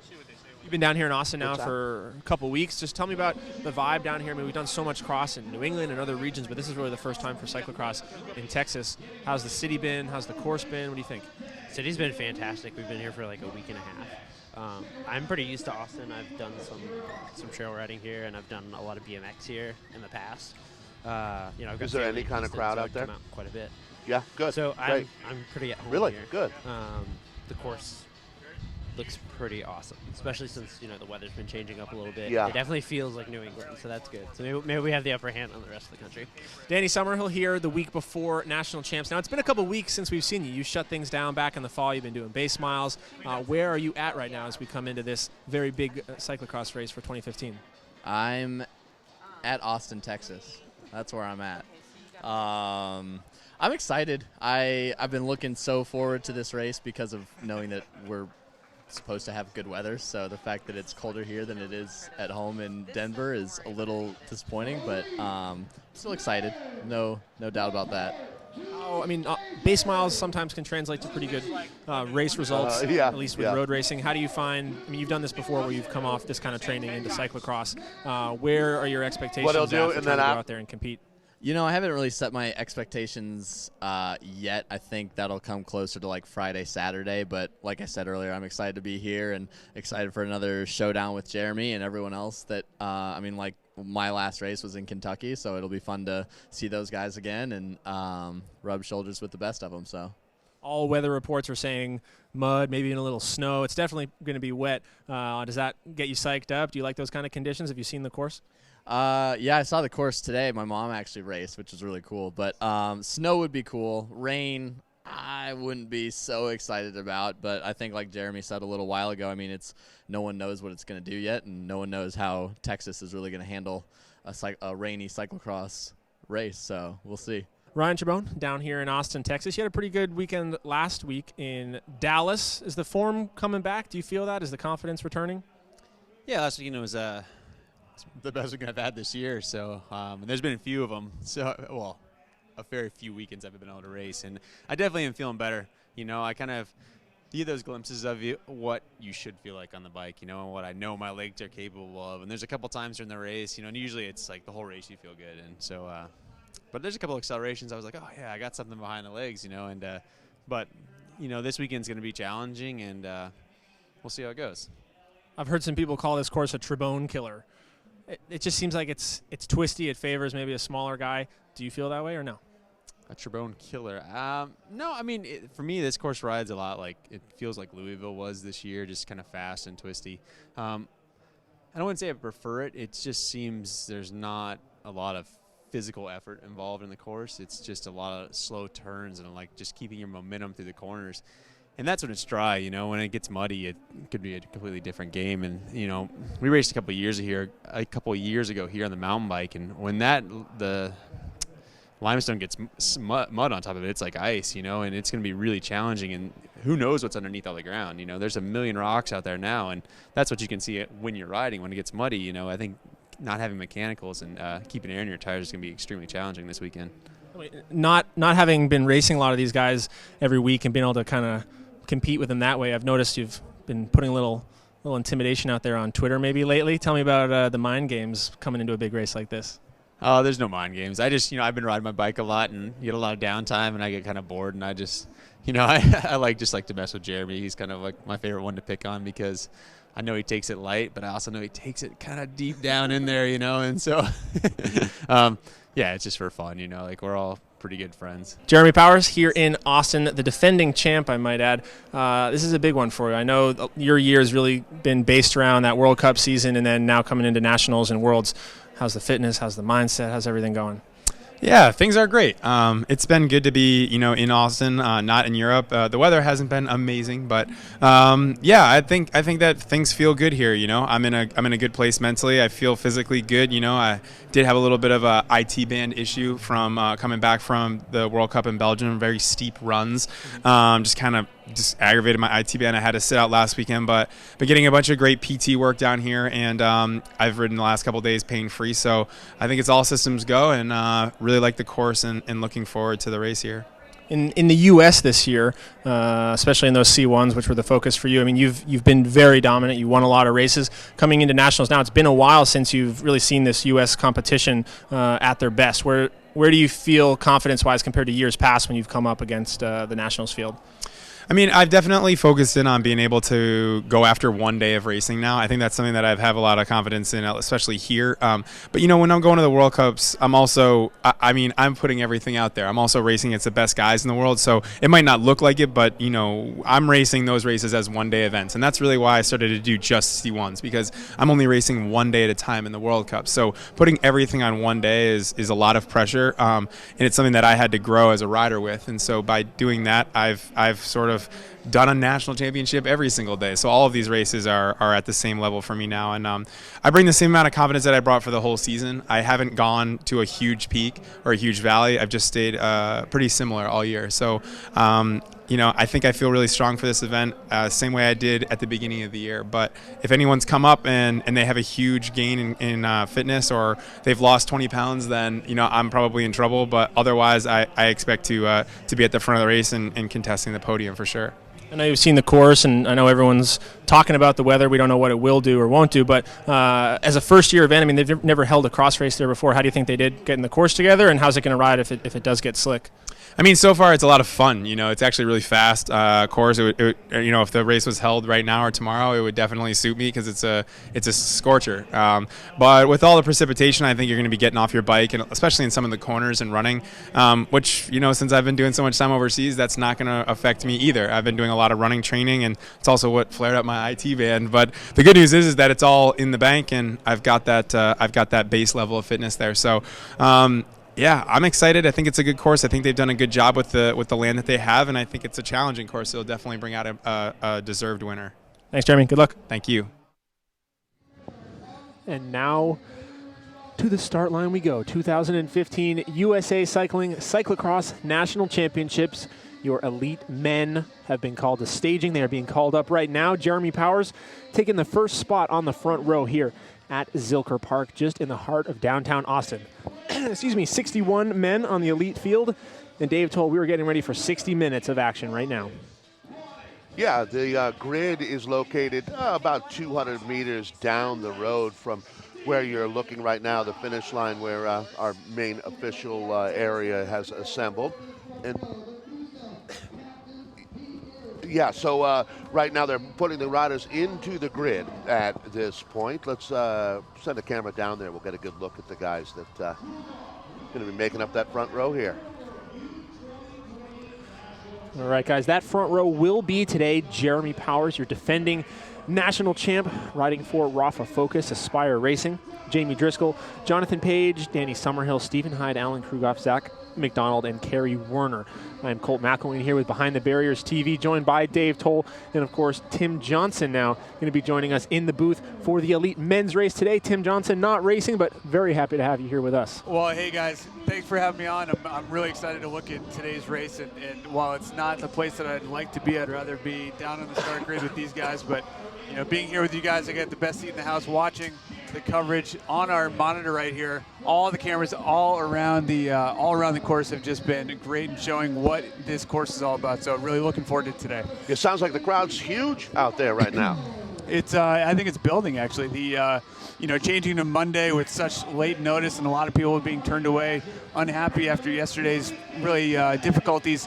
Monday afternoon in Austin, Texas, the hottest place to be. All right, Tim, let's take a look at the row on the front here right now. Jeremy Powers comes in, I would have to say, is our favorite, but Colt, Jamie Driscoll's been coming on strong this year. Jonathan Page coming back from a full season in Europe. We saw him a great start early in the year. And Danny Summerhill coming off a little bit of base miles from an early break in the season. He'll challenge today as well. Stephen Hyde had a very nice win at Divine Providence earlier this year, biggest win of his career. And then Alan Krugoff, who's kind of been touch and go out there this year, but he's fought hard enough to have a spot on the front row. And then you got Zach McDonald coming out of Seattle, Washington. Man, how about Zach McDonald? 2 wins last weekend at the Resolution Cross Cup, just up north of here outside of Dallas, Texas. Kerry Warner, a couple UCI wins to his name this year for Optum Kelly Benefits Strategies. Jeremy Duran for Neon Velo Cycling Team. He'll be strong today. And then a teammate of Tim Johnson. Yeah, that's going to be Ryan Trebone coming out of Bend, Oregon. He's been training in San Diego, working hard. It's going to be interesting to see where he's at. Obviously, a tough year with the injuries that he had to start the season or right before the season began. Then we take a look at Justin Lindeen, rider who now lives in Salt Lake City, Utah, racing for a Redline Factory. Dan Timmerman, another one of those guys that makes up that core group coming out of New England here. Dan Timmerman, Travis Liverman there for Mock Orange Bikes. Another guy with a UCI win. And then Brian Motter, the Iceman out of Wisconsin. He had a very strong ride at Jingle Cross, found himself onto the podium. Anthony Clark of the Jam Fund with probably the best hair in all of cyclocross. He's been so good. So is Troy Wells, younger brother of Todd Wells, Cody Kaiser, and then Fear the Beard, Dave told. Robert Marion is going to be coming off the second row. And then we'll round out our top 20 going back into that third row for Jerome Townsend and Christian Favada. I got to say Anthony Clark is one of the most compelling figures in the sport today. Talk about an everyman's champion, a people's champion, if you will. There's a look at the pit. They're going to be very, very busy in there today, Tim. Well, a lot of people here on site, listening to the call-up, what you guys were just going through that start list like that. The energy down here is just incredible. It's building and building and building. People just watched an incredible race in the women.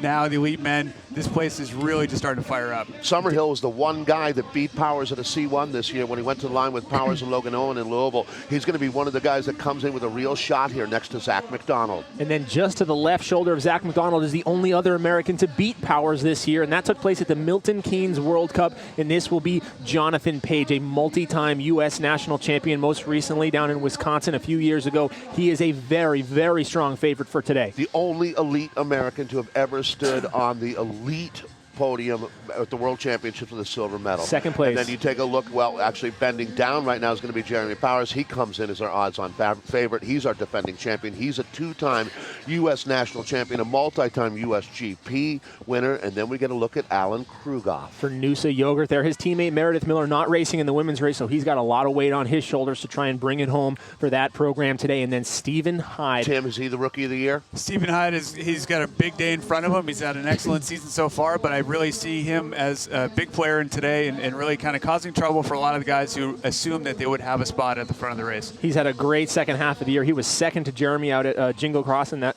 big C1 event, and then Kerry Werner, who's really been hitting the circuit hard here in the second half of the year, hitting all the UCI races up in the Northeast. He comes into this with some good legs, had a good ride last weekend at the Resolution Cross Cup as well. Just on that second row, guys, some of the big names, like we mentioned, Ryan Trebone, a big favorite in any other year, obviously with that injury back in September. He's been struggling to find his snap ever since. Dave Toll. That's Jamie Driscoll that we're looking at now, the pride of Jericho, Vermont. He actually now lives in Utah as well, but riding for that Raleigh team, and I think he's going to take the season-long championship as the best rider here in the United States. He did it consistently, Tim, throughout the year. And that's really saying something. Jamie's approach has always been somewhere he enjoys racing. He really wants to put his best effort out there, and this year has really turned around for him where he's had consistent results, including quite a few wins out there. But I do expect that today's conditions would favor a good ride by Jamie Driscoll, and I think that's something that a lot of fans want to see and really something that he is desperate for himself. Tim, the knock on Powers going back 2-3 years ago is he wasn't that great in mud. That's changed quite a bit, hasn't it? Well, the conditions right now, actually, I would consider to be almost perfect Jeremy Powers conditions. The difficult mud is gone. The tractor pull, where it might have favored someone like Trebone or Page, has really changed significantly. Now it's more of a a tacky situation with some slick sections on the off cambers and the more difficult corners. I think for someone like Powers, I think that this course change, the Sunday to Monday change, has really played into his hands more than it has into other riders. You know, I see Summerhill going on the podium today. I actually see him going into the top 3 here today, Colt. I totally agree, and I think with some of the races we've seen today, we've had very clear favorites. Obviously, Logan and Owen and Katie Compton coming in with their amazing record, and then even Gage Hecht came in really as an overwhelming favorite. I think without question, Powers comes into this as the favorite.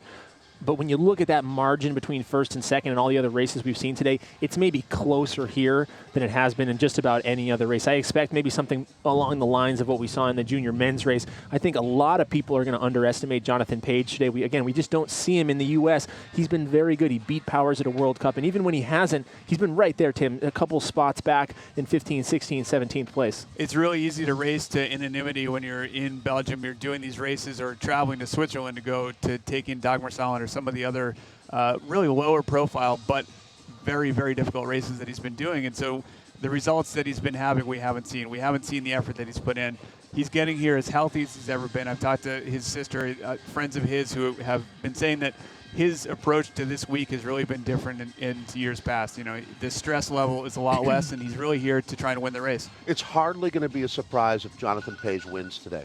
I mean, don't be surprised. I'm telling you. Right. You know, when you look at the breakdown here, I mean, I think that Jamie Driscoll has a 1 in 8 chance of winning today. I think that Jeremy Powers probably has the best chance. You know, let's say a 3-to-1 odds coming into this one. But Page is right there with Summerhill in my mind. On a good day with some good luck, he can take out this championship. There's 8 guys that can win. There's 3 guys that have a decent shot, and I think Powers is the guy with the best shot today. Getting very close here now to take off as these elite men are getting staged here. A pretty big field, over 60 riders here joining us for the national championships. Again, this is BTB TV. You guys are watching live as the tape goes down. Thank you for joining us. As always, get on Twitter, get on Facebook. Let people know this is the race to watch right now, guys, around the world. BehindTheBarriers.tv. I'm Cole McElwain, Dave Toll, and Tim Johnson in the booth, and we are about to get things underway. Jeremy right there in the black skin suit. We haven't seen that all season long for Rafa Focus, Aspire Racing. He's got Alan Krugoff on one side and Jonathan Page on the other. Stephen Hyde looks good. Jamie Driscoll, he was not looking great last weekend at the Resolution Cross Cup, but he is back and always shows up on the big day. This part of the race, these guys have taken their jackets off. They're looking at Dot Abbott, the UCI head official here, who's been just telling them inside 30 seconds ago. You can see how everyone's taking that last deep breath, trying to make sure their pedal's in. The pedal they're going to get into is placed in the proper position. Starts are so very important. We've seen some real difficult moments in some of the earlier races. It's so high speed. There are a couple of the slight bends just about 150 meters into the start row, so it's incredibly important to get off the line well. All right, guys, now the start can come at any moment. I look at Zach McDonald. He has been a whole shot master in his last few races. Jeremy Powers coming off those European races. He is so good now at fighting elbow for elbow, and we roll. Looks like Jeremy Dern with a great jump on the line on the outside all the way to the left side of the screen as we come in now, fiddling into the middle, and it will be Dern there, Neon Velo Racing. But no, here comes Powers, your defending national champ, taking the spiky end of this bike race. And would you look at the power there from the giant Ryan Trebone, lighting things up down this start stretch. Look at the dirt blowing in the wind as we come up the pavement and turn onto the grass here on lap number 1. Dave Toll. Trebone just answered some questions already. It looks like that's going to be back behind the 4th row, though. Tristan Yule there for a local rider from Austin, Texas, a favorite to come into the top 10 maybe as a dark horse as we head back up onto the grass. Now Cody Kaiser, man, a bummer ride there for Cody Kaiser, a former junior national champ riding for Lang Twins and Specialized, just can't get the bike back together. So here we go. It's Trebone on the front, Jeremy Powers on his wheel, then we have Jonathan Page, Summerhill, Jamie Driscoll is there, Stephen Hyde, Dan Timmerman and Jeremy Dern knocking elbows. There's Jerome Townsend, there's Kerry Warner, Robert Marion, Fear the Beard, he's in there as well. Troy Wells with a good start. Looks like Lewis Gaffney and Brian Motter. Jake Wells coming up the outside as well, and then everybody else. One rider with a terrible start there was Alan Krugoff. Looks like like he got caught up in that pileup, as did Carl Decker and 787 Racing's Tristan Yule from Austin, Texas. How about this start from Ryan Chabon? Answer some questions right away here today, doesn't it, Tim? No, it really shows that he's here to race. He's been looking at this course really in different ways as each afternoon has come. The change with the rain, the mud, the drying out, the getting wet again, and having that right entrance onto the dirt for him, I think is really important. Ryan is all about his mindset.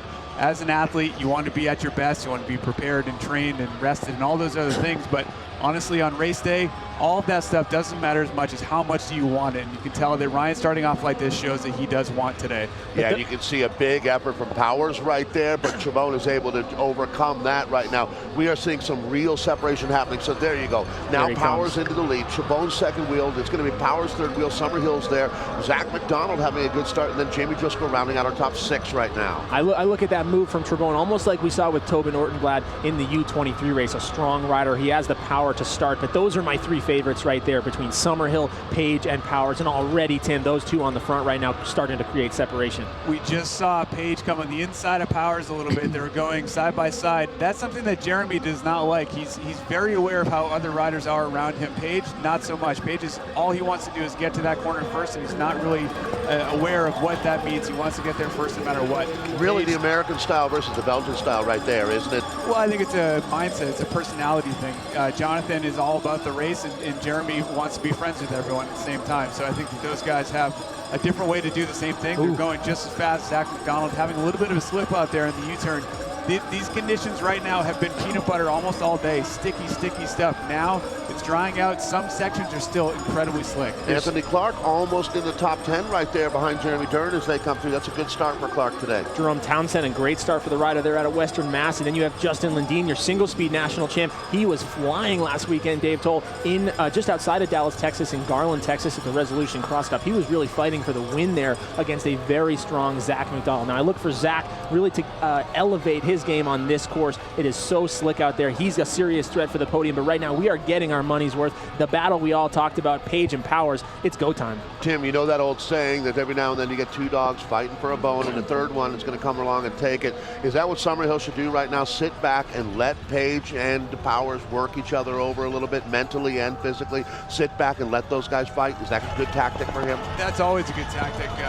Patience is something that is a virtue, and it's something that people have a hard time with. Zach McDonald right now moving into 3rd position. He's someone that will probably have patience. Zach is not the flashiest kind of rider out there, but he'll use his skills against you. I think if we had raced yesterday afternoon, it would have been wet and dirty and very, very slick. The 1 hour they would have been racing would have felt like 3 hours because all kinds of problems can come in that 1 hour. Today it's getting a little bit more clear cut and more along the lines of what Jeremy Powers is trying to do here. All right, guys, here is your update now as they make their way down the Volkswagen descent. We saw Logan Owen bombing that thing. A lot more caution here from Powers at the front of the race in the black skin suit. Page is locked right there. Zach McDonald tries to grab a little bit of the fence there. He sits in 3rd. Now Trebon. Everybody's got to get around Trebon. You know he's going backwards. That's what the numbers say based on what we've seen this season. Stephen Hyde is right there. Kerry Warner is going to be very strong in these conditions. A former U23 mountain bike national champion. Great start here for Adam Meyerson, one of the seniors of the field, riding his way into the top 15 ahead of guys like Robert Marion, Troy Wells, Justin Lundeen, and Brian Motter. The Iceman, Lewis Gaffney comes through there, and then another Jake Wells for Stan Snowtubes. A great ride going inside the top 20. Now we're starting to see a few of those riders like Alan Krugoff, who got caught up in that early pile up. Tristan Yule there in the yellow helmet and red skin suit as he goes down, just getting a little too aggressive. We've talked about it all day with Carl Decker behind him. Tim, you're really on this kind of course, you can't try to take anything back from her. It's just going to swing right back at you. Talking to the pictures right now, there's 2 leaders as we're looking at Jeremy Powers and Jonathan Page. All right, some major separation going on right now. Zach McDonald sitting back in 3rd wheel, and then we're expecting to see Danny Summerhill come onto your screen here in a moment. It's not. It's going to be Ryan Chabon, and then how about that? That's going to be Stephen Hyde up there having a fantastic start to his day. The riders now just settling in. It's been going on, 7 minutes now. They've been racing, and things changed from that first couple minutes when... Where is Summerhill? Summerhill went by earlier. Did he? Okay. Yeah, Summerhill through. So Summerhill's going through, but now that things have settled in just a little bit, it's different. Powers and Page at the front. Really that more consistent, patient first lap style right now is going into Jeremy Powers' pocket.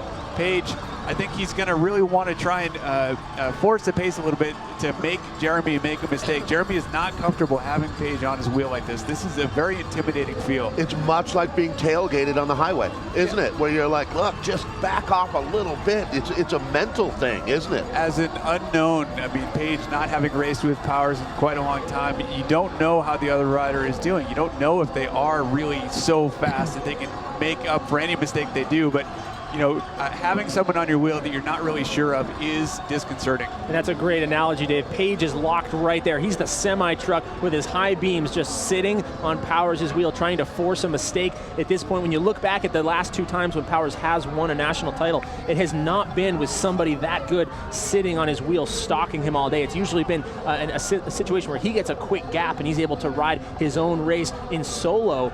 This, Tim, I know it's very concerning. If you're a Powers fan right now, if you're a Page fan, I got to think that you're feeling great about the situation. Well, yeah, exactly, Tim. The question to me, as a guy who's been there in the situation, at some point, I mean, do you really have to have the field to hold him off all the way the line from here on in, or can you say, go ahead, take the lead for a little bit here at this point? I mean, what's the mental status right there? Well, I think that the risks that are out there are going to be out there for the entire hour. It's always a question if you flat, if you slip out, if you have a mechanical. I mean, really, it's been dangerous to be out there racing. We've seen crashes, we've seen issues.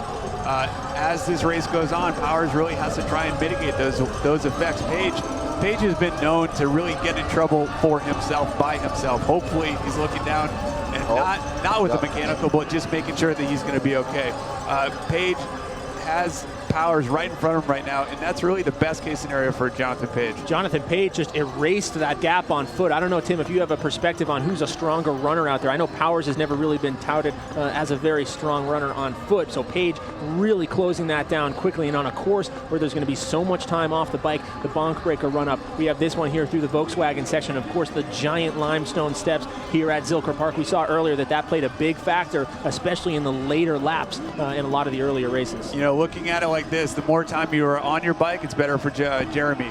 The less time on your bike, it's better for Jonathan. So this run-up is very tough, but I think it's the transitions on and off or something that Page has been strong his entire career. Jeremy's worked on quite a bit to try and improve his game, but I think the power now on this front straight is just part of the puzzle that needs to be put together by Jeremy Powers with Page behind it. Zach trying to make that bridge himself. Jay Powers is so committed. He's so serious. I mean, we know him from behind the barriers, the show. We know how goofy and how fun he can be. But man, when it comes time to race on a big day, there is nobody with just a sharper laser focus than Jeremy Powers out there. Every single watt is deliberate, and this man is riding with extreme focus right now. And we saw that gap come down, and now we saw him fight it out over the pavement, and it's opened back up again. Page at 5 bike lanes. Tim, I think we learned a lot about Jeremy Powers this year just watching exactly what Colt is talking about. He went from being very much a people pleaser, a fun-loving guy, the guy who would always do 5 more minutes of an interview. You know, maybe he was late because he was doing something else and always had something on the agenda, to becoming a little more, in a good way, selfish about his own career, where, you know, he wakes up when he needs to wake up and eats when he needs to eat and eats what he needs to eat. This is a Jeremy Powers that's operating on a different level this year, isn't he? Well, certainly those ideas have been fabled in the past, and whether or not they're true in practice, I mean, we've been able to get more of that viewpoint by having the ability to put himself out there and see those things. I think it's a learning curve that everyone goes through as an athlete, and they determine what is important to them and what needs to be a part of their daily life. You know, he has great support at home with his family and friends. He's had this ability to increase the effectiveness of his training. Well, on the other hand, Jonathan Page has had a beautiful family and has been doing this same sport just in a very different way, and the toll is certainly different. You know, it's not worse or better, but it's certainly a completely different way to do it. Coming by the backside of the pits now, Jeremy Powers going through, not taking a clean bike, but Jonathan Page does in fact go in. This is going to give Zach McDonald a chance to close things down a little bit. Stephen Hyde, he's got Al Donahue in the pits, his coach, he's going to take a bike, but now here comes Summerhill. Summerhill is flying, but with a big string of riders on his wheel. Maybe most impressively and maybe most unfamiliar to a lot of our national and international audience is Dan Timmerman, the rider from Richard Sachs, who's been so strong, not only this year, but about 4 or 5 years ago. He was really about to to break onto the scene when an injury took him out of the ranks. He is back this year in a very big way, Dave Toll. I saw Richard Sachs tweeting this morning to expect to see Timmerman with Summerhill today. He was exactly right. I mean, it's one thing to believe in your rider. It's another thing to have that rider back it up for you here today at the National Championship. So really right now, Hyde and Timmerman are the two riders that you have to say are really punching above their weight. Maybe they're proving that they deserve to be up in these groups right now. Well, playing a role in a race at this level, at this time of the race, is something that a lot of riders can only hope for. Those guys are in top 10, solidly there. Their ability to ride this course after having seen this thing go through all kinds of changes. Hyde riding around that U-turn while a lot of others are dabbing. Danny Summerhill following him through. Timmerman told me the other day that he really wants to make this a go. He really wants to do more cross, and he wants to do more racing at a higher level. And I think all of the riders have that in their own mind. It's whether or not they're taking that next step and really looking for that next move. Well, and Kerry Werner is another guy that's at the threshold of at that point in his career right now, hanging on to the wheel of Ryan Trebone.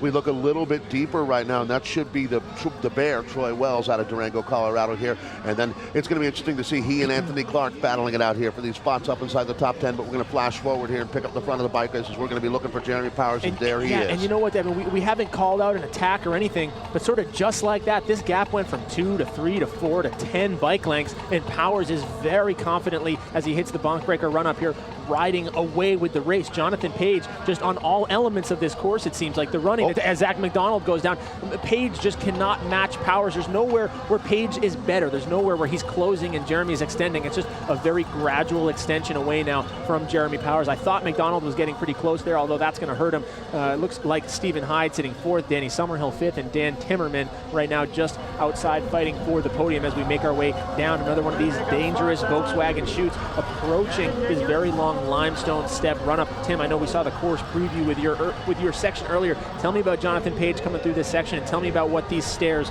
are like.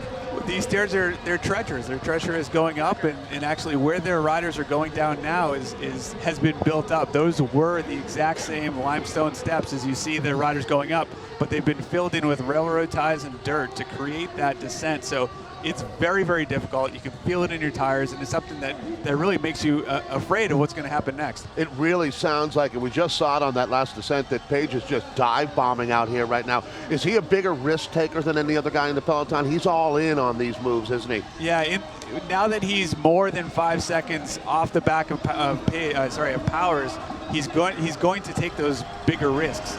Now that Powers has a little bit of a breathing room here, he's going to be a little more relaxed, and he's going to get off the bike at the right time. He's going to brake the right way. When you take those risks and push it on a course like this, oftentimes it'll bite you back.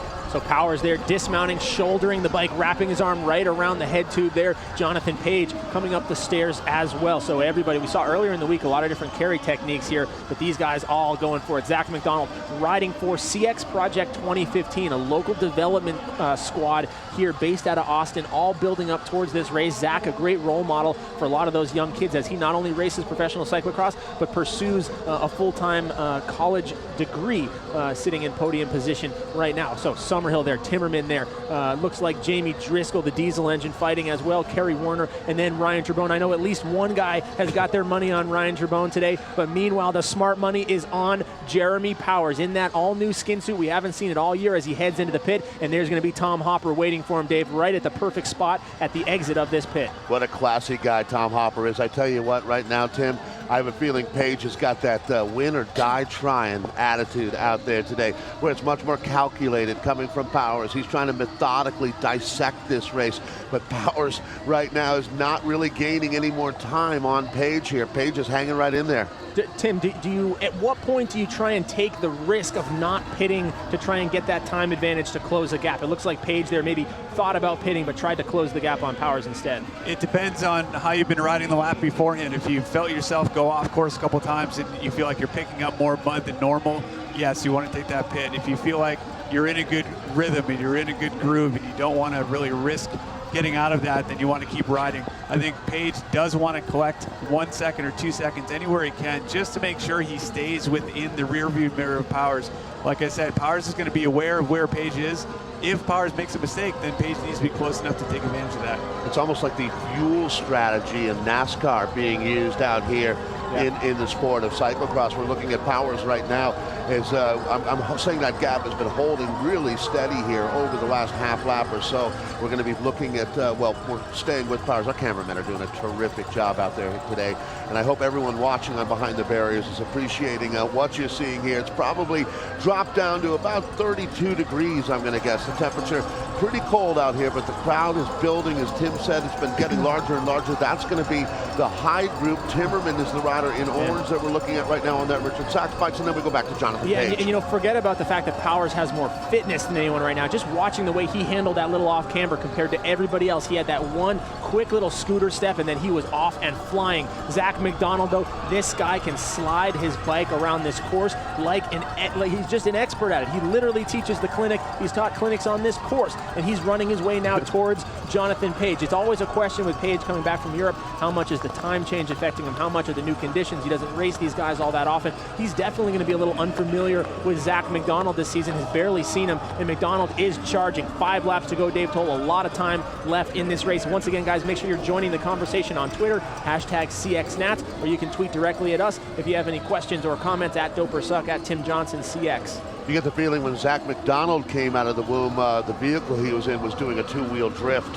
I mean, that kid has lived on the edge for his entire life. Tim, he's one of the best bike handlers I've ever seen in my life, talking about McDonald. A downhill background coming out of Washington State, another kid who was born in the mud. Am I right? Well, a lot of us have been on different types of bikes. You know, him coming from that downhill side of mountain bike is different. He does have a different viewpoint. Stephen Hyde, coming from BMX himself, also has incredible bike handling skills, and he's been able to develop that engine a little bit to go alongside it. We see the dangler Jamie Driscoll here trying to get back up to the group ahead, but no, having those different skill sets to draw on in a race like this, you're trying to put together your best possible day, and having the ability to sit on those things and go around those corners and hold yourself up and maybe save a little bit of energy really does pay off. While we're on the subject, you come from a mountain biking background. I think Powers, you'd say he comes from a mountain biking background.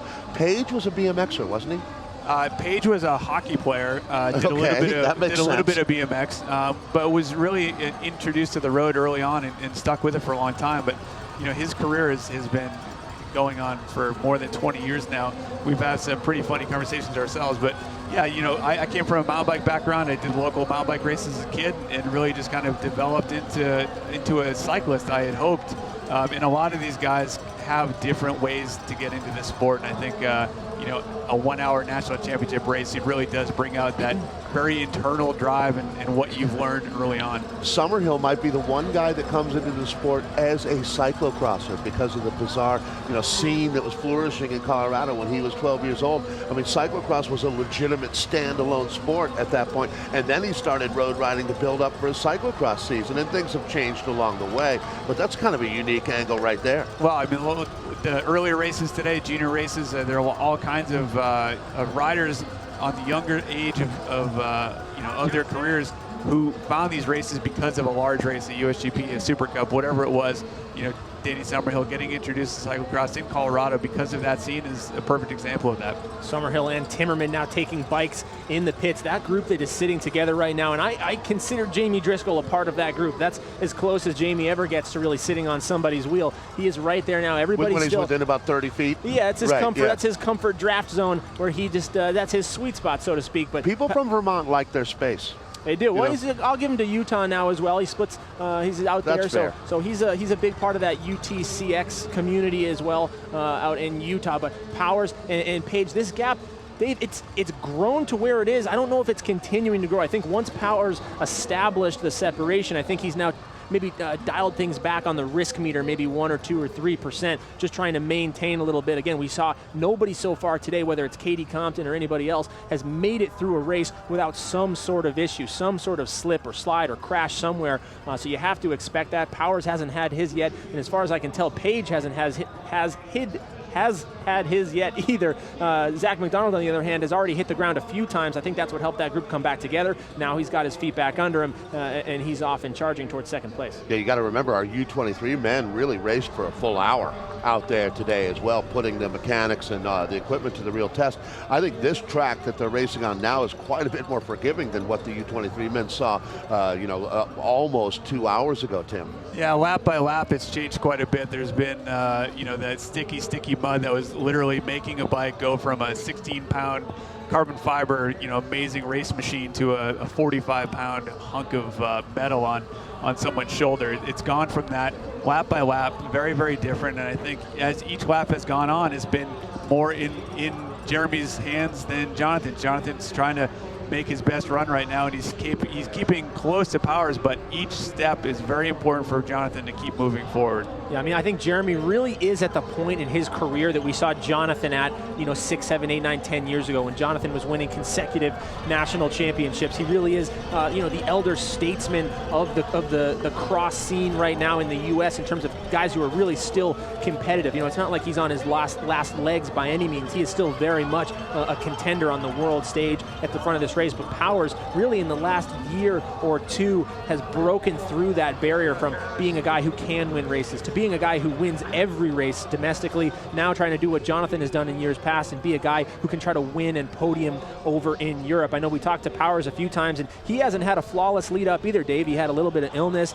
He suffered a crash and hurt his knee over in Belgium a couple weeks ago, so he had to skip last weekend at the Resolution Cross Cup. So he came into this with a few question marks around him, but I've seen things saying that the conditions or the course is perfect for him. I don't think that's the case. I think Powers really is the complete package at this point in his career in these conditions with the current fitness. Nobody is giving this race to him right now. He's gone out and taken it. Boy, this really, when you look at this top four right now, and I agree 100% with you, Cole. Zach McDonald, I wouldn't really call it a comeback, but there is a comeback element here. Zach, kind of phased himself out of racing a little bit there for a while, and it's great to see him back at this level. And then Stephen Hyde is the guy who's really breaking through to another level here today, Tim. Well, what you're saying about Zach, I think is partially true, but for him, he really didn't go anywhere. He is going to school. He's holding down a full-time schedule in university. And I want to see that. I want to see these guys continue to have lives in addition to their racing, and him being able to do that has come at the cost of some races and maybe partial years. He's had his difficulties, but certainly seeing him back here nearly halfway through the elite men's national championship, still in third position and really fighting for that place. This is where he should be. The one thing I'd say is if you're going to go to school in Seattle, Washington, with the majority of the UCI racing happening on the East Coast, I think 90% of the points are distributed in the Eastern time zone. To say the least right now. That is a lot of travel. It is what it is for Zach McDonald, and there's no way he can go to school and be on a plane 2 full days each week. Both riders into the pits now as Jonathan Page takes his bike. This gap again staying where it is at the moment. It's about a full straightaway difference here between first and second place, but by no means has Page started to give up any hope. He has the gold medal still very much on his mind, and all it takes is that one slip, that one mechanical issue for Powers. He's been so good all year, flawless. In fact, we haven't seen any troubles from Powers, but again, on a course that's muddy just like this at the Milton Keynes World Cup, Jonathan Page was able to overtake Powers. So still very much there. McDonald is coming though. McDonald in third. Stephen Hyde, Danny Summerhill, who did beat Jeremy back in Louisville, but has since taken some significant time off the bike. He's been doing base miles, looking towards the road season, looking towards Paris-Roubaix. So he comes into this not with the fitness that you would maybe hope for him to be able to contend with Powers. That corner Powers just went through. I was over there earlier today watching some of the other categories, and it is so difficult. There's a rut that has just gone right down into a rock, and a lot of riders want to stay in the rut no matter what. They end up banging out of it and really just tumbling right into one of the stakes on the side of the course. It's something that has tripped up so many riders. Powers so far has been able to go through it with only dabbing a couple times, which has been very good. I'd like to see more of the other riders going through there because it really is just such a tough situation. Jonathan Page now looks like he's keeping that gap very, very tight, and maybe even coming back. I do have some reports that he might have had a flat tire on the first lap, which we saw him for most of it really stay very close to Powers. But if that really is the case and he is starting to come back a little bit, Jeremy's going to know that. He's going to hear that. And there are a lot of people who are going to tell him that. So good for Paige to recover from an issue. And Zach McDonald here. You see that technique where he's continuing to pedal with the outside leg? There's very few guys in the world that can do that. They call that the Johnson right there. But Tim, in all honesty, that's a very high level technique that you're looking at right there. I remember Miguel Martinez doing that back in the day. Go ahead, Cole. Yeah, guys, just to bring it all back, we got 4 laps to go now as Jeremy breaks through the finish line. Barry, there 4 laps to go here. 2015 USA Cycling Cyclo-cross National Championships in Austin, Texas, here at Zilker Park. And Paige, maybe a flat, maybe not. Definitely one of the most talented bike racers in the history of United States, in the world of cyclocross. This guy was doing it on a world level when the United States wasn't even close, and he's here now, maybe coming back towards Powers with that silver medal on his mind, but there's draped over the front of the bars now, flying the flag for Austin, is Zach McDonald. 3rd place right now. Dave, you get a sense on that gap. It's coming. It definitely isn't stretching. It's very close, though. McDonald has not given up. I mean, to be honest, we got a long way to go with 4 laps, but I think our podium is really stabilized at this point. I mean, we're not completely locked in, that's for sure, as we're looking at maybe 10 seconds separating Powers and Paige right now. I tell you what, Paige, Tim, it's 4 national championships as an elite for Jonathan Paige along the way. How quickly we forget. And, you know, this really is the prodigal son of cyclocross. I mean, he just keeps coming back, and you never know when he's going to deliver that knockout punch once again. And he's very close to shocking the American cyclocross world again here today. Well, no one really has forgotten, you know, what Jonathan Paige has been able to do, and he certainly hasn't forgotten, nor have his family and supporters. But Paige right now, I remember when I first started my junior national championships, he was the outgoing junior national champion, and he had gotten 4th in the elites that year, which is something, you know, as a 17 or 18-year-old, he obviously showed his talent being so very strong. You know, his path in the sport has been different than a lot of riders, but you know, he's made a career of riding a bike and doing it at a very high level, and has been very successful at it. 4 national championships at the elite level, the most in the U.S. So, you know, what Jeremy's trying to do now is he's trying to beat one of our best riders, and that's not an easy task. And certainly with a course like this, absolutely across the board, everyone has said that this is a nationals-worthy course and has very difficult sections that make it hard for everybody, no matter how good they think they are, or what races they've done before. Everything stops and starts again today. That gap is 16 seconds right now going back from Powers to Paige, so it is growing just a little bit. You know, Powers is methodically dismantling this course right now. I mean, as Tim mentioned, there's a couple sectors that you look at here that he's riding as perfectly as you can. I mean, this is a vintage performance that we're looking at from Jeremy Powers right now. You know, a lot of pressure. You know, the old Powers with the day change and all that kind of stuff maybe would have gotten to his head a little bit. This guy is operating at a much higher level right now, talking about Jay Powers. Yeah, I mean, to call it vintage Powers, I don't know. I mean, the vintage Powers for years was the guy who had the lead and slid out and gave it away. I mean, that was the story for so many years. This is the new vintage. So many. We got some new grapes in the barn, huh? Yeah, I mean, Jeremy would be the first one to tell you, you know, he wouldn't, but maybe behind closed doors, that there were years that he came in knowing he had the legs to do it, and really should have done it. A couple of years out there in Bend and in Madison. The Todd Wells win. You know, that was a classic. Exactly, and even Tim's win that one year, 2009. I think Jeremy was pretty close to that Stars and Stripes jersey. But in the last few years, and then we talked about this with the really zoning in on taking it seriously and not letting those other things affect him. You know, this is the new Jeremy Powers. And that approach is working very well right now for Stephen Hyde, rolling in 4th position there with Danny Summerhill right behind him. Hyde, you know, getting a shot at going top 5 at nationals has been a dream. You know, something that he's only really thought of as maybe, but I'm not sure if I can do it. Watching him throughout the season and seeing how fast he's been able to go. Last year it was, well, you know, I wonder if Hyde's going to start to really get into our face. You know, if he's going to be the guy that hangs on for 2 laps or 3 laps or maybe even 4. But then he won't be there at the end. But then he's been able to do that. He's been able to get back and to be there more often and for the entire hour. Unfortunately, he did have a knee injury, but he did it right. You know, and he came back from it last year. It didn't really let it keep him down, and went through all the processes you have to do to take care of your body when you're trying to race at an elite level. And look at the struggles there, though, from Trebon. Just such a bummer. I mean, you wish this guy had the season we all wish he would have had. I mean, that crash back in September really has put a hold on his entire season here. We thought maybe he'd come back mid-season, maybe late. He really really just hasn't found his legs all day. I mean, if you had your money on Trebon today, I'm sorry. Well, yeah, that probably wasn't the best bet you ever made in your life when you know what's going on right now with Powers and Page. It's certainly, Hyde is from Florida originally, correct? He moved up to New England.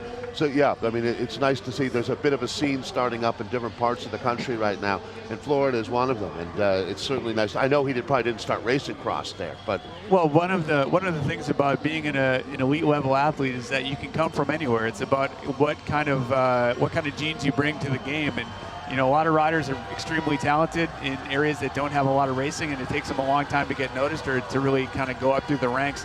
Hyde luckily was able to get into the sport first of all, and now that he's here, he's really made a lot with it. So, you know, there are all kinds of riders, young riders, older riders that have a high level of ability to ride a bike, and being able to make it to a race like this is a series of opportunities and decisions that need to be done. Well, he's here, he's doing it, top 5 at Nationals, and good for him. Yeah, Hyde really broke onto the scene in 2013 in the fall there. It was a race down in the Mid-Atlantic where he actually out-sprinted the then national champion Jonathan Page, and that was really the wake-up call for everybody that, man, this kid, he's not just a talent, but he is a serious threat to take over sort of the reins at the top of the sport someday. And yeah, as you mentioned, Dave, that knee injury taking him out of things, but he's been consistent now all year, all the way back, winning a race in Providence. He was second to Jeremy at Cyclo-cross at the C1 there, and he's just continued to progress and be consistent, going over to Europe for the first time as well. And a big part of that is, you know, the mentoring that he's had the opportunity to receive from Jeremy Powers and Al Donahue and some of these other guys affiliated with the Jam Fund. Yeah, he actually took a trip over to Belgium as well, which must have been huge for him as far as experience goes. A lot of the Americans actually took their first trip over this year. Looking at Powers, I'm hearing the gap has gone up to almost 20 seconds. Well, probably not. Yeah, again, now Page skipping the pit to try and again keep Powers under pressure here. Look how much tougher it is to ride through the pit right now versus taking the dry line. Tim, that's a couple seconds going back to Page right there. And sometimes if your bike, if it's not damaged, if you don't have excessive mud, if you don't have anything really kind of holding onto your frame, a lot of times if your pedals are still working, you might as well keep going. If it's not going to hold you back that much, just keep going. If your pedals are starting to bunch up, if you've got a piece of mulch, if you have a stick or something that came out through the mud and got into your pedal or your cleat interface, that's when trouble really starts. So if his bike is working and he feels comfortable with it, then for him staying out, yeah, it might have just bought him 2 seconds. That time through, looks like Hyde going into the pit. It's going to be Summerhill not there. So the KH Felt rider going to move himself up into 4th place on course, Cole. Yeah, guys, watch everybody else ride this corner. This is, for me, the spot that's really showing the superior bike handling of Jeremy today. As we see Jonathan come through, looks like he's going to do a fairly good job. But again, just struggling a little bit, that extra dab. Powers has been so smooth through the whole course, but that section specifically really showing his level compared to everybody else. Well, it looks like he's decided to go with the skateboard technique, but starting it with a little bit more speed. So Page ended up dabbing twice, but he started that dab at a slower speed. Jeremy basically hit it fast enough to where he just had to stab at it once and kept going. That kind of stuff you see all the time when the uphill is short and steep, and if you just gas it a little bit at the bottom, you might make it over, and if you do, you dab, no big deal, you're still moving forward. Yeah, this is the bike race right now, and Zach McDonald is only sitting a few more seconds behind Page than Page is behind Powers right now. To update you, though, as we're making our way down to the finale very quickly, that is 3rd place on course out of Seattle, Washington, Zach McDonald here. Now, right in front of McDonald will be Jonathan Page, one of the most accomplished American cyclocrossers of all time. And then 3 to go is what Powers is seeing right now. So this is the business end for our Elite Men's 2015 National Championship. It always catches me off guard at a race like Nationals where everyone is so committed right off the start line. When you see that come up 5 laps to go, 4 laps to go, I mean, this feels like it could be the end of any other race we do all year, but yet it's Nationals. There's still 3 laps to go. There is still so much time. I mean, when do you ever see a race this blown apart with so much excitement with 3 laps to go? It just doesn't happen. There's that magic element to a Monday here in Austin that just has this thing. It won't end. It will not end. Tim, they've been running national level C1s typically about an hour to hour and 8 minutes. I mean, well, more on the long side this year. And Powers has seemed to me like he's held his focus very well throughout the duration of these races. Something that I think coming into this one's going to benefit him very well. And he's been riding alone a lot after an hour this year. Well, as soon as you do your first World Cup and you realize that it's 75 minutes up to it, and racing that speed, that difficulty for that long is really a different ball game. Sometimes we'd finish a race here at 56 minutes, and you really don't even know that it's the last lap. All of a sudden, you're finishing and the race is over. That's like comparing junior distances to elite when durations. Well, and I can say with certainty that the length, is a part of the ball game here. It's a part of what you deal with as a cross racer, but it's not just about whether or not our races are an hour and 5 minutes long. Looks like Justin Lundin having a little bit of a slide at the bottom of this U-turn going back up through the Volkswagen hillside here. Those difficult races, you can want this thing to be over 2 laps ago because it's so hard, or you can say, oh, I've got 5 more laps to do what I need to do, and it's really about how you approach the race. Yeah, I mean, at this point, we talked about it with Katie Compton in the women's race, maybe at that point being the only woman who wanted the race to be over. Everybody else was still very much fighting. I know Danny Summerhill, Stephen Hyde, Dan Timmerman they're all very much still racing. Who in this race right now, who's a finisher, Tim? Who do you look at when they're close with 1 or 2 laps to go and think, yeah, that guy's definitely not out of it? Someone like Page is known to be solid in his thinking. His way is going to be, I'm going to get to the finish line as fast as I possibly can, no matter what. And so that means the last 5 minutes are not going to be a gimme. There's no possible way he's going to give up.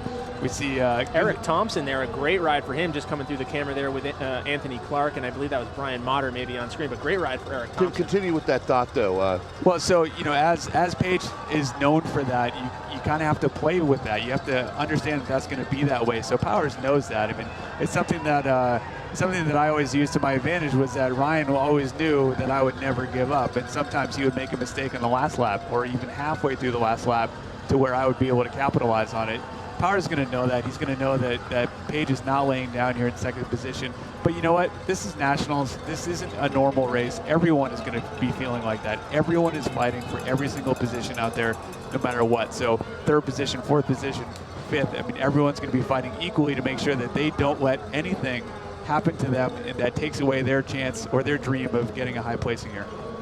Yeah, I mean, when I look at the size of these gaps now and then you see how hard it is to make up time on this course, I don't see anyone able to close the gap on their own. They're going to need help in the form of a mistake from somebody else. Right now, 1, 2, 3, all solidly separated, but we still have that chase group, a few chase groups actually all together inside the top 5. Again, guys, remember, podium goes 5 deep here at the National Championships, although Stephen Hyde now starting to stretch things out on the Focus bikes there, riding for the Jam Fund. Very strong ride there for Stephen Hyde. None of these guys are making mistakes right now, or certainly the mistakes they're making are minuscule in comparison to what it's going to take to give up the gap that they've got.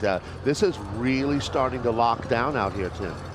I'm excited to see the last half an hour of this race because what we've seen so far is a great setup.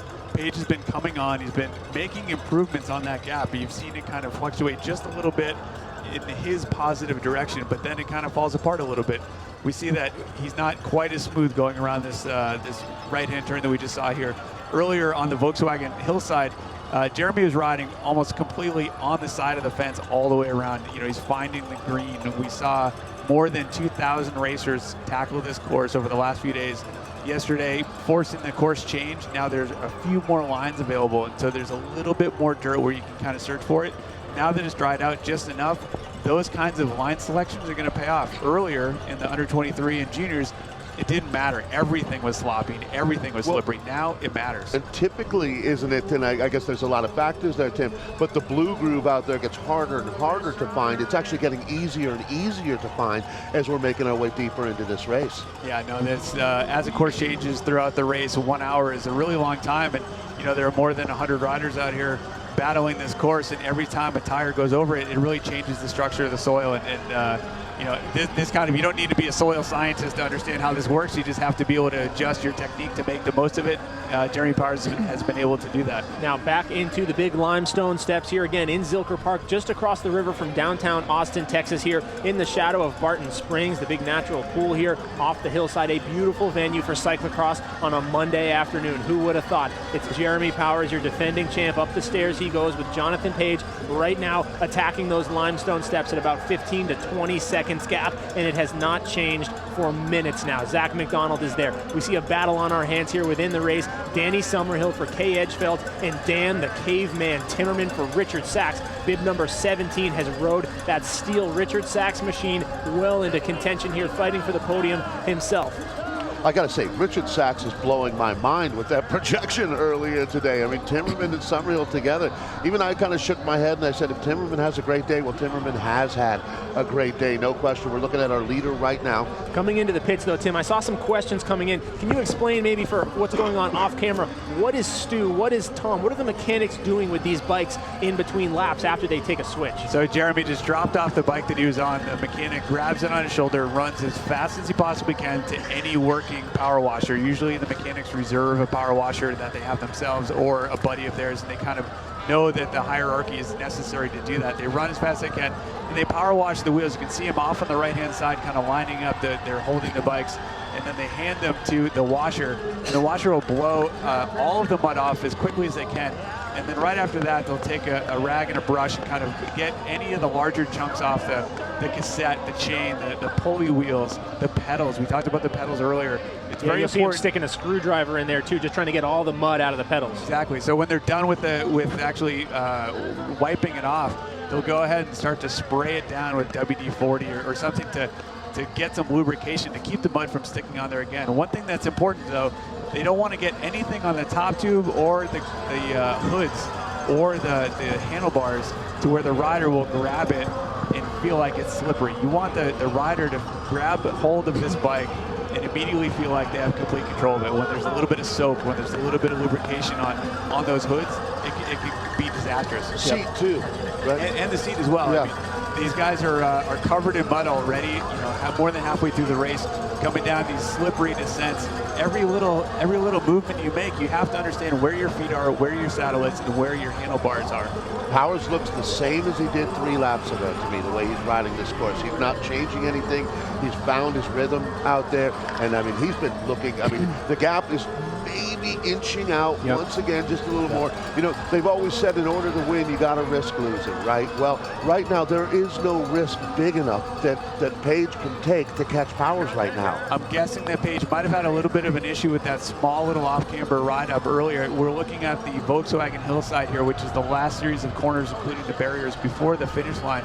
The last little bit at the top of the hill includes this very, very steep little off-camber section that he's been having trouble with, and that extra time on the gap to Powers might have just been a little bit of trouble there. 2 to go, guys. 2 laps to go. They continue to tick down, but not nearly fast enough for Jeremy Powers. You see the commitment on his face there. You know he has been digging such a deep hole of power, of suffering ever since he left the start line almost 45 minutes ago. He finds himself still now at the front of this race. Jonathan Page comes across the line. The gaps there stays the same. Amazing to see the crowds coming out here in Austin, Texas on a Monday afternoon. Page very strong here, but McDonald, Dave, he's still inching closer. It's still inching closer. I would not be surprised with 2 laps to go if we saw some sort of connection taking place there. Well, and I'm with you. Tim, my question to you right now, this isn't hockey. This isn't football. There's no defense or offense. But does Powers need to have the mindset of keeping the pressure on right now? Or does he start thinking about not taking risks out here? Earlier I would have said that there's a maximum speed for all these corners. It's so difficult that if you go too fast, you will crash no matter what. What he's been able to do in building this gap has been a series of decisions over these corners that really has borne out that he's making them correctly. He's gaining time. I think for him, he just needs to keep doing what he's doing, and he's going to have to force Page or anyone else to have to go extremely fast to make that up, and in doing so, it's just going to expose them to taking risks. It seems to me like the big thing here is the exit speed, not the entrance speed that you have going into these corners, and he's figured out maximum exit speed perfectly out here today. Cornering is a skill, and it takes a long time to really get something that you're comfortable with at all times, especially under pressure. Jeremy's done a great job of improving that skill. Paige as well has incredible bike handling skills. The cornering skills, I think, are something that it's like a very, very tiny difference, but on a course like this, it really does add up. Can Paige be happy? Can he walk away content with a silver medal today? Absolutely. Paige is going to be happy with the podium position. I think that if he had been at the front or in second position, just seconds behind Powers up until the final 5 minutes, then you feel like you've really had your shot, but you've missed it. If you're in with for the kill in the last lap and you miss it, then you have real disappointment. But right now, he's doing great. Colt Hyde, Rookie of the Year with this ride today. 2014-15 he's the Rookie of the Year the last 2 years. I mean, he just keeps coming back. He keeps showing up after adversity with that knee injury. He gets a red shirt if you go back to 2013-14, right? For sure, but he has absolutely done. I mean, it's kind of the story, though. Even a guy like Dan Timmerman, to some extent, has almost been a rookie this year, the way he's refocused his career. I mean, he's been doing it for so long, but this year he really leapfrogged up even another level from where I think he was last year. Well, changing levels is one way of calling a Rookie of the Year, but I don't think so. I mean, Timmerman's been around the sport for probably 5 or 6 times as long as Stephen Hyde. Stephen has been new to the sport in almost every way, so maybe a Rookie of the Year at this particular level, but no. On the national scene like this and at nationals, I know you were serious, yes. But definitely a breakthrough. Yeah. Absolutely a breakthrough, if you want to look at it that way. A re-emergence, if you will. Tim was trying to set up for the comeback of the year for 2016. But look at this, though. I mean, speaking of which, here comes not only Timmerman, but Summerhill. Like you said, Dave, those two just been locked on each other all day long here, and now they're starting to bring their way back up to Hyde. That'll be the effect sometime when you find yourself in a close battle with one other rider. Sometimes the punching and pulling between those two has the effect of actually helping pull down the solo rider in front of you. I think that's what you're seeing now. You nailed it. I mean, you're seeing it right in front of your eyes, and I mean, this is interesting. It is tightening up back from 3rd to 4th, 5th, and 6th right now, Tim. Well, the pressure's really on now. It's more than 45 minutes into the race. Zach McDonald's face is really showing the pressure that he's going through right now. He's taxing his body physiologically almost as much as it can handle. He looks like he's about to explode, but that battle back there with Hyde, Timmerman, and Summerhill, those guys are really on it. I mean, you want to get up there. You want to fight. Summerhill's not here to waste his time. He's got his road season coming up, but there's no way he's going to waste 1 hour of racing. Stephen Hyde has nothing to lose and everything to gain. Timmerman's really the guy in the middle where he needs to figure out what's going to be his motivation and does he have enough to catch Hyde back. Think about the depth that Summerhill has compared to some of these other guys with the big road seasons he's done the last couple of years.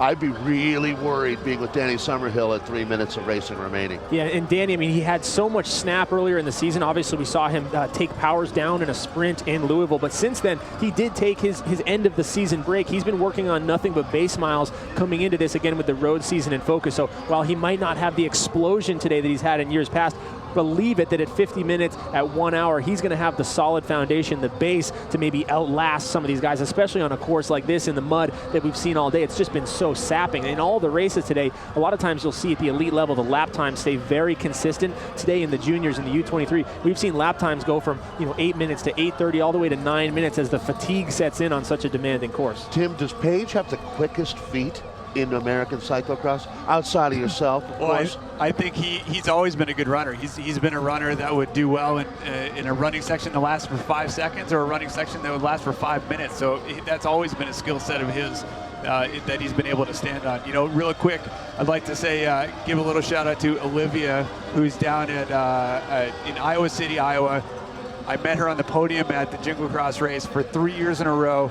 She's a patient over there at the hospital that benefits from the Cyclo-cross rock race, and I spoke to her last night. Very disappointed she wasn't able to watch me race. I told her I hope it's okay if I do a little commentating. Maybe you'll listen. So shout out to those guys in Iowa that are watching the race right now. Very cool, guys. Very cool as Jonathan Page tackles these limestone steps for the penultimate time here in Austin, Texas with one. He's going to see 1 lap to go next time he hits the pavement. And now, like we said, this battle has very much come together. Dan Timmerman did the work to bring it back. Danny Summerhill has leapfrogged his way onto Stephen Hyde's wheel. Now, you couldn't have 3 more different riders, 3 more different people almost as they come together here in Austin. We have Dan Timmerman, lives off the grid in New York, rides a steel frame for Richard Richard Sachs. We have Danny Summerhill chasing the Pro Tour road career, racing Paris-Roubaix. Then we have Stephen Hyde. He grew up on the BMX jumps just down the street from here on at the famous at the Florida. 9th Street jumps. Yeah, three very, very different guys. You know, real quick, guys, I want to talk a little bit about the technical side of things. We talked about that bike wash. We're looking at Powers go through the pit one more time. I was able to speak to the winners of the Junior 17-18 men and women, as well as the under 23 winners, about tire pressures. These guys are running a range of pressures across the board. I've heard as low as 15 PSI, which I think is really risky unless you weigh about 110 pounds. Yeah, Katie Antonou maybe, but... And you have the ability to avoid every single rock out there, all the way up to 25, 26, which I heard for Gage Hecht. So that was a tire pressure I didn't expect. I'm looking at Jonathan Page here, riding alongside the pit road here. He is pushing as hard as he possibly can, and I'm guessing he's got maybe 22 PSI in those tires, maybe 21. Zach McDonald loves to run low pressure, but it looks like he does have a flat tire coming in through the pit now. Yeah. He's going very, very slowly, going for this bike change. That's going to kill that chase. As you make those tech decisions, as you make this is the tire tread, this is not the even tire pressure, this is what I'm going to ride. Not even it's a always dab a there, Tim. Not even a dab. Sorry, as we saw Powers go through. Again, guys, that's just one of those great visual examples of what he's doing differently than everybody else out here today. A lot of different tire manufacturers we see across the field, but everybody today on mud tires. And one thing to be cautious of, especially here in Austin, with all this limestone, as the course gets chewed up, there are quite a few rocks hidden under the surface here in pre-ride days. Even when it was dry, we saw a lot of riders suffering flat tires out there. Really surprised we haven't seen more, actually, throughout these elite races. And not small rocks. I mean, these are big rocks. All of a sudden, they pop up, and it's like, how did a fist-sized rock all of a sudden appear in the middle of the line? And really, this course has been excellent. It's held up to the abuse of a lot of these riders with the course changes, with the stuff we went through yesterday. This course right now, as soon as these guys are over the line, you can ask them about the course, and they're going to say they loved it. Yeah, I mean, we rumors that Page did have a flat on the first lap. It looks like Zach McDonald just had a flat as well. Jeremy Powers up there on the FMB mud tires with the pink sidewalls. He has been flawless all day, mechanically sound. A big part of that goes to Tom Hopper and the crew in the pits, as we will get. Dave Toll, you do it better than anybody. We got one lap to go, my friend. Yeah, there is no doubt this is a lap for the ages right now. Jeremy Powers down to one to go. Guys, I'm going to say it. In my time, going back to 1999 in the Presidio, I think this is going to go down, and with all the controversy we had with the trees and everything else, the best cross course that we've raced on, the best cross conditions that we've had in the modern era. Let's call it that. You better enjoy it too. I think it's safe to say the cross will not be back to this park anytime soon. Take advantage of it. Get the lap in that you can. This has been a dream race, though, in almost every way. Well, there's a little bit of Woodstock going on, because I don't think that they went back there for quite a while, but you know, these conditions that have been going through all week long, changing minute by minute. A lot of the racers, they're not just professional racers. These are masters. These are juniors. They're the amateur category, the single speed categories. Everyone's here to ride their bike and ride as fast and as fun as they can possibly do it. And it's been such a great week for everyone to spend together from all these different areas all around the country, waiting for their national championship chance. Now, Monday afternoon, not Sunday afternoon, we were watching the elite men put together an hour of the fastest racing they can do on a course that is throwing everything it can at them. And let's remember that final spot on the podium is going to be hotly contested. As we look at Jonathan Page right now, he's solidly in second here. The gap from his rear wheel back to the chasing group of three, and that group once again Timmerman, Summerhill, and Hyde. It looks like he's in pretty good shape. They're giving us a nice shot of Robert Marion, Fear the Beard there, a guy who's also been a big part of this 2014-15 season. Yeah, he's one of those guys that's at every single stop along the way, just collecting UCI points 1 and 2 at a time. As Powers comes back through the pits, and McDonald now, man, I really wish that flat had not happened for McDonald. I think he had a shot to try and jump over to Page there, but right now bronze, silver, and gold all looking very much a lock, Tim. Well, it's a risk for Zach to have a problem this late in the game. Last half lap is when people really throw any caution out the window. They try and make that last push forward. So, you know, any problem for any of these guys, Powers, Page, McDonald, anything is going to be something where the guys just behind, we saw Hyde, we saw Timmerman, we saw Summerhill, they want to get on the podium really badly. Well, and right now it looks like Summerhill, we talked about the fact that he's going to be very hard to contain here in the finale of this last lap, and he's got a gap. It looks like he's going to make a real run at it right now as Timmerman and Hyde, it looks like they're fighting for the final spot here now, Tim. I think it'd be a shame to see Stephen Hyde not find his way onto the podium today, but there's no gifts in this sport, that's for sure. As badly as he wants it, so does Dan Timmerman right now. No, certainly no gifts for any riders out here. You know, one more thing that I think is important, that we just got something come through on Twitter to remind us there were a lot of riders who weren't able to change their plans and come here on Monday to race. There are a lot of those people at home watching us. They raced earlier this week. Now they're watching this race happen. They are cheering for these guys everywhere, all over the country, and they want to see them come across that line and put their hands up and get that win. Listen, championship. Yeah, a big thank you to everybody who's joined us on Behind the Barriers around the world today. It sounds like we've got record numbers, Colt. So it's been great having you along for the ride. It's been a tough way to get here to Monday, but I think everyone did the best they can to make the most out of it. And I want to thank USA Cycling for believing in cyclocross and putting in the extra resources to keep the racing on the web here today. So thank you to everyone. Yeah, guys, we're coming down to the final seconds here. I'm going to actually leave the booth in just a moment, head down to get some interviews with the winners, but make sure you stay tuned. We're going to have some post-race interviews. We will have your podium presentation. We will have some post-race analysis with Dave, myself, and Tim as Jeremy makes his way here into this backside of the course, getting very close to that Volkswagen descent as he makes it, well, actually right now into the bonk breaker steps, the limestone steps here in Austin. Again, guys, you just don't get featured. You can't build this feature anywhere. This is a God-given piece of land that we are getting to race cyclocross on right now, and it is awesome. Some awesome racing, but that gap, man, that is looking... It's not quite That's not done, what it Tim once Johnson. was. That is not what it once was. So tenuous. I mean, what this means for Jeremy is he's trying to be perfect. He's trying not to make mistakes, but he's still trying to go fast.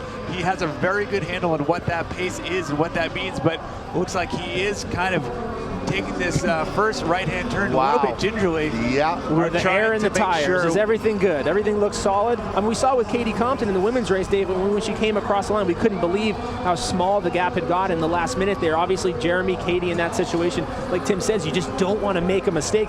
Jonathan Page has nothing to lose. He doesn't care if he's second, third, 10th, or 20th. All he cares about right now is getting his way to the rear wheel of Jeremy Powers and maybe, God willing, some way around it. But I don't know, Tim, there's so little course left. And as you said, there's a speed limit out there. You can't, even if the watts are there, even if the coal is in the engine room, you just can't push any faster on this course, or there's going to be a mistake. Page chasing Powers into the second run up here, up of those limestone steps. There's a very difficult off-camera section that Powers is taking on right now. Watched a lot of racers go through that part earlier today that had to run. They're able to ride now. This course is toughened up and tightened up so much that they're able to pedal around this corner, looking for air pressure in his tires. It looks like they are both there. He's trying to, looks like he is being a little bit more conservative in this part of the course, trying to he definitely, you can see him double stepping even where he wasn't early in the race, but you know what, he's got time to do that. I think that's showing that just the confidence that, boy, that gap is not large at all. I mean, we're talking about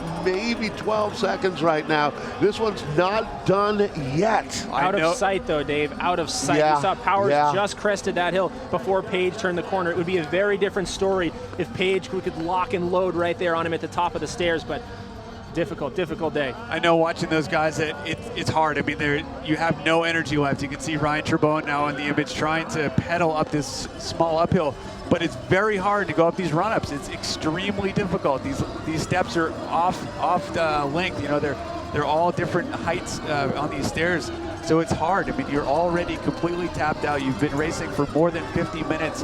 Let's call them fast as you possibly can. Awkward, even as you're making your way up those steps. And you know, they're awkward for these elite men and elite women, but for the juniors earlier this week, they were almost impossible. Watching some of those riders go over these steps, where for these guys, they're trying to tackle them fast. Tim, and this is a big checkpoint right now. I think that's the moment where Powers knows that he's won this bike race, as you can see. And now going into the pit, unfortunately, Jonathan Page just didn't quite have enough today, but I am really excited to see Page back at this level. He really made this bike race today, and obviously with Jeremy Powers, who looks like he's, you know, certainly going to be holding on for the win here today. This for Page is a win in his own way. Well, you know, Page won 2 years ago in Madison, Wisconsin. He was able to come back. We had a large group going into the last couple laps together. Page taking off, attacking on the final uphill section. and really just leaving us in his dust and coming away with the win. It was huge for him. No one was able to chase him all the way to the line. Page getting second position as a podium ride, he's going to be happy with that. He's going to wish that were able to win, but I think not being able to fight with Jeremy in person, you kind of have to accept that. You want that race to be the best you can have. If he's had a mechanical early on, he's going to be thinking about that, maybe hoping he made a different decision, but he has to be happy with his position today. Tim, this podium really is going to be the Father, the Son, and the Holy Ghost of American cyclocross. When you look at this one, as Zach McDonald really is the perfect third rider to put up with the bronze medal here today, and it looks like he's going to be in very good shape to take the final hardware there at the finish. We do have a 5-rider podium, and it's a legitimate 5-rider podium, and then it becomes Danny Summerhill, who we're looking at in 4th place right now, but this is it. For the 3rd time in his career, meet the new boss. It's the same as the old boss. This is the new guard of cyclocross champions here in Austin today. I think the camera's going to go back and pick him up, as this is Aspire Racing's Jeremy Powers, his 3rd Elite National Championship, and going back-to-back with the last 2, 3 in the last 4 years. Powers is on a roll, and we're going to hold this shot right now, Tim. Tim, I can't thank you enough for bringing your insight to the commentary booth. We always want to see you out there racing, and we know we will again, but thank you so much for joining us today. Well, no, I've had a great time, but really, today is Jeremy Powers' day. He's held this win from nearly the first half lap. Jonathan Page coming through in 2nd position. He's got a little bit of a look of he's not quite sure if he's all right with this yet, but I think that he's going to think more about it, and we'll get to that place where he is content with the effort that he put out there today. Getting onto the podium again in 2nd position, going back to race at the World Championships, and being content with the fact that he's getting there healthy, fast, and happy, and that's going to be huge for him. Yeah, we talked with him going back to the Amy Dombrowski benefit on Thursday night. I do think in his head he's in a very good place and getting better and better. We'll see if we can get 2 Americans into the top 10 at the World Championships coming up in Tabor in the elite race. I don't think it's impossible at all, to tell you the truth. No, definitely not. Zach McDonald coming across the line in 3rd position now. Very strong ride for Zach. He's had real ups and downs throughout this year and the last couple years, honestly. And so he's going to be quite happy with getting a 3rd position there. He's got a lot of happy supporters that have been able to help him continue his career. And even if he does have to go back to school on, I was going to say on Monday, but it's going to have to be Tuesday. It's going to have to be Tuesday. If he takes the red eye at this point. Okay, we are going to be sending things down in just a moment here to Colt, who's right now trying to get in position to grab a word with Jeremy Powers down in the scrum. That's going to be Danny Summerhill coming across the line now. And you know what? Let's go ahead and send it down to Colt. Sounds like you're with our winner, Colt. How's Jeremy Powers feeling?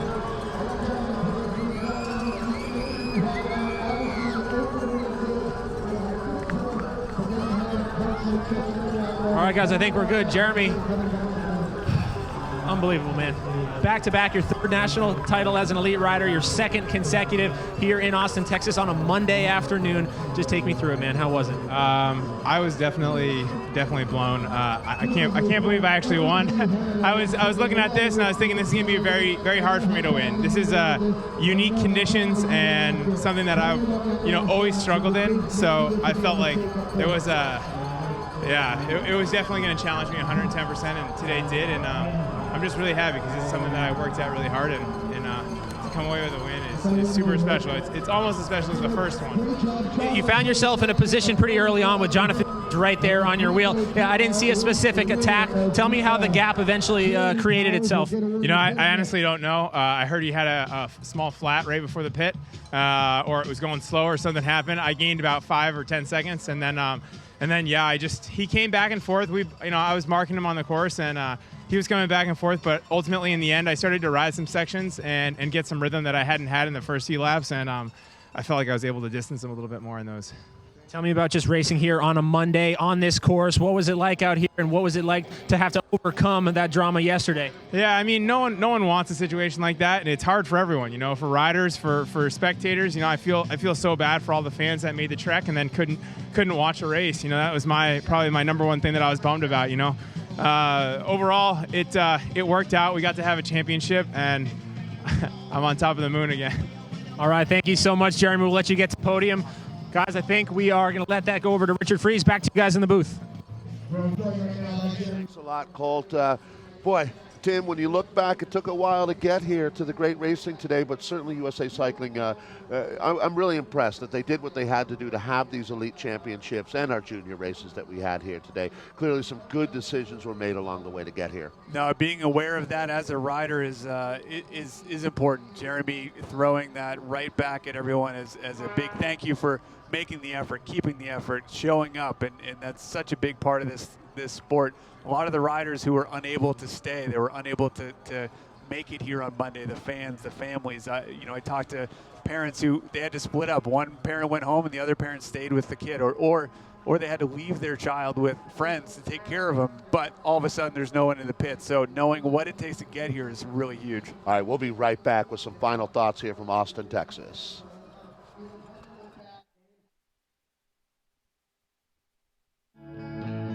I'm Emily Kachorik, professional cyclocross racer, racing for Team Squid Bikes. You have to have confidence in your equipment. You're going around corners fast, you're going down drops, and you need to trust that your equipment is going to be able to handle that. Your body's at stake, and you know that you can put everything into it. CX1 is built for cross, and I could tell from the moment I got on it, super confidence inspiring, nothing bounces around, and it feels like everything is so solid there that I never question my equipment. It's never something I have in the back of my head.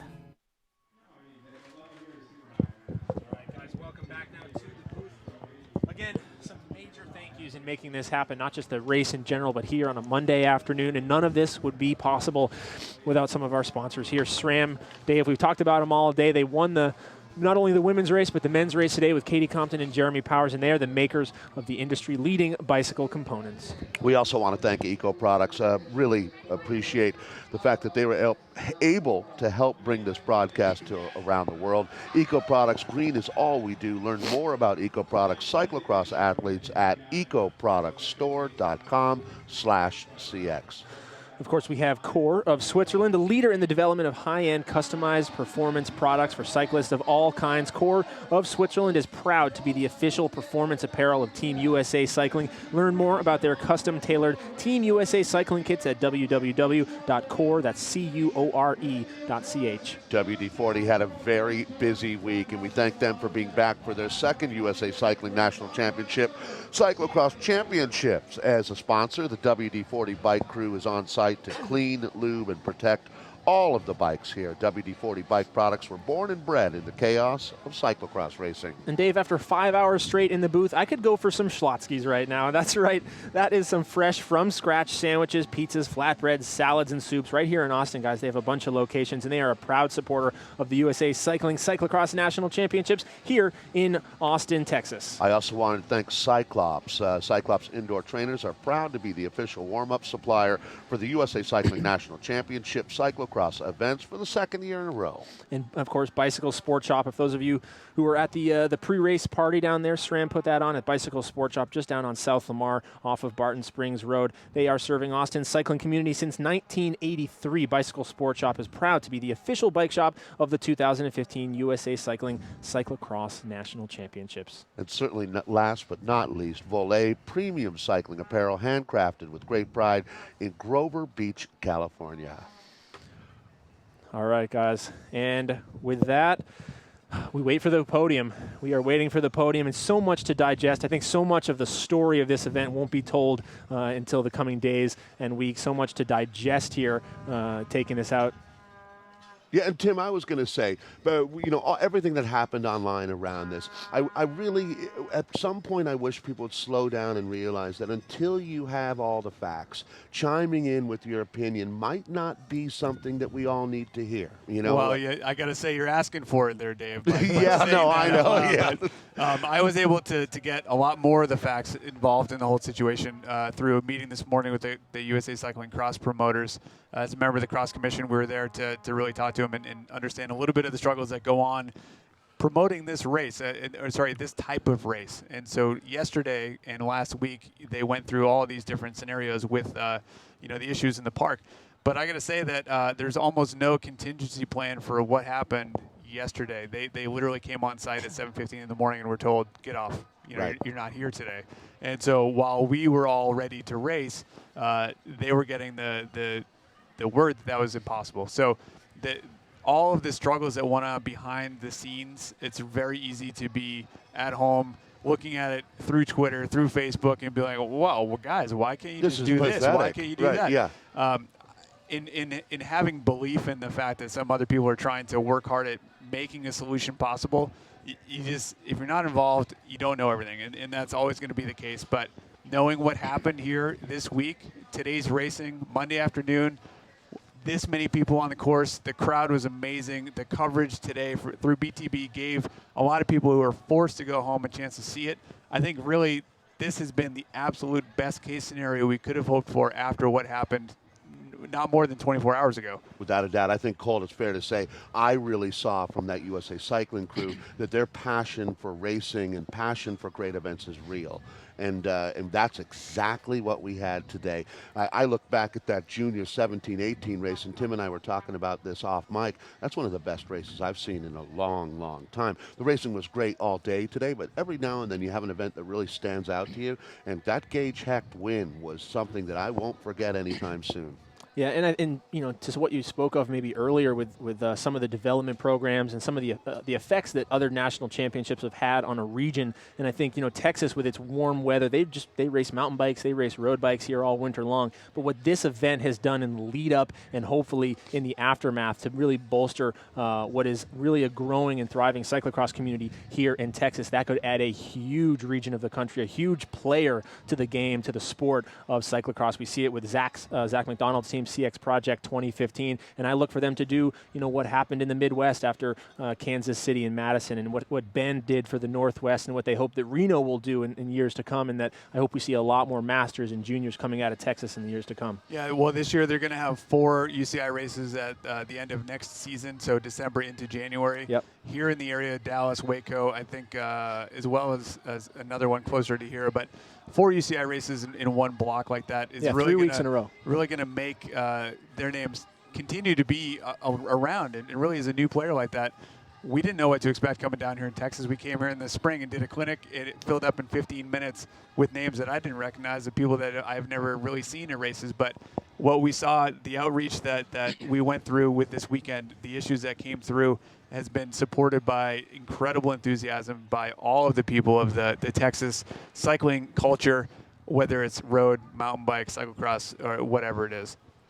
As we wait for the podium, guys, you guys can just see some of those guitars sitting up on the stage. That's one of the really cool elements here that we're going to see in a minute. Dave?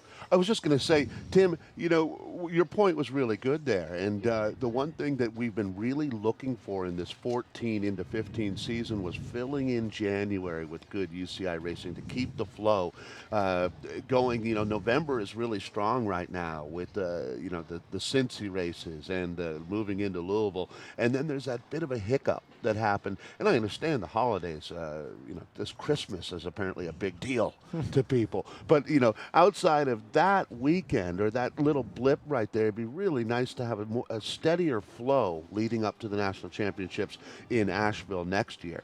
And I think that Texas might just be the answer. And maybe, you know, sometimes you have to realize that you have something taken away from you before you realize how much you appreciate it. And then, you know, getting this racing back here today, I think that the net takeaway is going to be thank you, Texas. We had a great time here. You know, the cultural experience outside of the bike race. And that dinner you put or helped with last night with the junior riders, Tim, I had one of my best evenings of the year hanging out with those kids, talking bike racing. You saw all that interaction going on and, you know, everybody taking pictures with each other. It's what the sport is meant to be when you have those kind of moments. And I want to genuinely thank you for helping make that possible. I know a lot of the kids and the parents do too. Well, we had a great time. We had a couple hundred kids down there, or people, you know, kids and parents and friends, just for a bit of a get-together last night because of the situation changing. It was almost like calling a snow day and being like, hey, guys, do you want to hang out? You know, we can sled in my yard today. It'd be really fun. That's pretty much what we did. But, exactly. You know, really good time. And the culture around cycling is important. Texas is a part of a giant country. The USA is monstrous. And we have so many places where we could be racing, where we want to be racing. And as our calendar develops, these opportunities arise, and I hope we make the most of it. There are a lot of states that have races that we haven't heard of yet. I mean, they've got these weekday races, weekend races. They're not really structured as as big races, but they want to someday. So I think it's not just about the UCI races. There are races that are a part of that region's cyclocross culture, and it's just getting bigger and bigger and bigger. Colt, I think we're going to see growth in California, especially around the Sacramento, the Bay Area. I think we're going to see growth in Texas, and I think you're going to see growth in the southeastern part of the United States. There's a lot of potential in the Georgia, South Carolina region of the country. What are your thoughts on that? Where do you see the next hot spot developing in the United States? Yeah, I mean, for sure, you're already seeing it. The races are there. It's not a UCI race, or the top 20 pros aren't traveling there right now. But these regions, like you mentioned, Dave, the Southeast, especially Florida, surprisingly to some people, has a really great sort of grassroots cross scene developing. Here in Texas has been coming for a long time. California, NorCal, and SoCal have had great series for a while now, and they've kind of sputtered a bit in getting UCI traction and getting big races there. But again, coming to Reno for nationals in a few years, that's going to be a very big player. Utah's another one, the Utah cyclocross scene. I got guys who race out there, and man, they're just every weekend on great courses. Yeah, it's growing immensely. We're looking at images of Austin. This is the road leading out of the venue, the trailers and the sprinters. And I heard from people that had literally made their exit strategy to include the ability to watch the last couple corners on their way out, because they were going to pull over on the side of the road and watch. They're going to be watching the live feed and watch as much as they possibly could before they really had to leave the venue. I mean, this is a group of people that are super passionate. They're very, very into what cyclocross means and what it does. Yeah, and one thing, I mean, you guys already kind of touched on this, but with the controversy yesterday, I saw a lot of sort of knee-jerk reactions to jump on the city of Austin and get on them as not being cycling friendly or the trouble with this event. But I mean, I lived for 3 years just about 200 feet away from this venue. I walked my dog here every morning. I rode my bike through here every day. In this city, as a cycling community, I mean, you can count on one hand the other cities around the country that care as much about bikes, that do as much to promote, again, not just competitive racing and cyclocross and mountain bike with the Timber Series and so on, but just commuting and riders in general. In this city, I mean, you have your Tucsons and your places like that, but if you're looking for a place to go to ride bikes, to train during the off season, and to even get some racing in Texas and Austin specifically, I mean, I don't think there's a single person leaving this town not thinking, man, that was a really, really cool place. We've certainly been to much, places that haven't had nearly as much to do or to experience as we've had here in Austin. Well, all of those different places are getting their handle on what it means to be able to ride safely and do those different things. The advocacy movement in Texas is gaining momentum, where they want to be able to ride safely and not be afraid of getting run over on any road they ride. But, Texas has been a strong cycling community for a very long time. And I think we're going to be presenting our elite women's podium here now. I think that was Katie Compton signing the guitars, and they're bringing up Rachel Lloyd of the Cal Giant team. Rachel out of Santa Cruz, California. We documented what she fought through to be here on the podium today, coming in with really 10 days off the bike. And there she is, representing Cal Giant for the first time here today, as they certainly had a tremendous success with our U23 riders as well. Now we're looking at Katie Antoneau out of Racine, Wisconsin. It is Racine, Tim, isn't it? Wisconsin, we'll go with, for sure, for Katie Antoneau, now living, I believe, in Colorado Springs, Colorado, but the Cannondale CyclocrossWorld.com rider. She is a bit of a nomad, spending a little bit of time in California this winter. 11-time, actually make it 12-time, but 11 elite national championships consecutively for the woman wearing the Stars and Stripes jersey there. That is Katie Compton of the Trek Factory team. Micah Rice, the VP of National Events, handing out the congratulations medals and jerseys there. As, boy, Katie Compton, living legend, Tim. A great return for this season. Starting off having a little bit of an issue at some of the earlier season races, mechanicals at the wrong time, but putting together a wonderful race in today. We finally don't have to card Katie Antoneau anymore. We know that she's not in the U23 category, so she must be 21, receiving the Fender Stratocaster guitar. That's going to go down as one of the cooler podium presentations ever. Yeah, for sure. That thing's going to stay on your wall. Compton's going to launch into Freebird, maybe some Stevie Ray Vaughan. Stairway to Heaven. Stairway to Heaven. Yeah. There you go. Cool. Yeah. So that's it, guys. I Katie think Knocking on Heaven's Door is the intro song that most people learn along the way. It's like 2 chords. Yeah, exactly. And, you know, I think we might have been mistaken. I think for the elite riders, it is actually only 3 riders on the podium. We were talking 5 for a while. It is for all the amateur classes, but, yeah, just for the UCI, podium, the junior men's, the elite women, the elite men here. So, but still, a top 5 ride. I mean, whether you stand up there or not is an incredible day. Katie Compton gets it done. Rachel Lloyd, an incredible ride for her coming off that illness. And Katie Anson, who just continues to sit there on deck waiting to take over. She's going to be the future of this sport when and if Katie Compton ever decides to go out. Coming now to the U23 women. This is going to be, I believe, your Division I Collegiate National Champ from earlier in the week on Saturday. This is Emily Shields. I believe it's Emily. Emily, of course, a twin sister. They both ride for the same program, but that does look like Emily to me getting the bronze medal here on the day. Excellent guess for that, Colton. That's a strong guess. And then this is going to be Hannah Finchamp, the Luna Chicks rider, actually a former Junior Xterra world champion, if I'm correct. Valdeck and the Luna squad pulled her into the program this year, got her racing some mountain bikes. Isn't she going to Brevard now? I believe I have. Or, it's one of the North Carolina schools, I believe. Right. Lisa McRae's possibly. But anyway, she gets it done for her. She really shocked a lot of people last year getting the bronze medal in Boulder, I believe.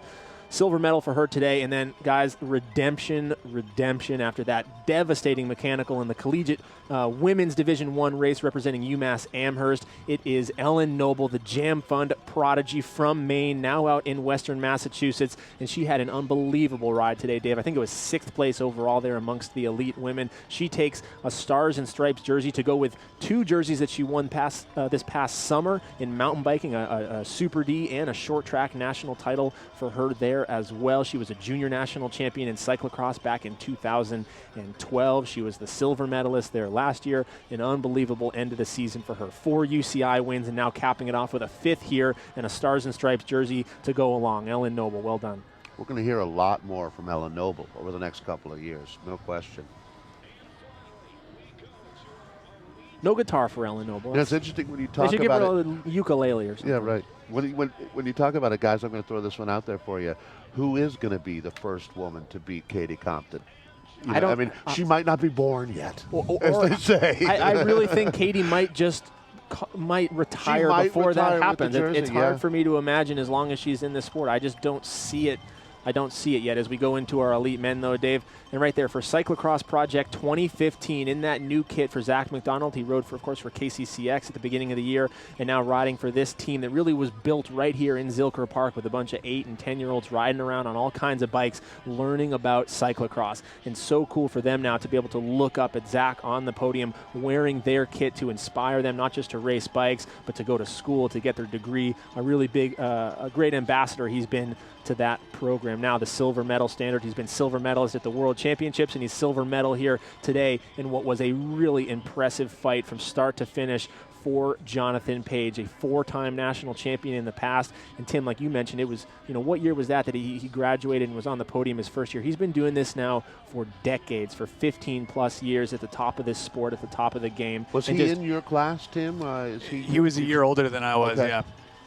And now to the top step we go, guys. 3rd time ever in the elite ranks and the 2nd time consecutively for Rafa Focus and Aspire Racing from Western Massachusetts. It is Jeremy Powers. An unbelievable season he has had so far. He has gone, I don't know if there's another level from going all in, but he has gone there. He is focused on the World Cups. He is focused on the World Championships, and obviously a major part of that program this year had to do with this day. Well, yesterday, now today, Monday here in Austin, Texas, and reclaiming this jersey, what that means for a career, what that means for the next 12 months. Tim, you know it. You've been there. Jonathan knows it. It is a wave of confidence that can carry you through the next 12 months. You know Powers pretty well. Could he play guitar at all? Well, is that in his skill set? I was going to say you can ride a bike fast, but it doesn't mean you know how to play guitar.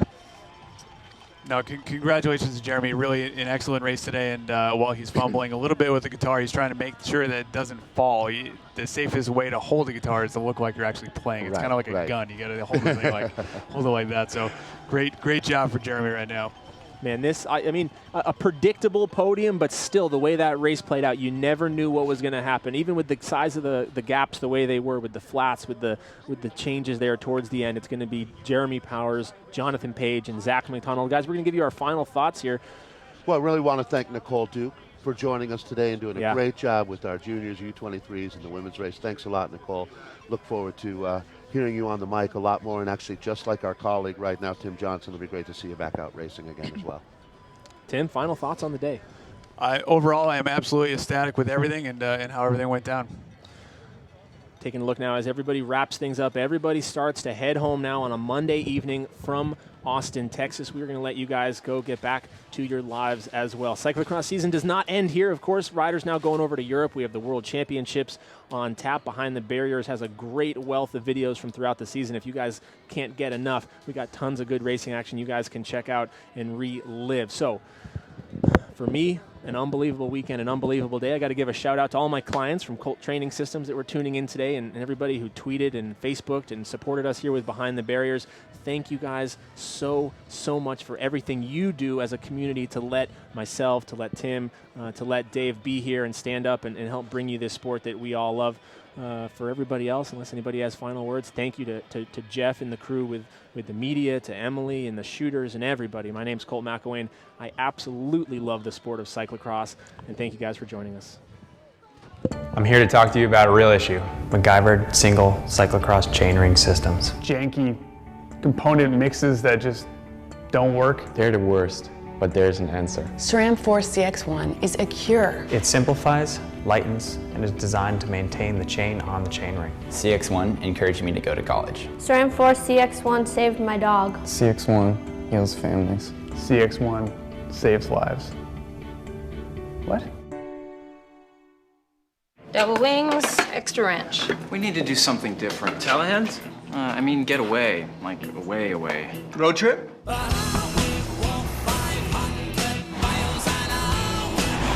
Double wings, extra wrench. Feels good to mix it up.